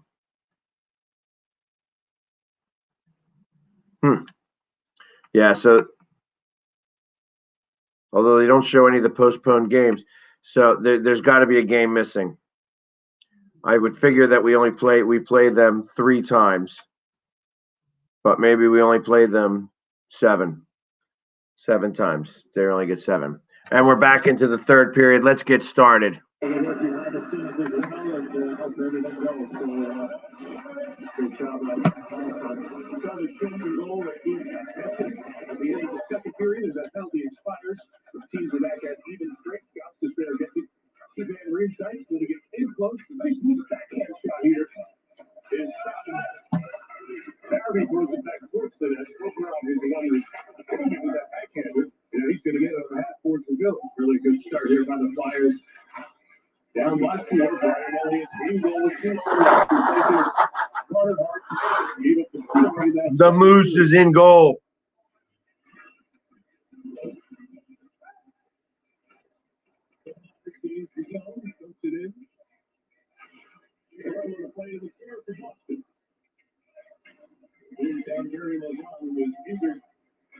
The first hit that he was on the 34 seconds of this one. Kaiser outshot that second period 15-3. Boston really is able to take control, possess the puck, and dominate that second period. Fires had a long time in between shots in that second period. They got to do better than that. Cannot only shoot the puck 3 times.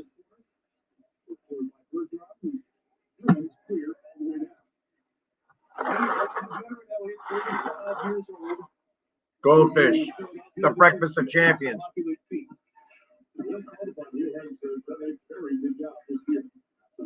guy that's a real consummate pro, and he practices well. He knows how to manage his practices. That's why he's able to get the Flyers some quality appearances. Good hit.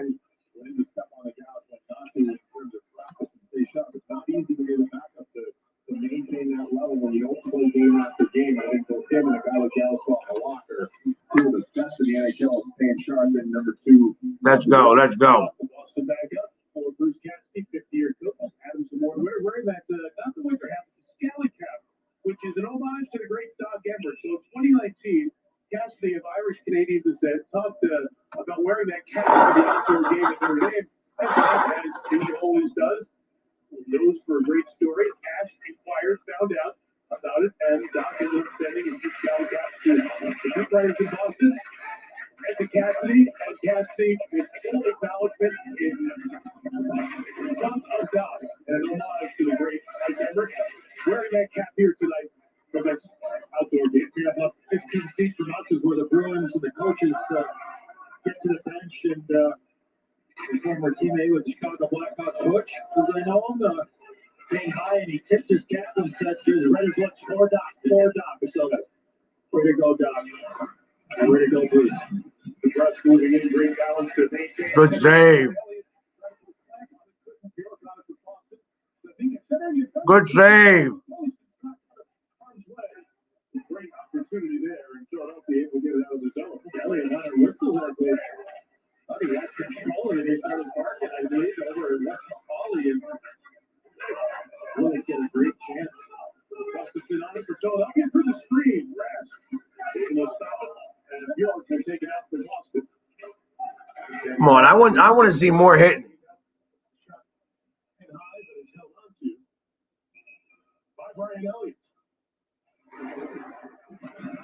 Let's go. Let's go.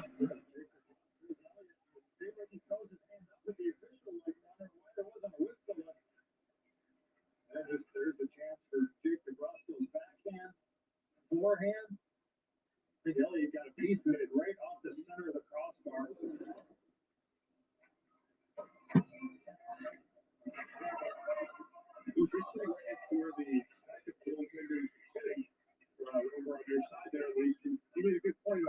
Let's go. Let's go. Let's go. People don't realize is that there's no seat for the backup goaltenders on the bench, and the benches in these outdoor games are needed, so the players can stay warm, but the backup goaltender doesn't have a heater. So they're dealing with the elements just like Eddie Olczyk is, and being super cold. Shoot them. And they gotta find a way to get warm and instead of outdoor. Come on, stay. Keep it. Keep it. Now, of course, right? I mean, that wasn't.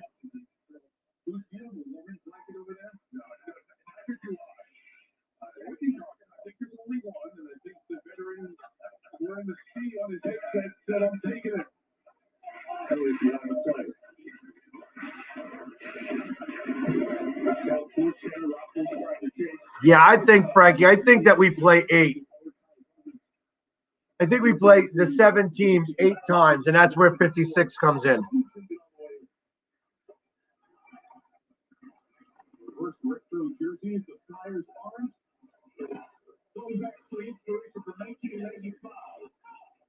They won the division. Kirkland brought one bar trophy.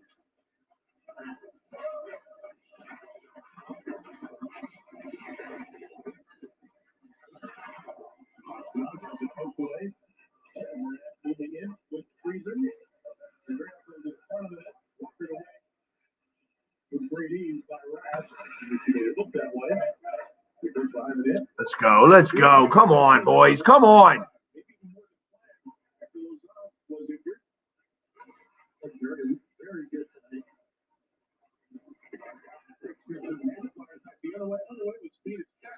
Shoot it.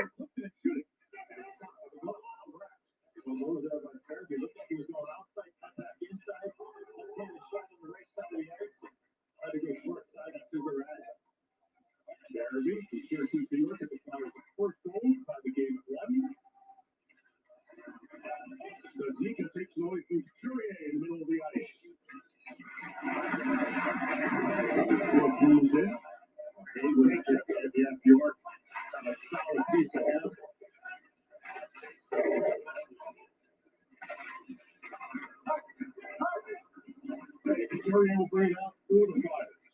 Philadelphia 8-1-1 versus the rest of the NHL, 2-2 against Boston. The Flyers miraculous comeback here in the third. They're 3-2. That's right. Yeah, that's. Hey, didn't I just say that same thing? I guess they must have heard me.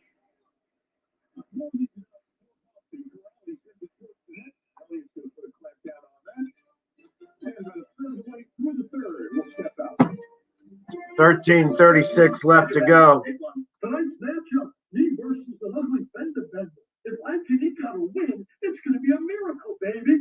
Mr. Vitale, it wouldn't be a miracle because Geico gives you a team of experts to help manage your plan. It's gonna be a nail biter. No, the Geico team is All right, so. 24/7. WTF, it is. Too much? I think we got it. Yeah, thank you. It is 6-2. Boston is up on the Flyers. 13:36 2:06 left to go in the third period. Comfort. American family luxury SUVs. This year, oh, I've got money gold. And WTF, since since you're not going to come on tonight because I'm not going to send the link out anymore tonight. Because once this is done, I'm going to shower and go to bed because it's been a long weekend already. But anyways, those Bulls lost, huh? Your Bulls lost to the Sixers? Maybe they should have played them tonight because the Sixers lost tonight. But I think it was yesterday or was it 2 days ago? Was it 2 days ago? 2 days ago that the Sixers beat the Bulls 112-105. I remember that. Anyways, neither here nor there. Because we're here talking about hockey right now. We're here talking about hockey, and I ain't got really much to say because, again, out of 33% of our games, we've lost 5.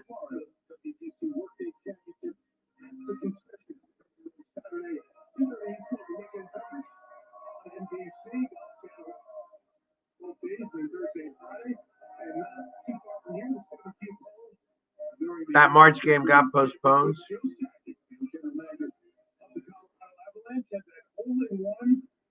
million had to go into charity, but it was on live TV. The only one that Joe's made. And if you're going to do it, pretty special. Do it on national TV on Lake Tahoe, please. Collect nuts. We're on NBC. Of course, we've seen hockey players have a lot of success in American Century Championship. Let's go. Let's go. Let's go.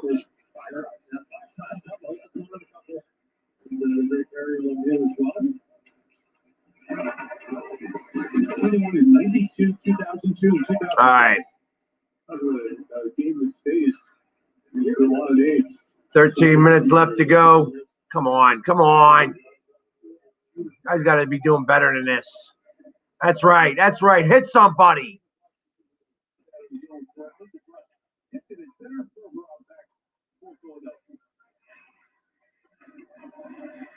The Flyers played after their 10-day stoppage because of COVID-19 and health protocols.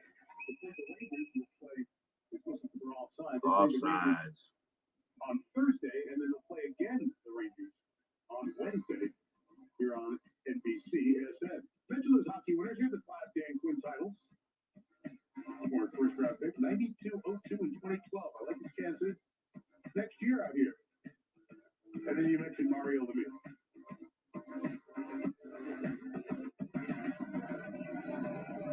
This is the 18th hole at 15 par 317. Towards the bottom right corner of your screen.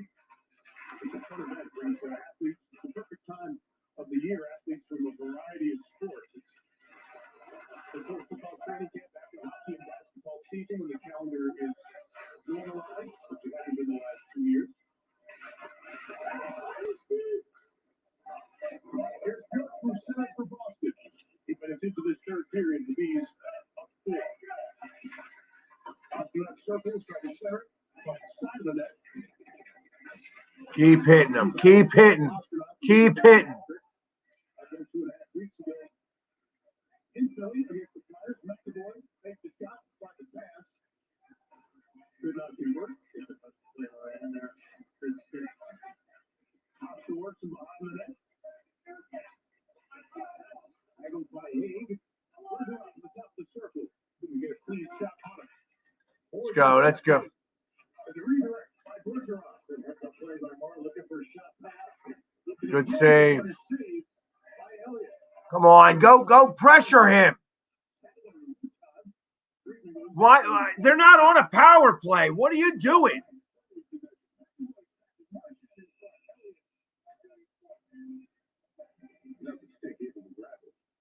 Oscar's got a couple of goals.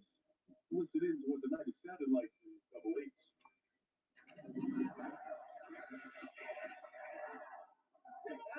Let's go.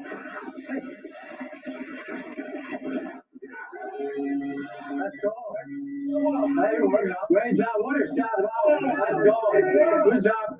Good job. Good thanks, boys. He sounds like an idiot. Pasternak. Let's go, yeah.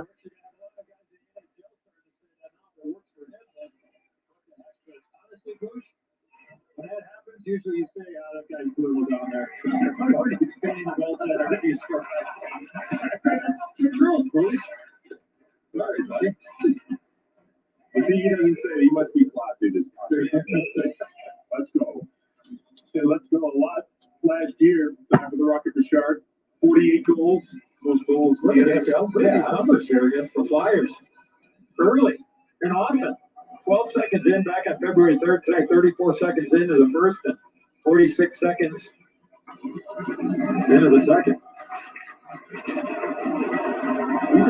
Actually, in Philadelphia, so no sticker puncher. Flyers got to get out of the zone. Penalties called behind the plate. The late call against the Bruins. So Flyers get the extra seconds.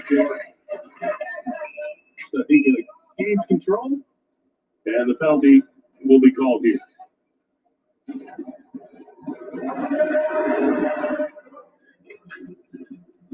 That's going to be a hooky see the stick get launched into the midsection there of Sean Gostisbehere. Excuse me, Shane Gostisbehere. And power play for the Philadelphia Flyers. You're right next door to us here. Penalty box right down from where we're calling the game. 9:31. 2 for hooking.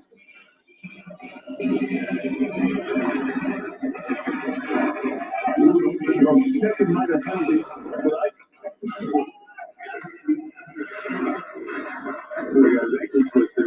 Let's go. Let's go. Let's go. On the power play.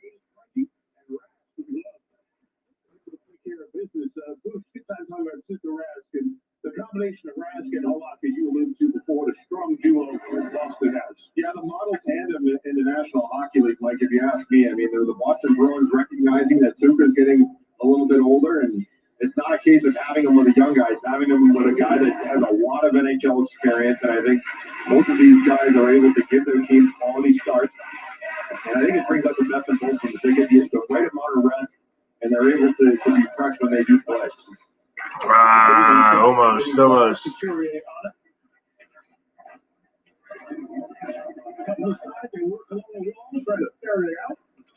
now that's a point over off into the cross. Is power play's over already? No. Power play's not over.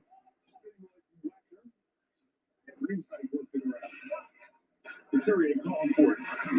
Bobby or screen. Got it. For Lane to Frank. Up to there. Provorov sees what? Oh.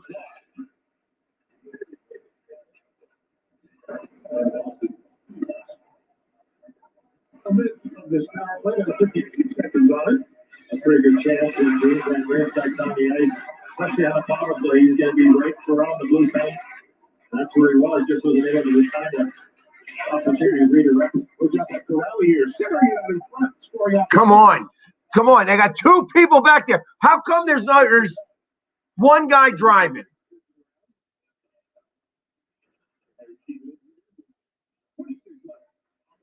Yeah, we can't see that.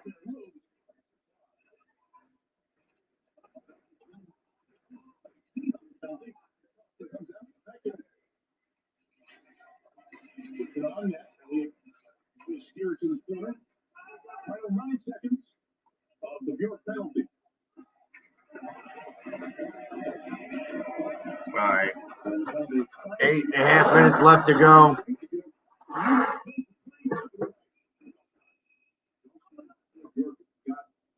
Possession in the zone. He's like, I had a breakaway. I'm sitting for a couple minutes. To make it ends up. I got sitting here and I want to go the other way. Well, I will say,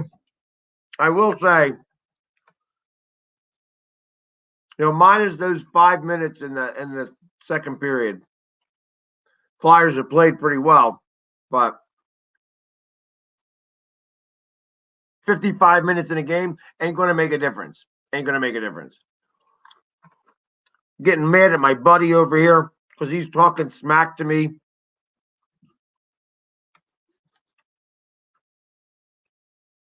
I ain't happy about it. I am not happy about it.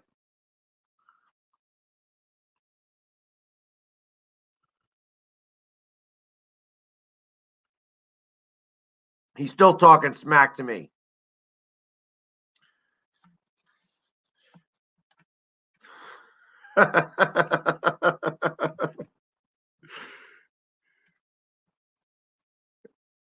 Here's how that all started. It was started with Frankie saying, hashtag Flyers scared much. I turned around with hashtag Frankie is a douche. And then I followed up with hashtag Frankie don't push my buttons. And then it was hashtag Frankie, you better pack a lunch. And he came back with hashtag bedtime is early tonight.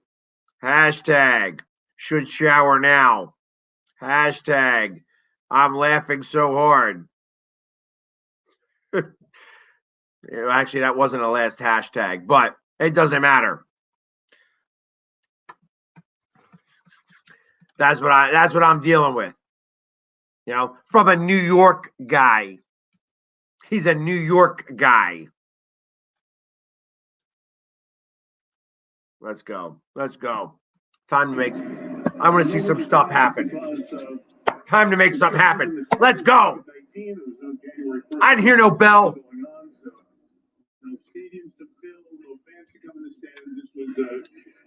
One of those outdoor events that came together relatively quickly. Usually it's a year in the planning, but this one came together in about 3 months or so.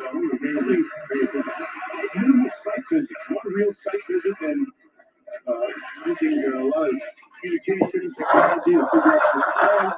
And just in case anybody knows, I still love my goldfish. Today we have to delay, but you stop to realize what you're doing here. We are truly 100 yards from the home location to our left on an 18th fairway, and we're playing the highest level of hockey on the planet.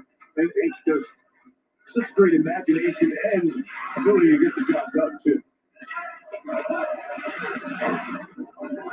The National Hockey League to do different things, attract fans. I know a bunch of folks who reached out and contacted us and watching hockey. They got caught up in the scene yesterday and thought it was the coolest darn thing. For those who didn't go out here on Boston, right? Interference. Those who did not go outside with the ability to play hockey on a frozen pond. Yeah, what a treat to see when dreams began for the best goalies. Carlo to the box. Yeah, Travis Sand, the defenseman jumping in, trying to create a little bit of offense that Carlo clearly interferes. Right, exactly. Let's go, Flyers. Workout here in the third. Might get us back to, the venue. The thing that blows my mind is that they had to bring in all of this infrastructure to make this happen. I mean, nothing was here. I mean, this is a golf course. This is not like there's a stadium. I think the NHL deserves a lot of credit for what they did in such a little time. Yeah! JVR gets one. Just 7 seconds. We ain't done yet. I didn't hear no bell. Oh, we talked about the last power play, Mike, and we talked about JVR standing in front of net. He wasn't able to get a stick on anything on that prior power play, and the quick shot, the redirect, he gets a fortunate bounce there, and then the puck ends up into the back of the net, Bush. Yeah, and even if it doesn't go off, You feel the shake? Is that what you do? You're feeling the shake there because they're announcing it. There's no way that JVR is trying to score here. He just trying to redirect it to the back door. Feel the shake. An unfortunate bounce for the Bruins defender, and the Flyers did their third goal of the hockey game. He just won it. Shut up, Eddie.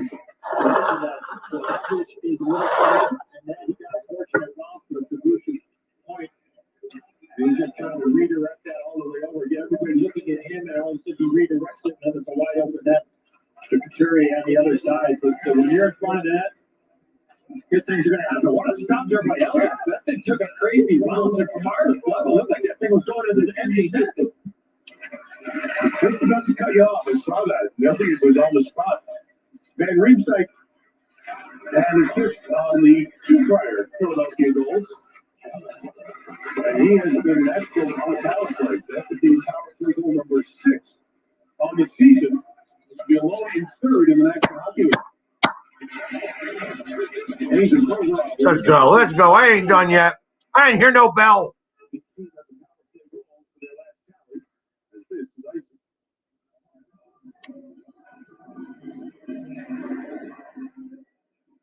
Puck is shot in. Brian Elliott going to try to help out, and there he does. That thing was going in. Yeah. He thought it was going around the boards, did he not? And it just ended up kind of ricocheting right off. And yeah, that thing was going right in. Yeah, that took a funny bounce on the shooting. I mean, I would have thought it would have kind of hit the sideboards and gone right into the corner, but it took almost like a 90-degree turn. I don't know if I got angle right, but unfortunately for Elliott, there wasn't a lot of steam on it. He was able to cover. I think you're right on. That gives it an idea. Yeah, that was right. Absolutely. Yeah. Feel the shake. Let's go. Come on, boys. Hit him.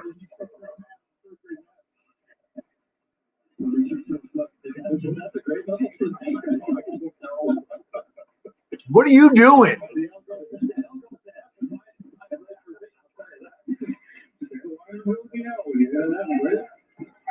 There's Bush with a subtle little giggle over there.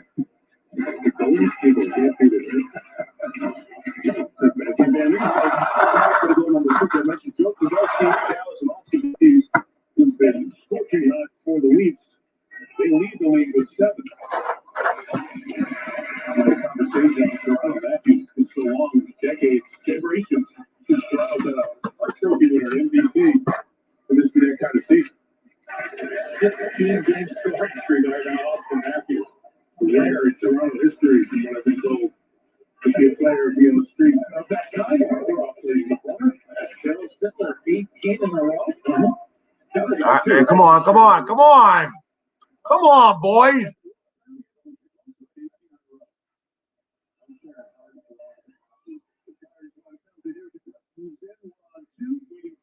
As long as he gets to 18, I'm good with that. We'll have to give him a third. He's waiting. 4 minutes and 30 seconds left to go in this period.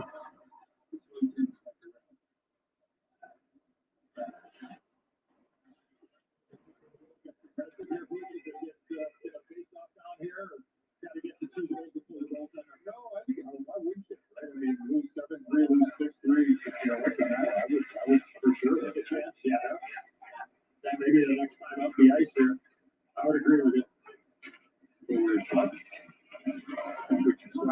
Into the zone. Pretty cool. That players through that hard stop and create all that snow. The strike goes up in the air. You look up, there's like snow flurries. They're dropping down on you here. Ice level. You have no clue there, 69. Whatever you got to say.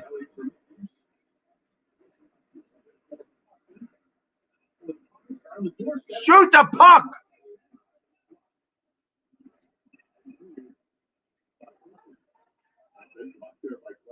I was in a prime scoring area. 3:24 to go. 6-3, and there it is. Those all-time records in top. Right there, right at the top of the list. Look at that. See? He's got a light for it right there. Look at it on the screen. All you. The video never lies. Never, ever. With the Capital One Eddie Olczyk, come on. Double miles on every purchase every day. They've been getting away with them all game long. They've been getting away with penalties left and right. It's been amazing to me there, Frankie. With the Capital One Venture Card, you earn unlimited double miles on every purchase. Oh, wow. Eddie, I am so happy you said that. I mentioned something the other day. I am so ready for him to go to another team. I am done with Nolan Patrick. I think he stinks out loud. That's what I think. Yes, it should be over. I agree wholeheartedly. Tell you what, if the Flyers did have some goldfish, the breakfast of champions right here. I ate half of the box already. Well, don't worry. I got a full one just in case.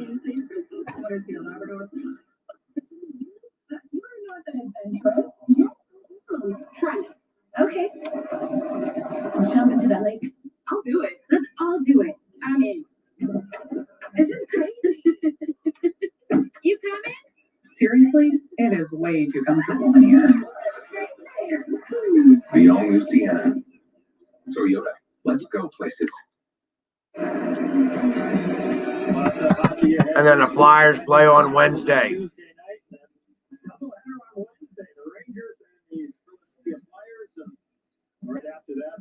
And the LA Kings are red hot. Did I hear that right? I tell you, it does put a smile on my face, Mary. Goldfish does make everything better for me.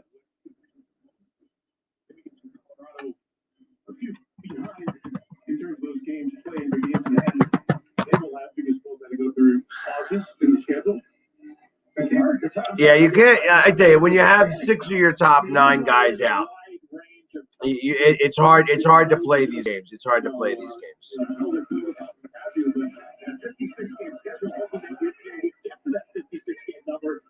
You just don't know what's going to happen, and it's hard not to control standings right now and start, kind of projecting what possibilities could be around. So lots of hockey to be played, but you want to put as many points in the bank as you can. See what happens from there. Damn. Another giveaway in the zone. Pasternak scores the goal.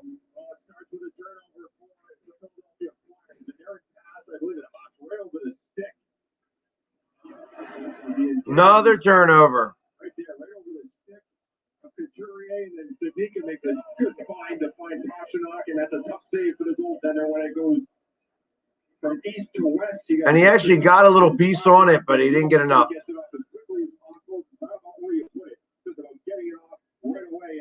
He's got 9 goals, 6 of which are against the Flyers. 9 goals, 6 of which are against the Flyers. He didn't play in the first 2 games.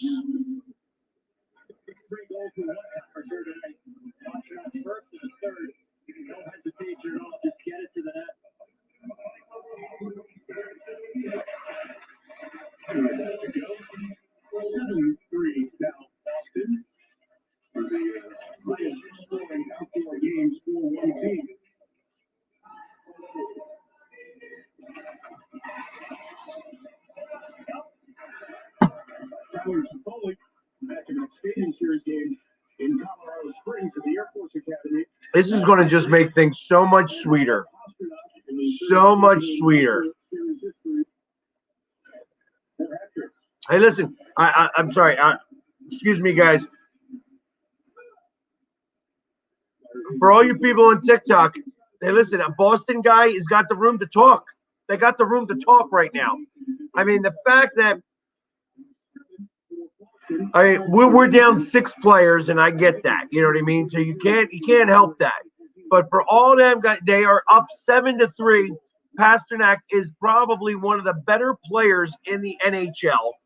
And again, he's got a hat trick against us. That's the second hat trick in as many games. That's not true. 2 hat tricks in 3 games. 2 hat tricks in 3 games. You got it. First off, I am a hockey fan. I am a hockey fan. So for everybody's listening right now, I am a hockey fan, and I can appreciate good play. I get upset when my team does not do that good play. But that line on Boston, and I can't stand Marchand even a little bit. You know, Marchand is a, you know.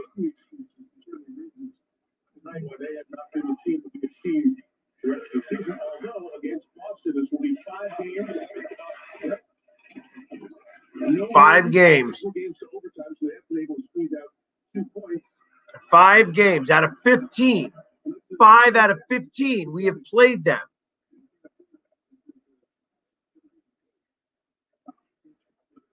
Five out of 15.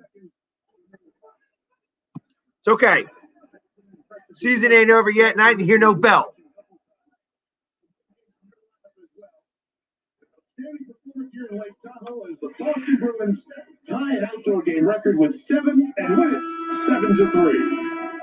7-3. Game over, guys. So Pasternak his second hat trick against Philadelphia. Second hat trick against Philadelphia this year. These outdoor games, there have been handshakes between the teams after the game. And that was not the case last night. Their division rivals seeing each other 8 times. Yeah, I wouldn't shake their hands either. Will not be the case again tonight. The Bruins will head off. In fact, as Cassie was looking, he's waiting out there as the Flyers started to head off. Boston has been through this.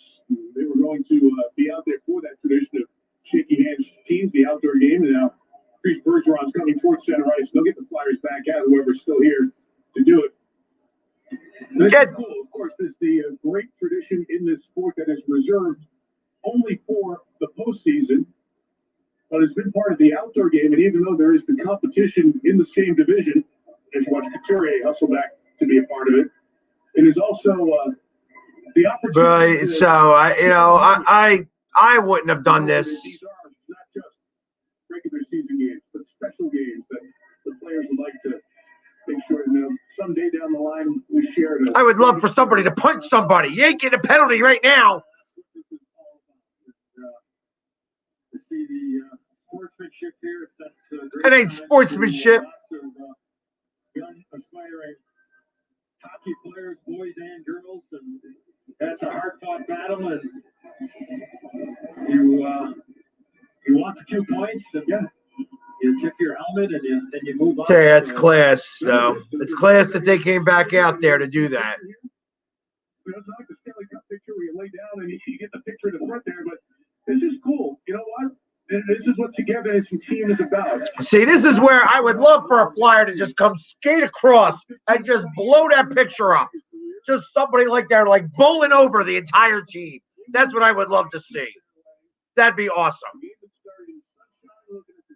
That would be awesome. That ain't happening.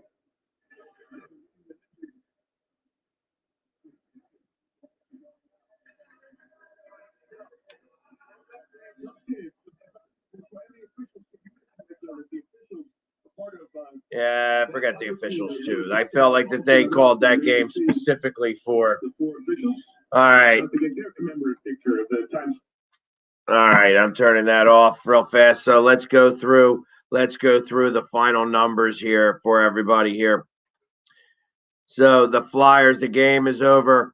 They've lost 7-3. This is the 5th loss to Boston this year in 15 games. I've only been speaking about it out loud here for a little while. Obviously the Flyers were down 6 players, 6 of their top 9 players. 6 of the top 9 players were out. So it is what it is. You know what I mean? That's can't help that. Doesn't excuse a 7-3 loss. Doesn't excuse that. Not even a little bit. So I give them like a 5-3 loss. I'd be okay with 7-3, another Pasternak hat trick. I mean, what do we need? We should have somebody on him the entire time. How is he getting an open ice? I don't understand that. I don't understand how he's getting any open ice. But that is what it is. So for the third period, the Flyers got on the board JVR with his 8th of the year. Ties actually Farabee. So that line right there is got a lot of points. That's probably the only line producing for the Flyers in any real sense. On the power play, his 8th of the season from Provorov and Hayes at 12:45. And of course, Pasternak with his 9th of the season, 6 of which have come against the Flyers. 2 hat tricks in 3 games. 2 hat tricks in 3 games is what happened. And at 17:04 to end the scoring, 7-3. Flyers were outshot in this game, 35-19. Again, they had 5 shots in the third period. 5. They lost the shot total again, 12-5. 35-19. Are you kidding me? Are you kidding me? Like, what is the problem here? What is the problem? They can't put the puck on net? They can't seem to get around anybody? Got to do that extra pass instead of shooting the puck? Tired of this. I'm tired of this. They are the least shooting. They out of 30 teams. They are actually at 31 teams because Seattle will be the 32nd team. Out of 31 teams, they are 31st with shots on goal. That being said, on shots against, they are second in the league. What a freaking difference that is. When you're getting outshot 16 shots in a game, 16 shots in a game is a problem. It's a problem.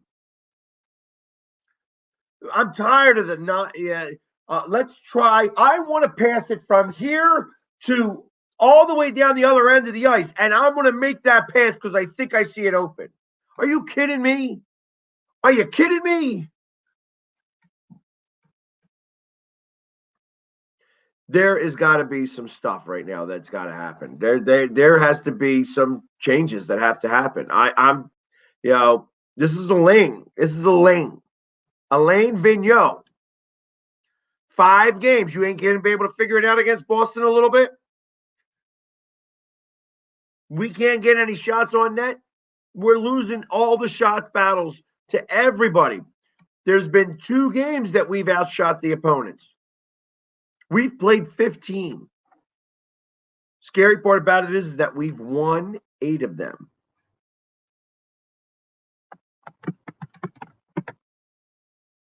We are 8-4-3. We have been outshot 13 of 15 games.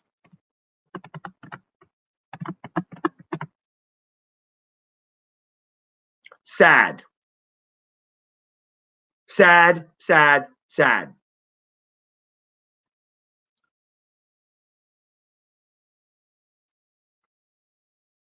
Frustrating, actually. It's frustrating. But I ain't quit. I ain't quit. I ain't accept no quit. And I didn't hear no bell. We got 3 more games against them. But we have 41 more games left. So I ain't afraid of what we're dealing with. You're right. You're right, Eddie. You're right. That falls on AV. So just for all the people on TikTok that are trying to hear, poor gap control and the inability to break it out of our zone falls on AV. That falls on AV. And I'm telling you, whoever is the special teams coach for the Flyers on the penalty kill and the power play needs to be fired now. Fired now. And somebody else should be brought in. It is SAD, sad, how they're playing this. Straight out pathetic. Now they're out 6 players today, and I understand that. So trust me, I am speaking a little bit. Oh, and for all you haters, the Flyers are trash. Yeah, Boston's got our number. Quicksand. Go have mommy change your diaper because you stink. I don't like to talk to little 12-year-olds because you're a little baby. Tell me the Flyers are trash. That's right. When you take out Boston's, we're 8-1-1. 8-1-1.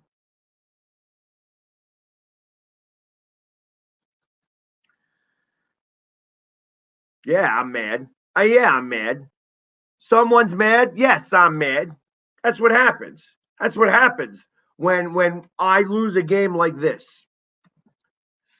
where I feel like that we actually played pretty well, except for about 6 minutes. 6 minutes of that game, we played poorly.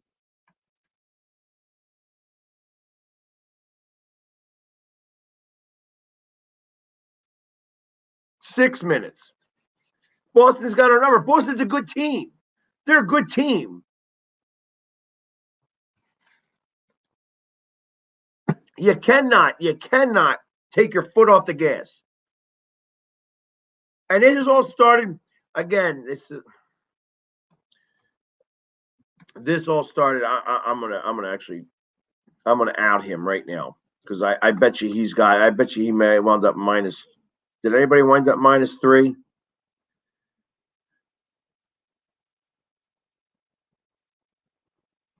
No, Gustafson. There was a bunch of -2s. Gustafson,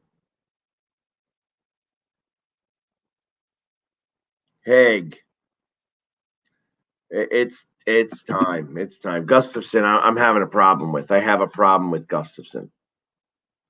And I agree. I agree with what you were saying, Eddie, that it's time. The Nolan Patrick experiment is over. It's over. Send him. I'd love to be able to get rid of Gustafson, but ain't nobody going to take him. But send him. I guess one of those G's. Anybody whose name begins with G. If you're going to take any one of those three or two of them, I'd be okay with it. Our team's got 1, 2, 3 guys whose name ends, last name begins in a G. And if you were able to get Patrick and 2 of those 3 for another guy whose last name is G, Johnny Gaudreau, I'd do it in a heartbeat. In a heartbeat.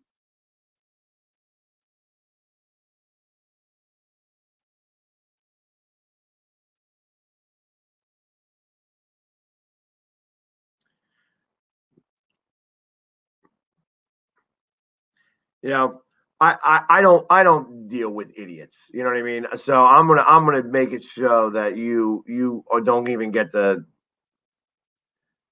I'm just gonna mute you because you're an idiot. You know what I mean?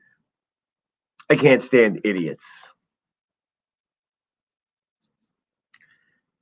Can't stand idiots.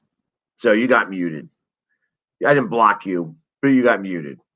Oh, Flyers should just forfeit the games against Boston. Get off my page. Now you can't speak. How do you feel about that? Listen, I can't talk bad about Boston people. Boston people are gonna, Boston played the game tonight. They played the game tonight and they won. And Pastrnak, that line is probably the best line in hockey right now, without a doubt. The Pastrnak, Bergeron, Marchand line, and I can't stand Marchand at all. Not at all. You know what? I agreed with you. I agree. Hart is not blameless in this. He gave up 2 bad goals. 2 bad goals. And he got 1 bad bounce. 1 bad bounce was bad. You know what I mean? So I don't count that one. There was that last deflection was a really good deflection, but 2 bad goals. So yeah, and I thought that was kind of the thing. Like I think that he's getting disheartened. As funny as that sounds, I think that he's getting frustrated with this team. He's trying to bail them out all the time. And it's a little frustrating. I know I'd be frustrated. I'd get angry about it. This is, like I said, that first period was a good first period. Went back and forth a little bit, letting up that second goal from the point. That was the first bad goal I felt that he gave up. That was, had he saved that one, and I'd be willing to bet, like, I'm thinking maybe that it has something to do with the Bruins. Maybe the Bruins are getting in his head, that they're talking some trash. You know what I mean? Hey, that it's not surprising to hear that. Maybe that's what's going on. I don't know.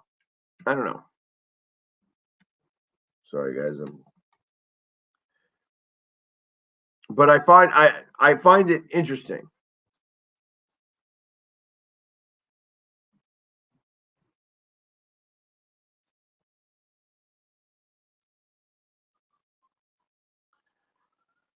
So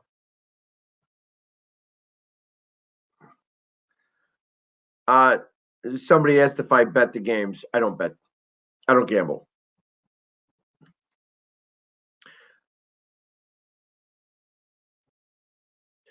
Hey, listen, I'm still going to love my team. I don't care that they lost. You know what I mean? I got to be real about it. You know what I mean? I ain't worried about the haters, King. I ain't worried about the haters. That's haters are going to be haters anyways. You know what I mean? Real people, like real Boston fans, know exactly what it is that I'm talking about. I don't lie. You know what I mean? And I appreciate good play. You know what I mean? Like I said, I've given Boston their props. You know what I mean? They came out and did what they were supposed to do. They can only play the team that they have to play against. It doesn't matter whether that team's got all its players or it doesn't. You got to go out to play, and you got to win those games. If that team doesn't have 6 of its best 9 players, if they would have lost tonight, that would have like the type of rhetoric that I would have gotten in the opposite direction. Oh, that's weird. There we go.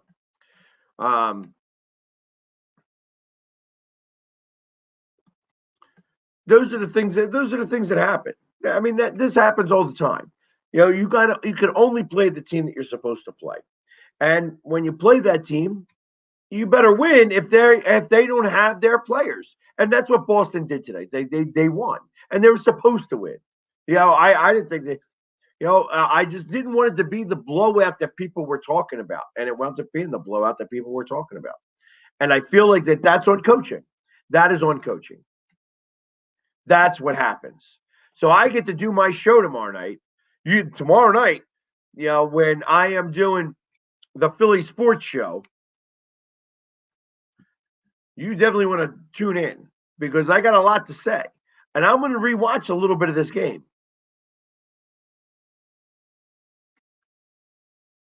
I appreciate that, Ethan.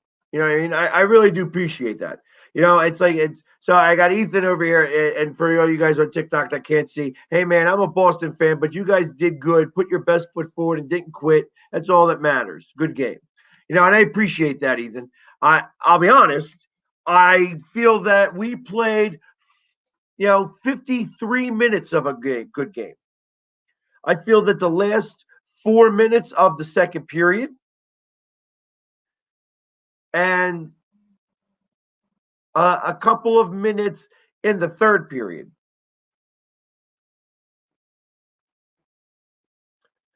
So it's all going to be okay. You know what I mean? Like I said, this is the 15th game of the season.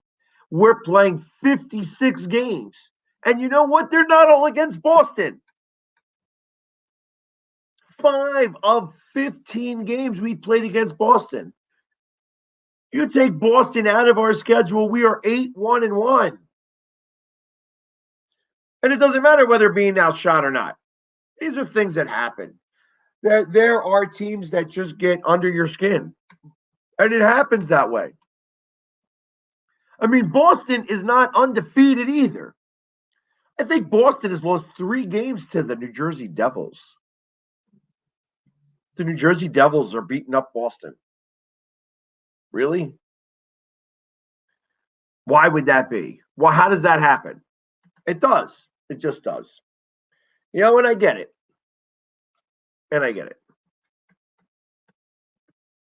It's okay.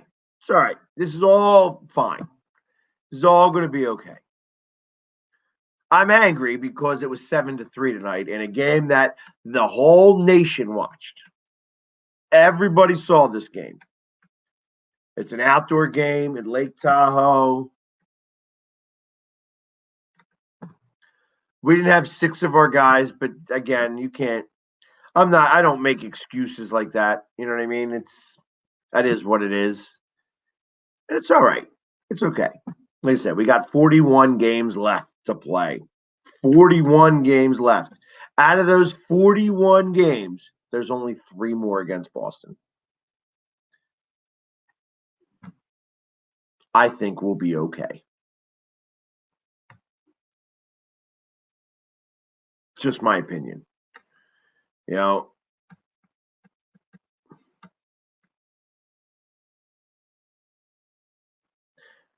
I'm not worried about it. Yeah, I got people talking about the haters over here. Yeah, the haters are going to be haters anyways. So don't sweat the haters. Don't sweat them. You know what I mean? I sweat idiots. When idiots want to start talking, I get angry about that. So I'll mute them. But I ain't trying to boot anybody. Hey, listen, if you're a Boston Bruins fan, you wanna talk some smack to me, you can talk some smack. I got nothing to say. I got no leg to stand on. We have gone 5 times. We've gone 5 times into the ring, and we've lost 5 times. You know what, though? We got 3 more times that we go to the ring. And I've got 38 more times that we go against everybody else that we have really good records against. We'll see what happens. That's just all I can say. That's all I can say.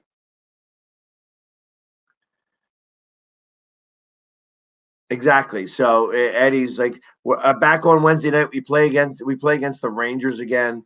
We're going to have 4 of those 6 guys back. They are out of the protocol in 4 days, or in 2 days, I mean. So we're going to have those guys back. And listen, the Capitals can't beat us. The Penguins can't beat us. The Islanders have already lost twice to us. The only team that we have a problem with is the team that we played the most so far, the Bruins.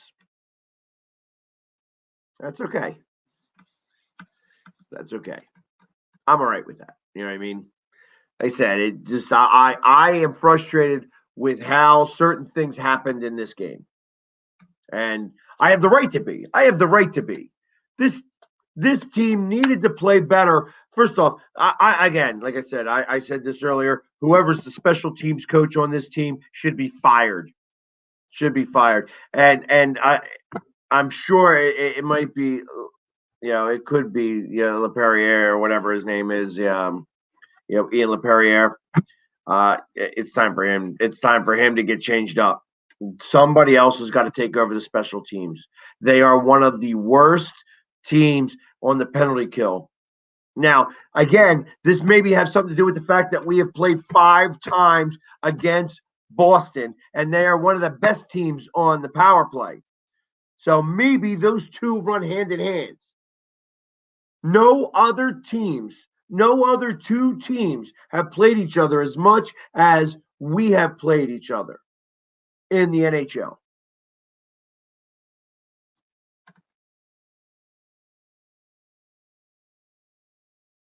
That's what I'm talking about. So that's for real. That's for real.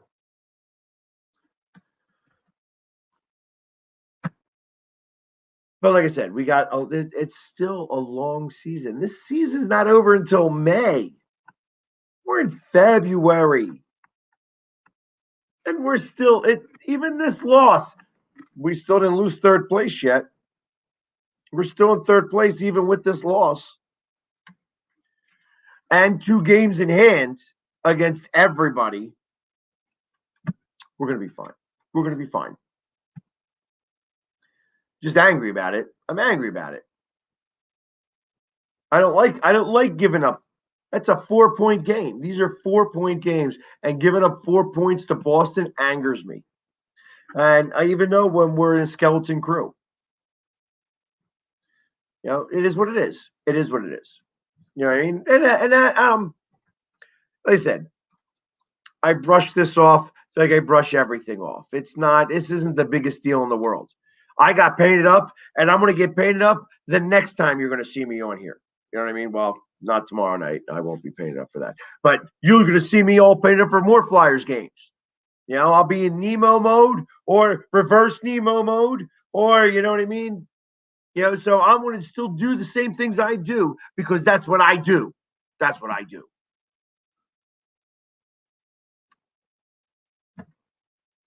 It's all going to be okay. I appreciate that, Kayla. My favorite Pittsburgh fan. Kayla's on, checking me out, making sure I'm okay. Yeah, it sucked tonight, Kayla. It sucked. We're on a skeleton crew. I get it. Boston did what they were supposed to do. They saw that the Flyers didn't have half their team, and they said, well, we better win this game. And they did. They made sure to win. And that's what it is. Got to do what you got to do. So I can't fault Boston for doing that. Can't fault Boston for anything that they did. And like I said, and I've been saying out loud this entire game, the Bergeron, Pasternak, Marchand line is probably the best line in hockey right now. Bar none. Probably the best line in hockey.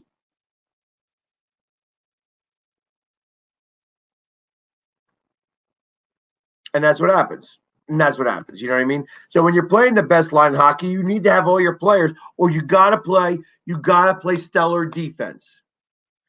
That's what I said. You cannot give the puck away. 3 times they gave the puck away in their zone.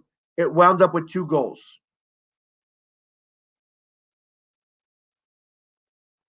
It's going to happen. That's what's going to happen. Got to be able to do that. Got to be able to do. When you're playing against Boston, you have to keep your foot on the gas the entire game. The entire game. You cannot take a period off. You cannot take a portion of the period off. The Flyers played a good game for 52, 53 minutes.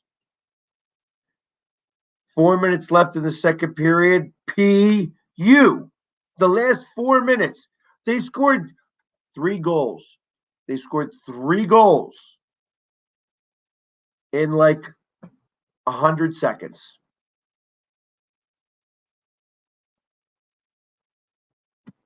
Three goals in 100 seconds. That'll change a game around pretty quickly. And twice, scoring a goal in the first minute of a period. Scoring goals, and you'll hear the announcers say this sometimes, and it is so true. When you score a goal in the beginning, the first minute, or the last minute of a period, those goals are killers. They are killers. The Flyers overcame it in the first period. They actually overcame it in the second period. They were doing pretty well. They got to the power play. The power play, I think, is what did them in. They went to the power play, and they didn't get a shot on net in that power play. And then Boston started to get the momentum. And then they scored that 1 goal. And then that second goal. That 1 goal was a fluky bounce goal. The second goal was a bad goal given up by Carter Hart, which was the second bad goal that he gave up. Third goal was a very good deflection because of a stupid penalty happening after they got that second goal. Androff. Stupid penalty. After they scored a goal. Now they got a 2-minute power play after they just scored a goal. And guess what? They scored again. 3 goals, 100 seconds. think it was 99 seconds to be exact. Can't do that. Cannot do that. Can't give up those goals. And that's when you wind up, that was the difference in the game. Losing between 4-3 and 7-3. Pasternak. All right, so I see Pasternak. Yeah, again, 6 goals. He's got 9 goals on the season. He didn't play half the season. Imagine what would have happened if he played the first 2 games against the Flyers. He was out for those games. In 3 games he's played against the Flyers, he scored 6 goals, 2 hat tricks.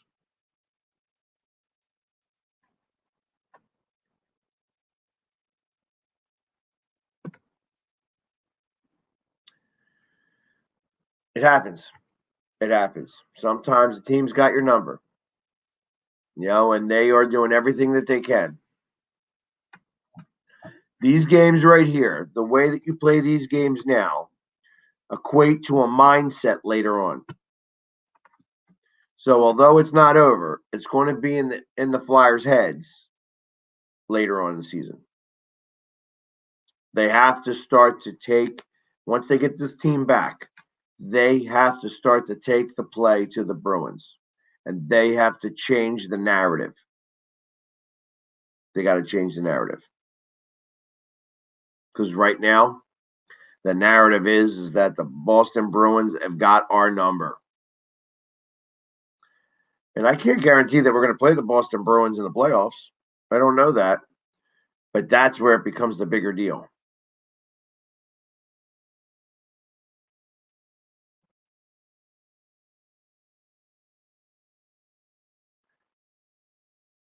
Pasternak is a great player. And you cannot give him open ice. You can't do it. Just can't.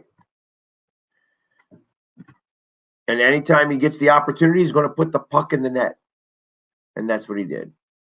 He put the puck in the net every time he had the opportunity to put the puck in the net. And that's what a good player does. That's what a good player does.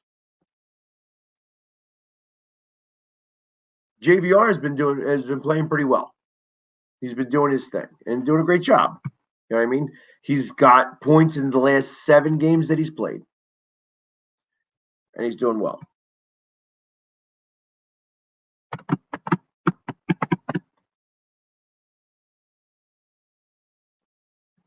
It is what it is.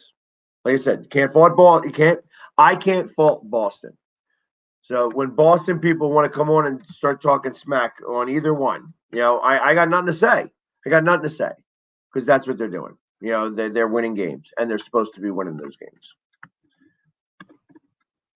Hopefully I'll see you next time. We have one game, I think, on March 7th. And then the last 2 games that we play is. So I think we play 6 games. 25% of our schedule or 28% of our schedule is going to be played against Boston by the beginning of March. And then we have the rest of our schedule.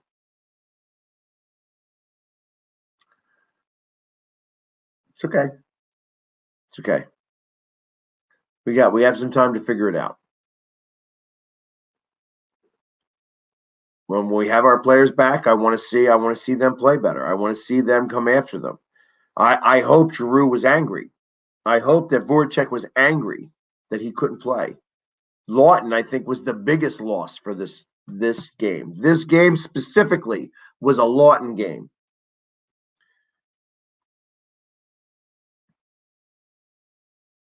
Lindblom, I think, unfortunately, I think he's not the player he was before. Lindblom was playing great before he wound up getting diagnosed with his cancer. And I think that took something out of him. And I understand why the Flyers just can't get rid of him. You can't just throw somebody away like that. But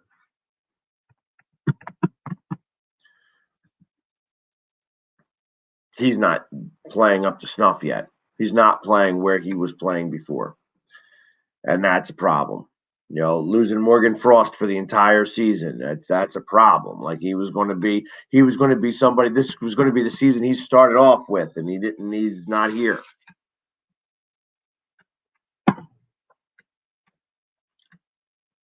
We're going to need some guys to step up. Need him to step up.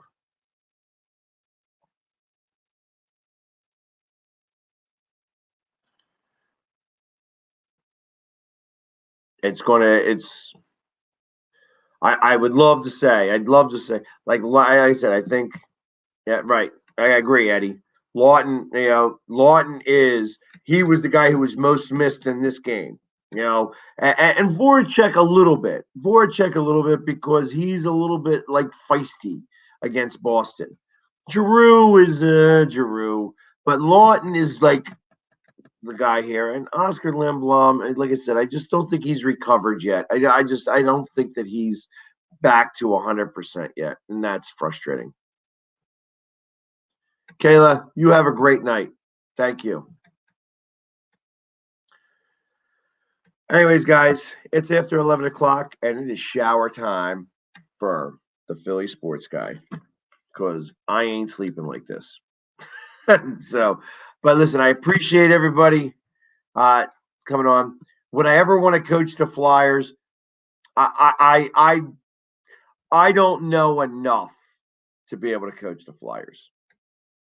You know what I'd love to be? I'd love to be the secondary mascot, the mascot that talks, the one that screams and yells and carries on to go Flyers. If they would allow me into the games, those players would hear me. If I was out in Tahoe, even if I was on the beach, those players would have heard me. That's what I want. That's what I want.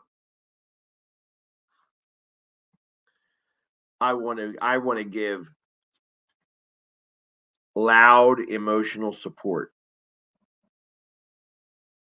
But anyways, guys, thank you very much for hanging with me for 4.5 hours. 4.5 hours for this Flyers game. It was a lot of fun, and as much as I get upset about the Flyers losing, tomorrow is another day. I really do appreciate everybody. Thank you very much for hanging with me. I'm gonna end the broadcast down here first. So, hey guys, you guys have a great night.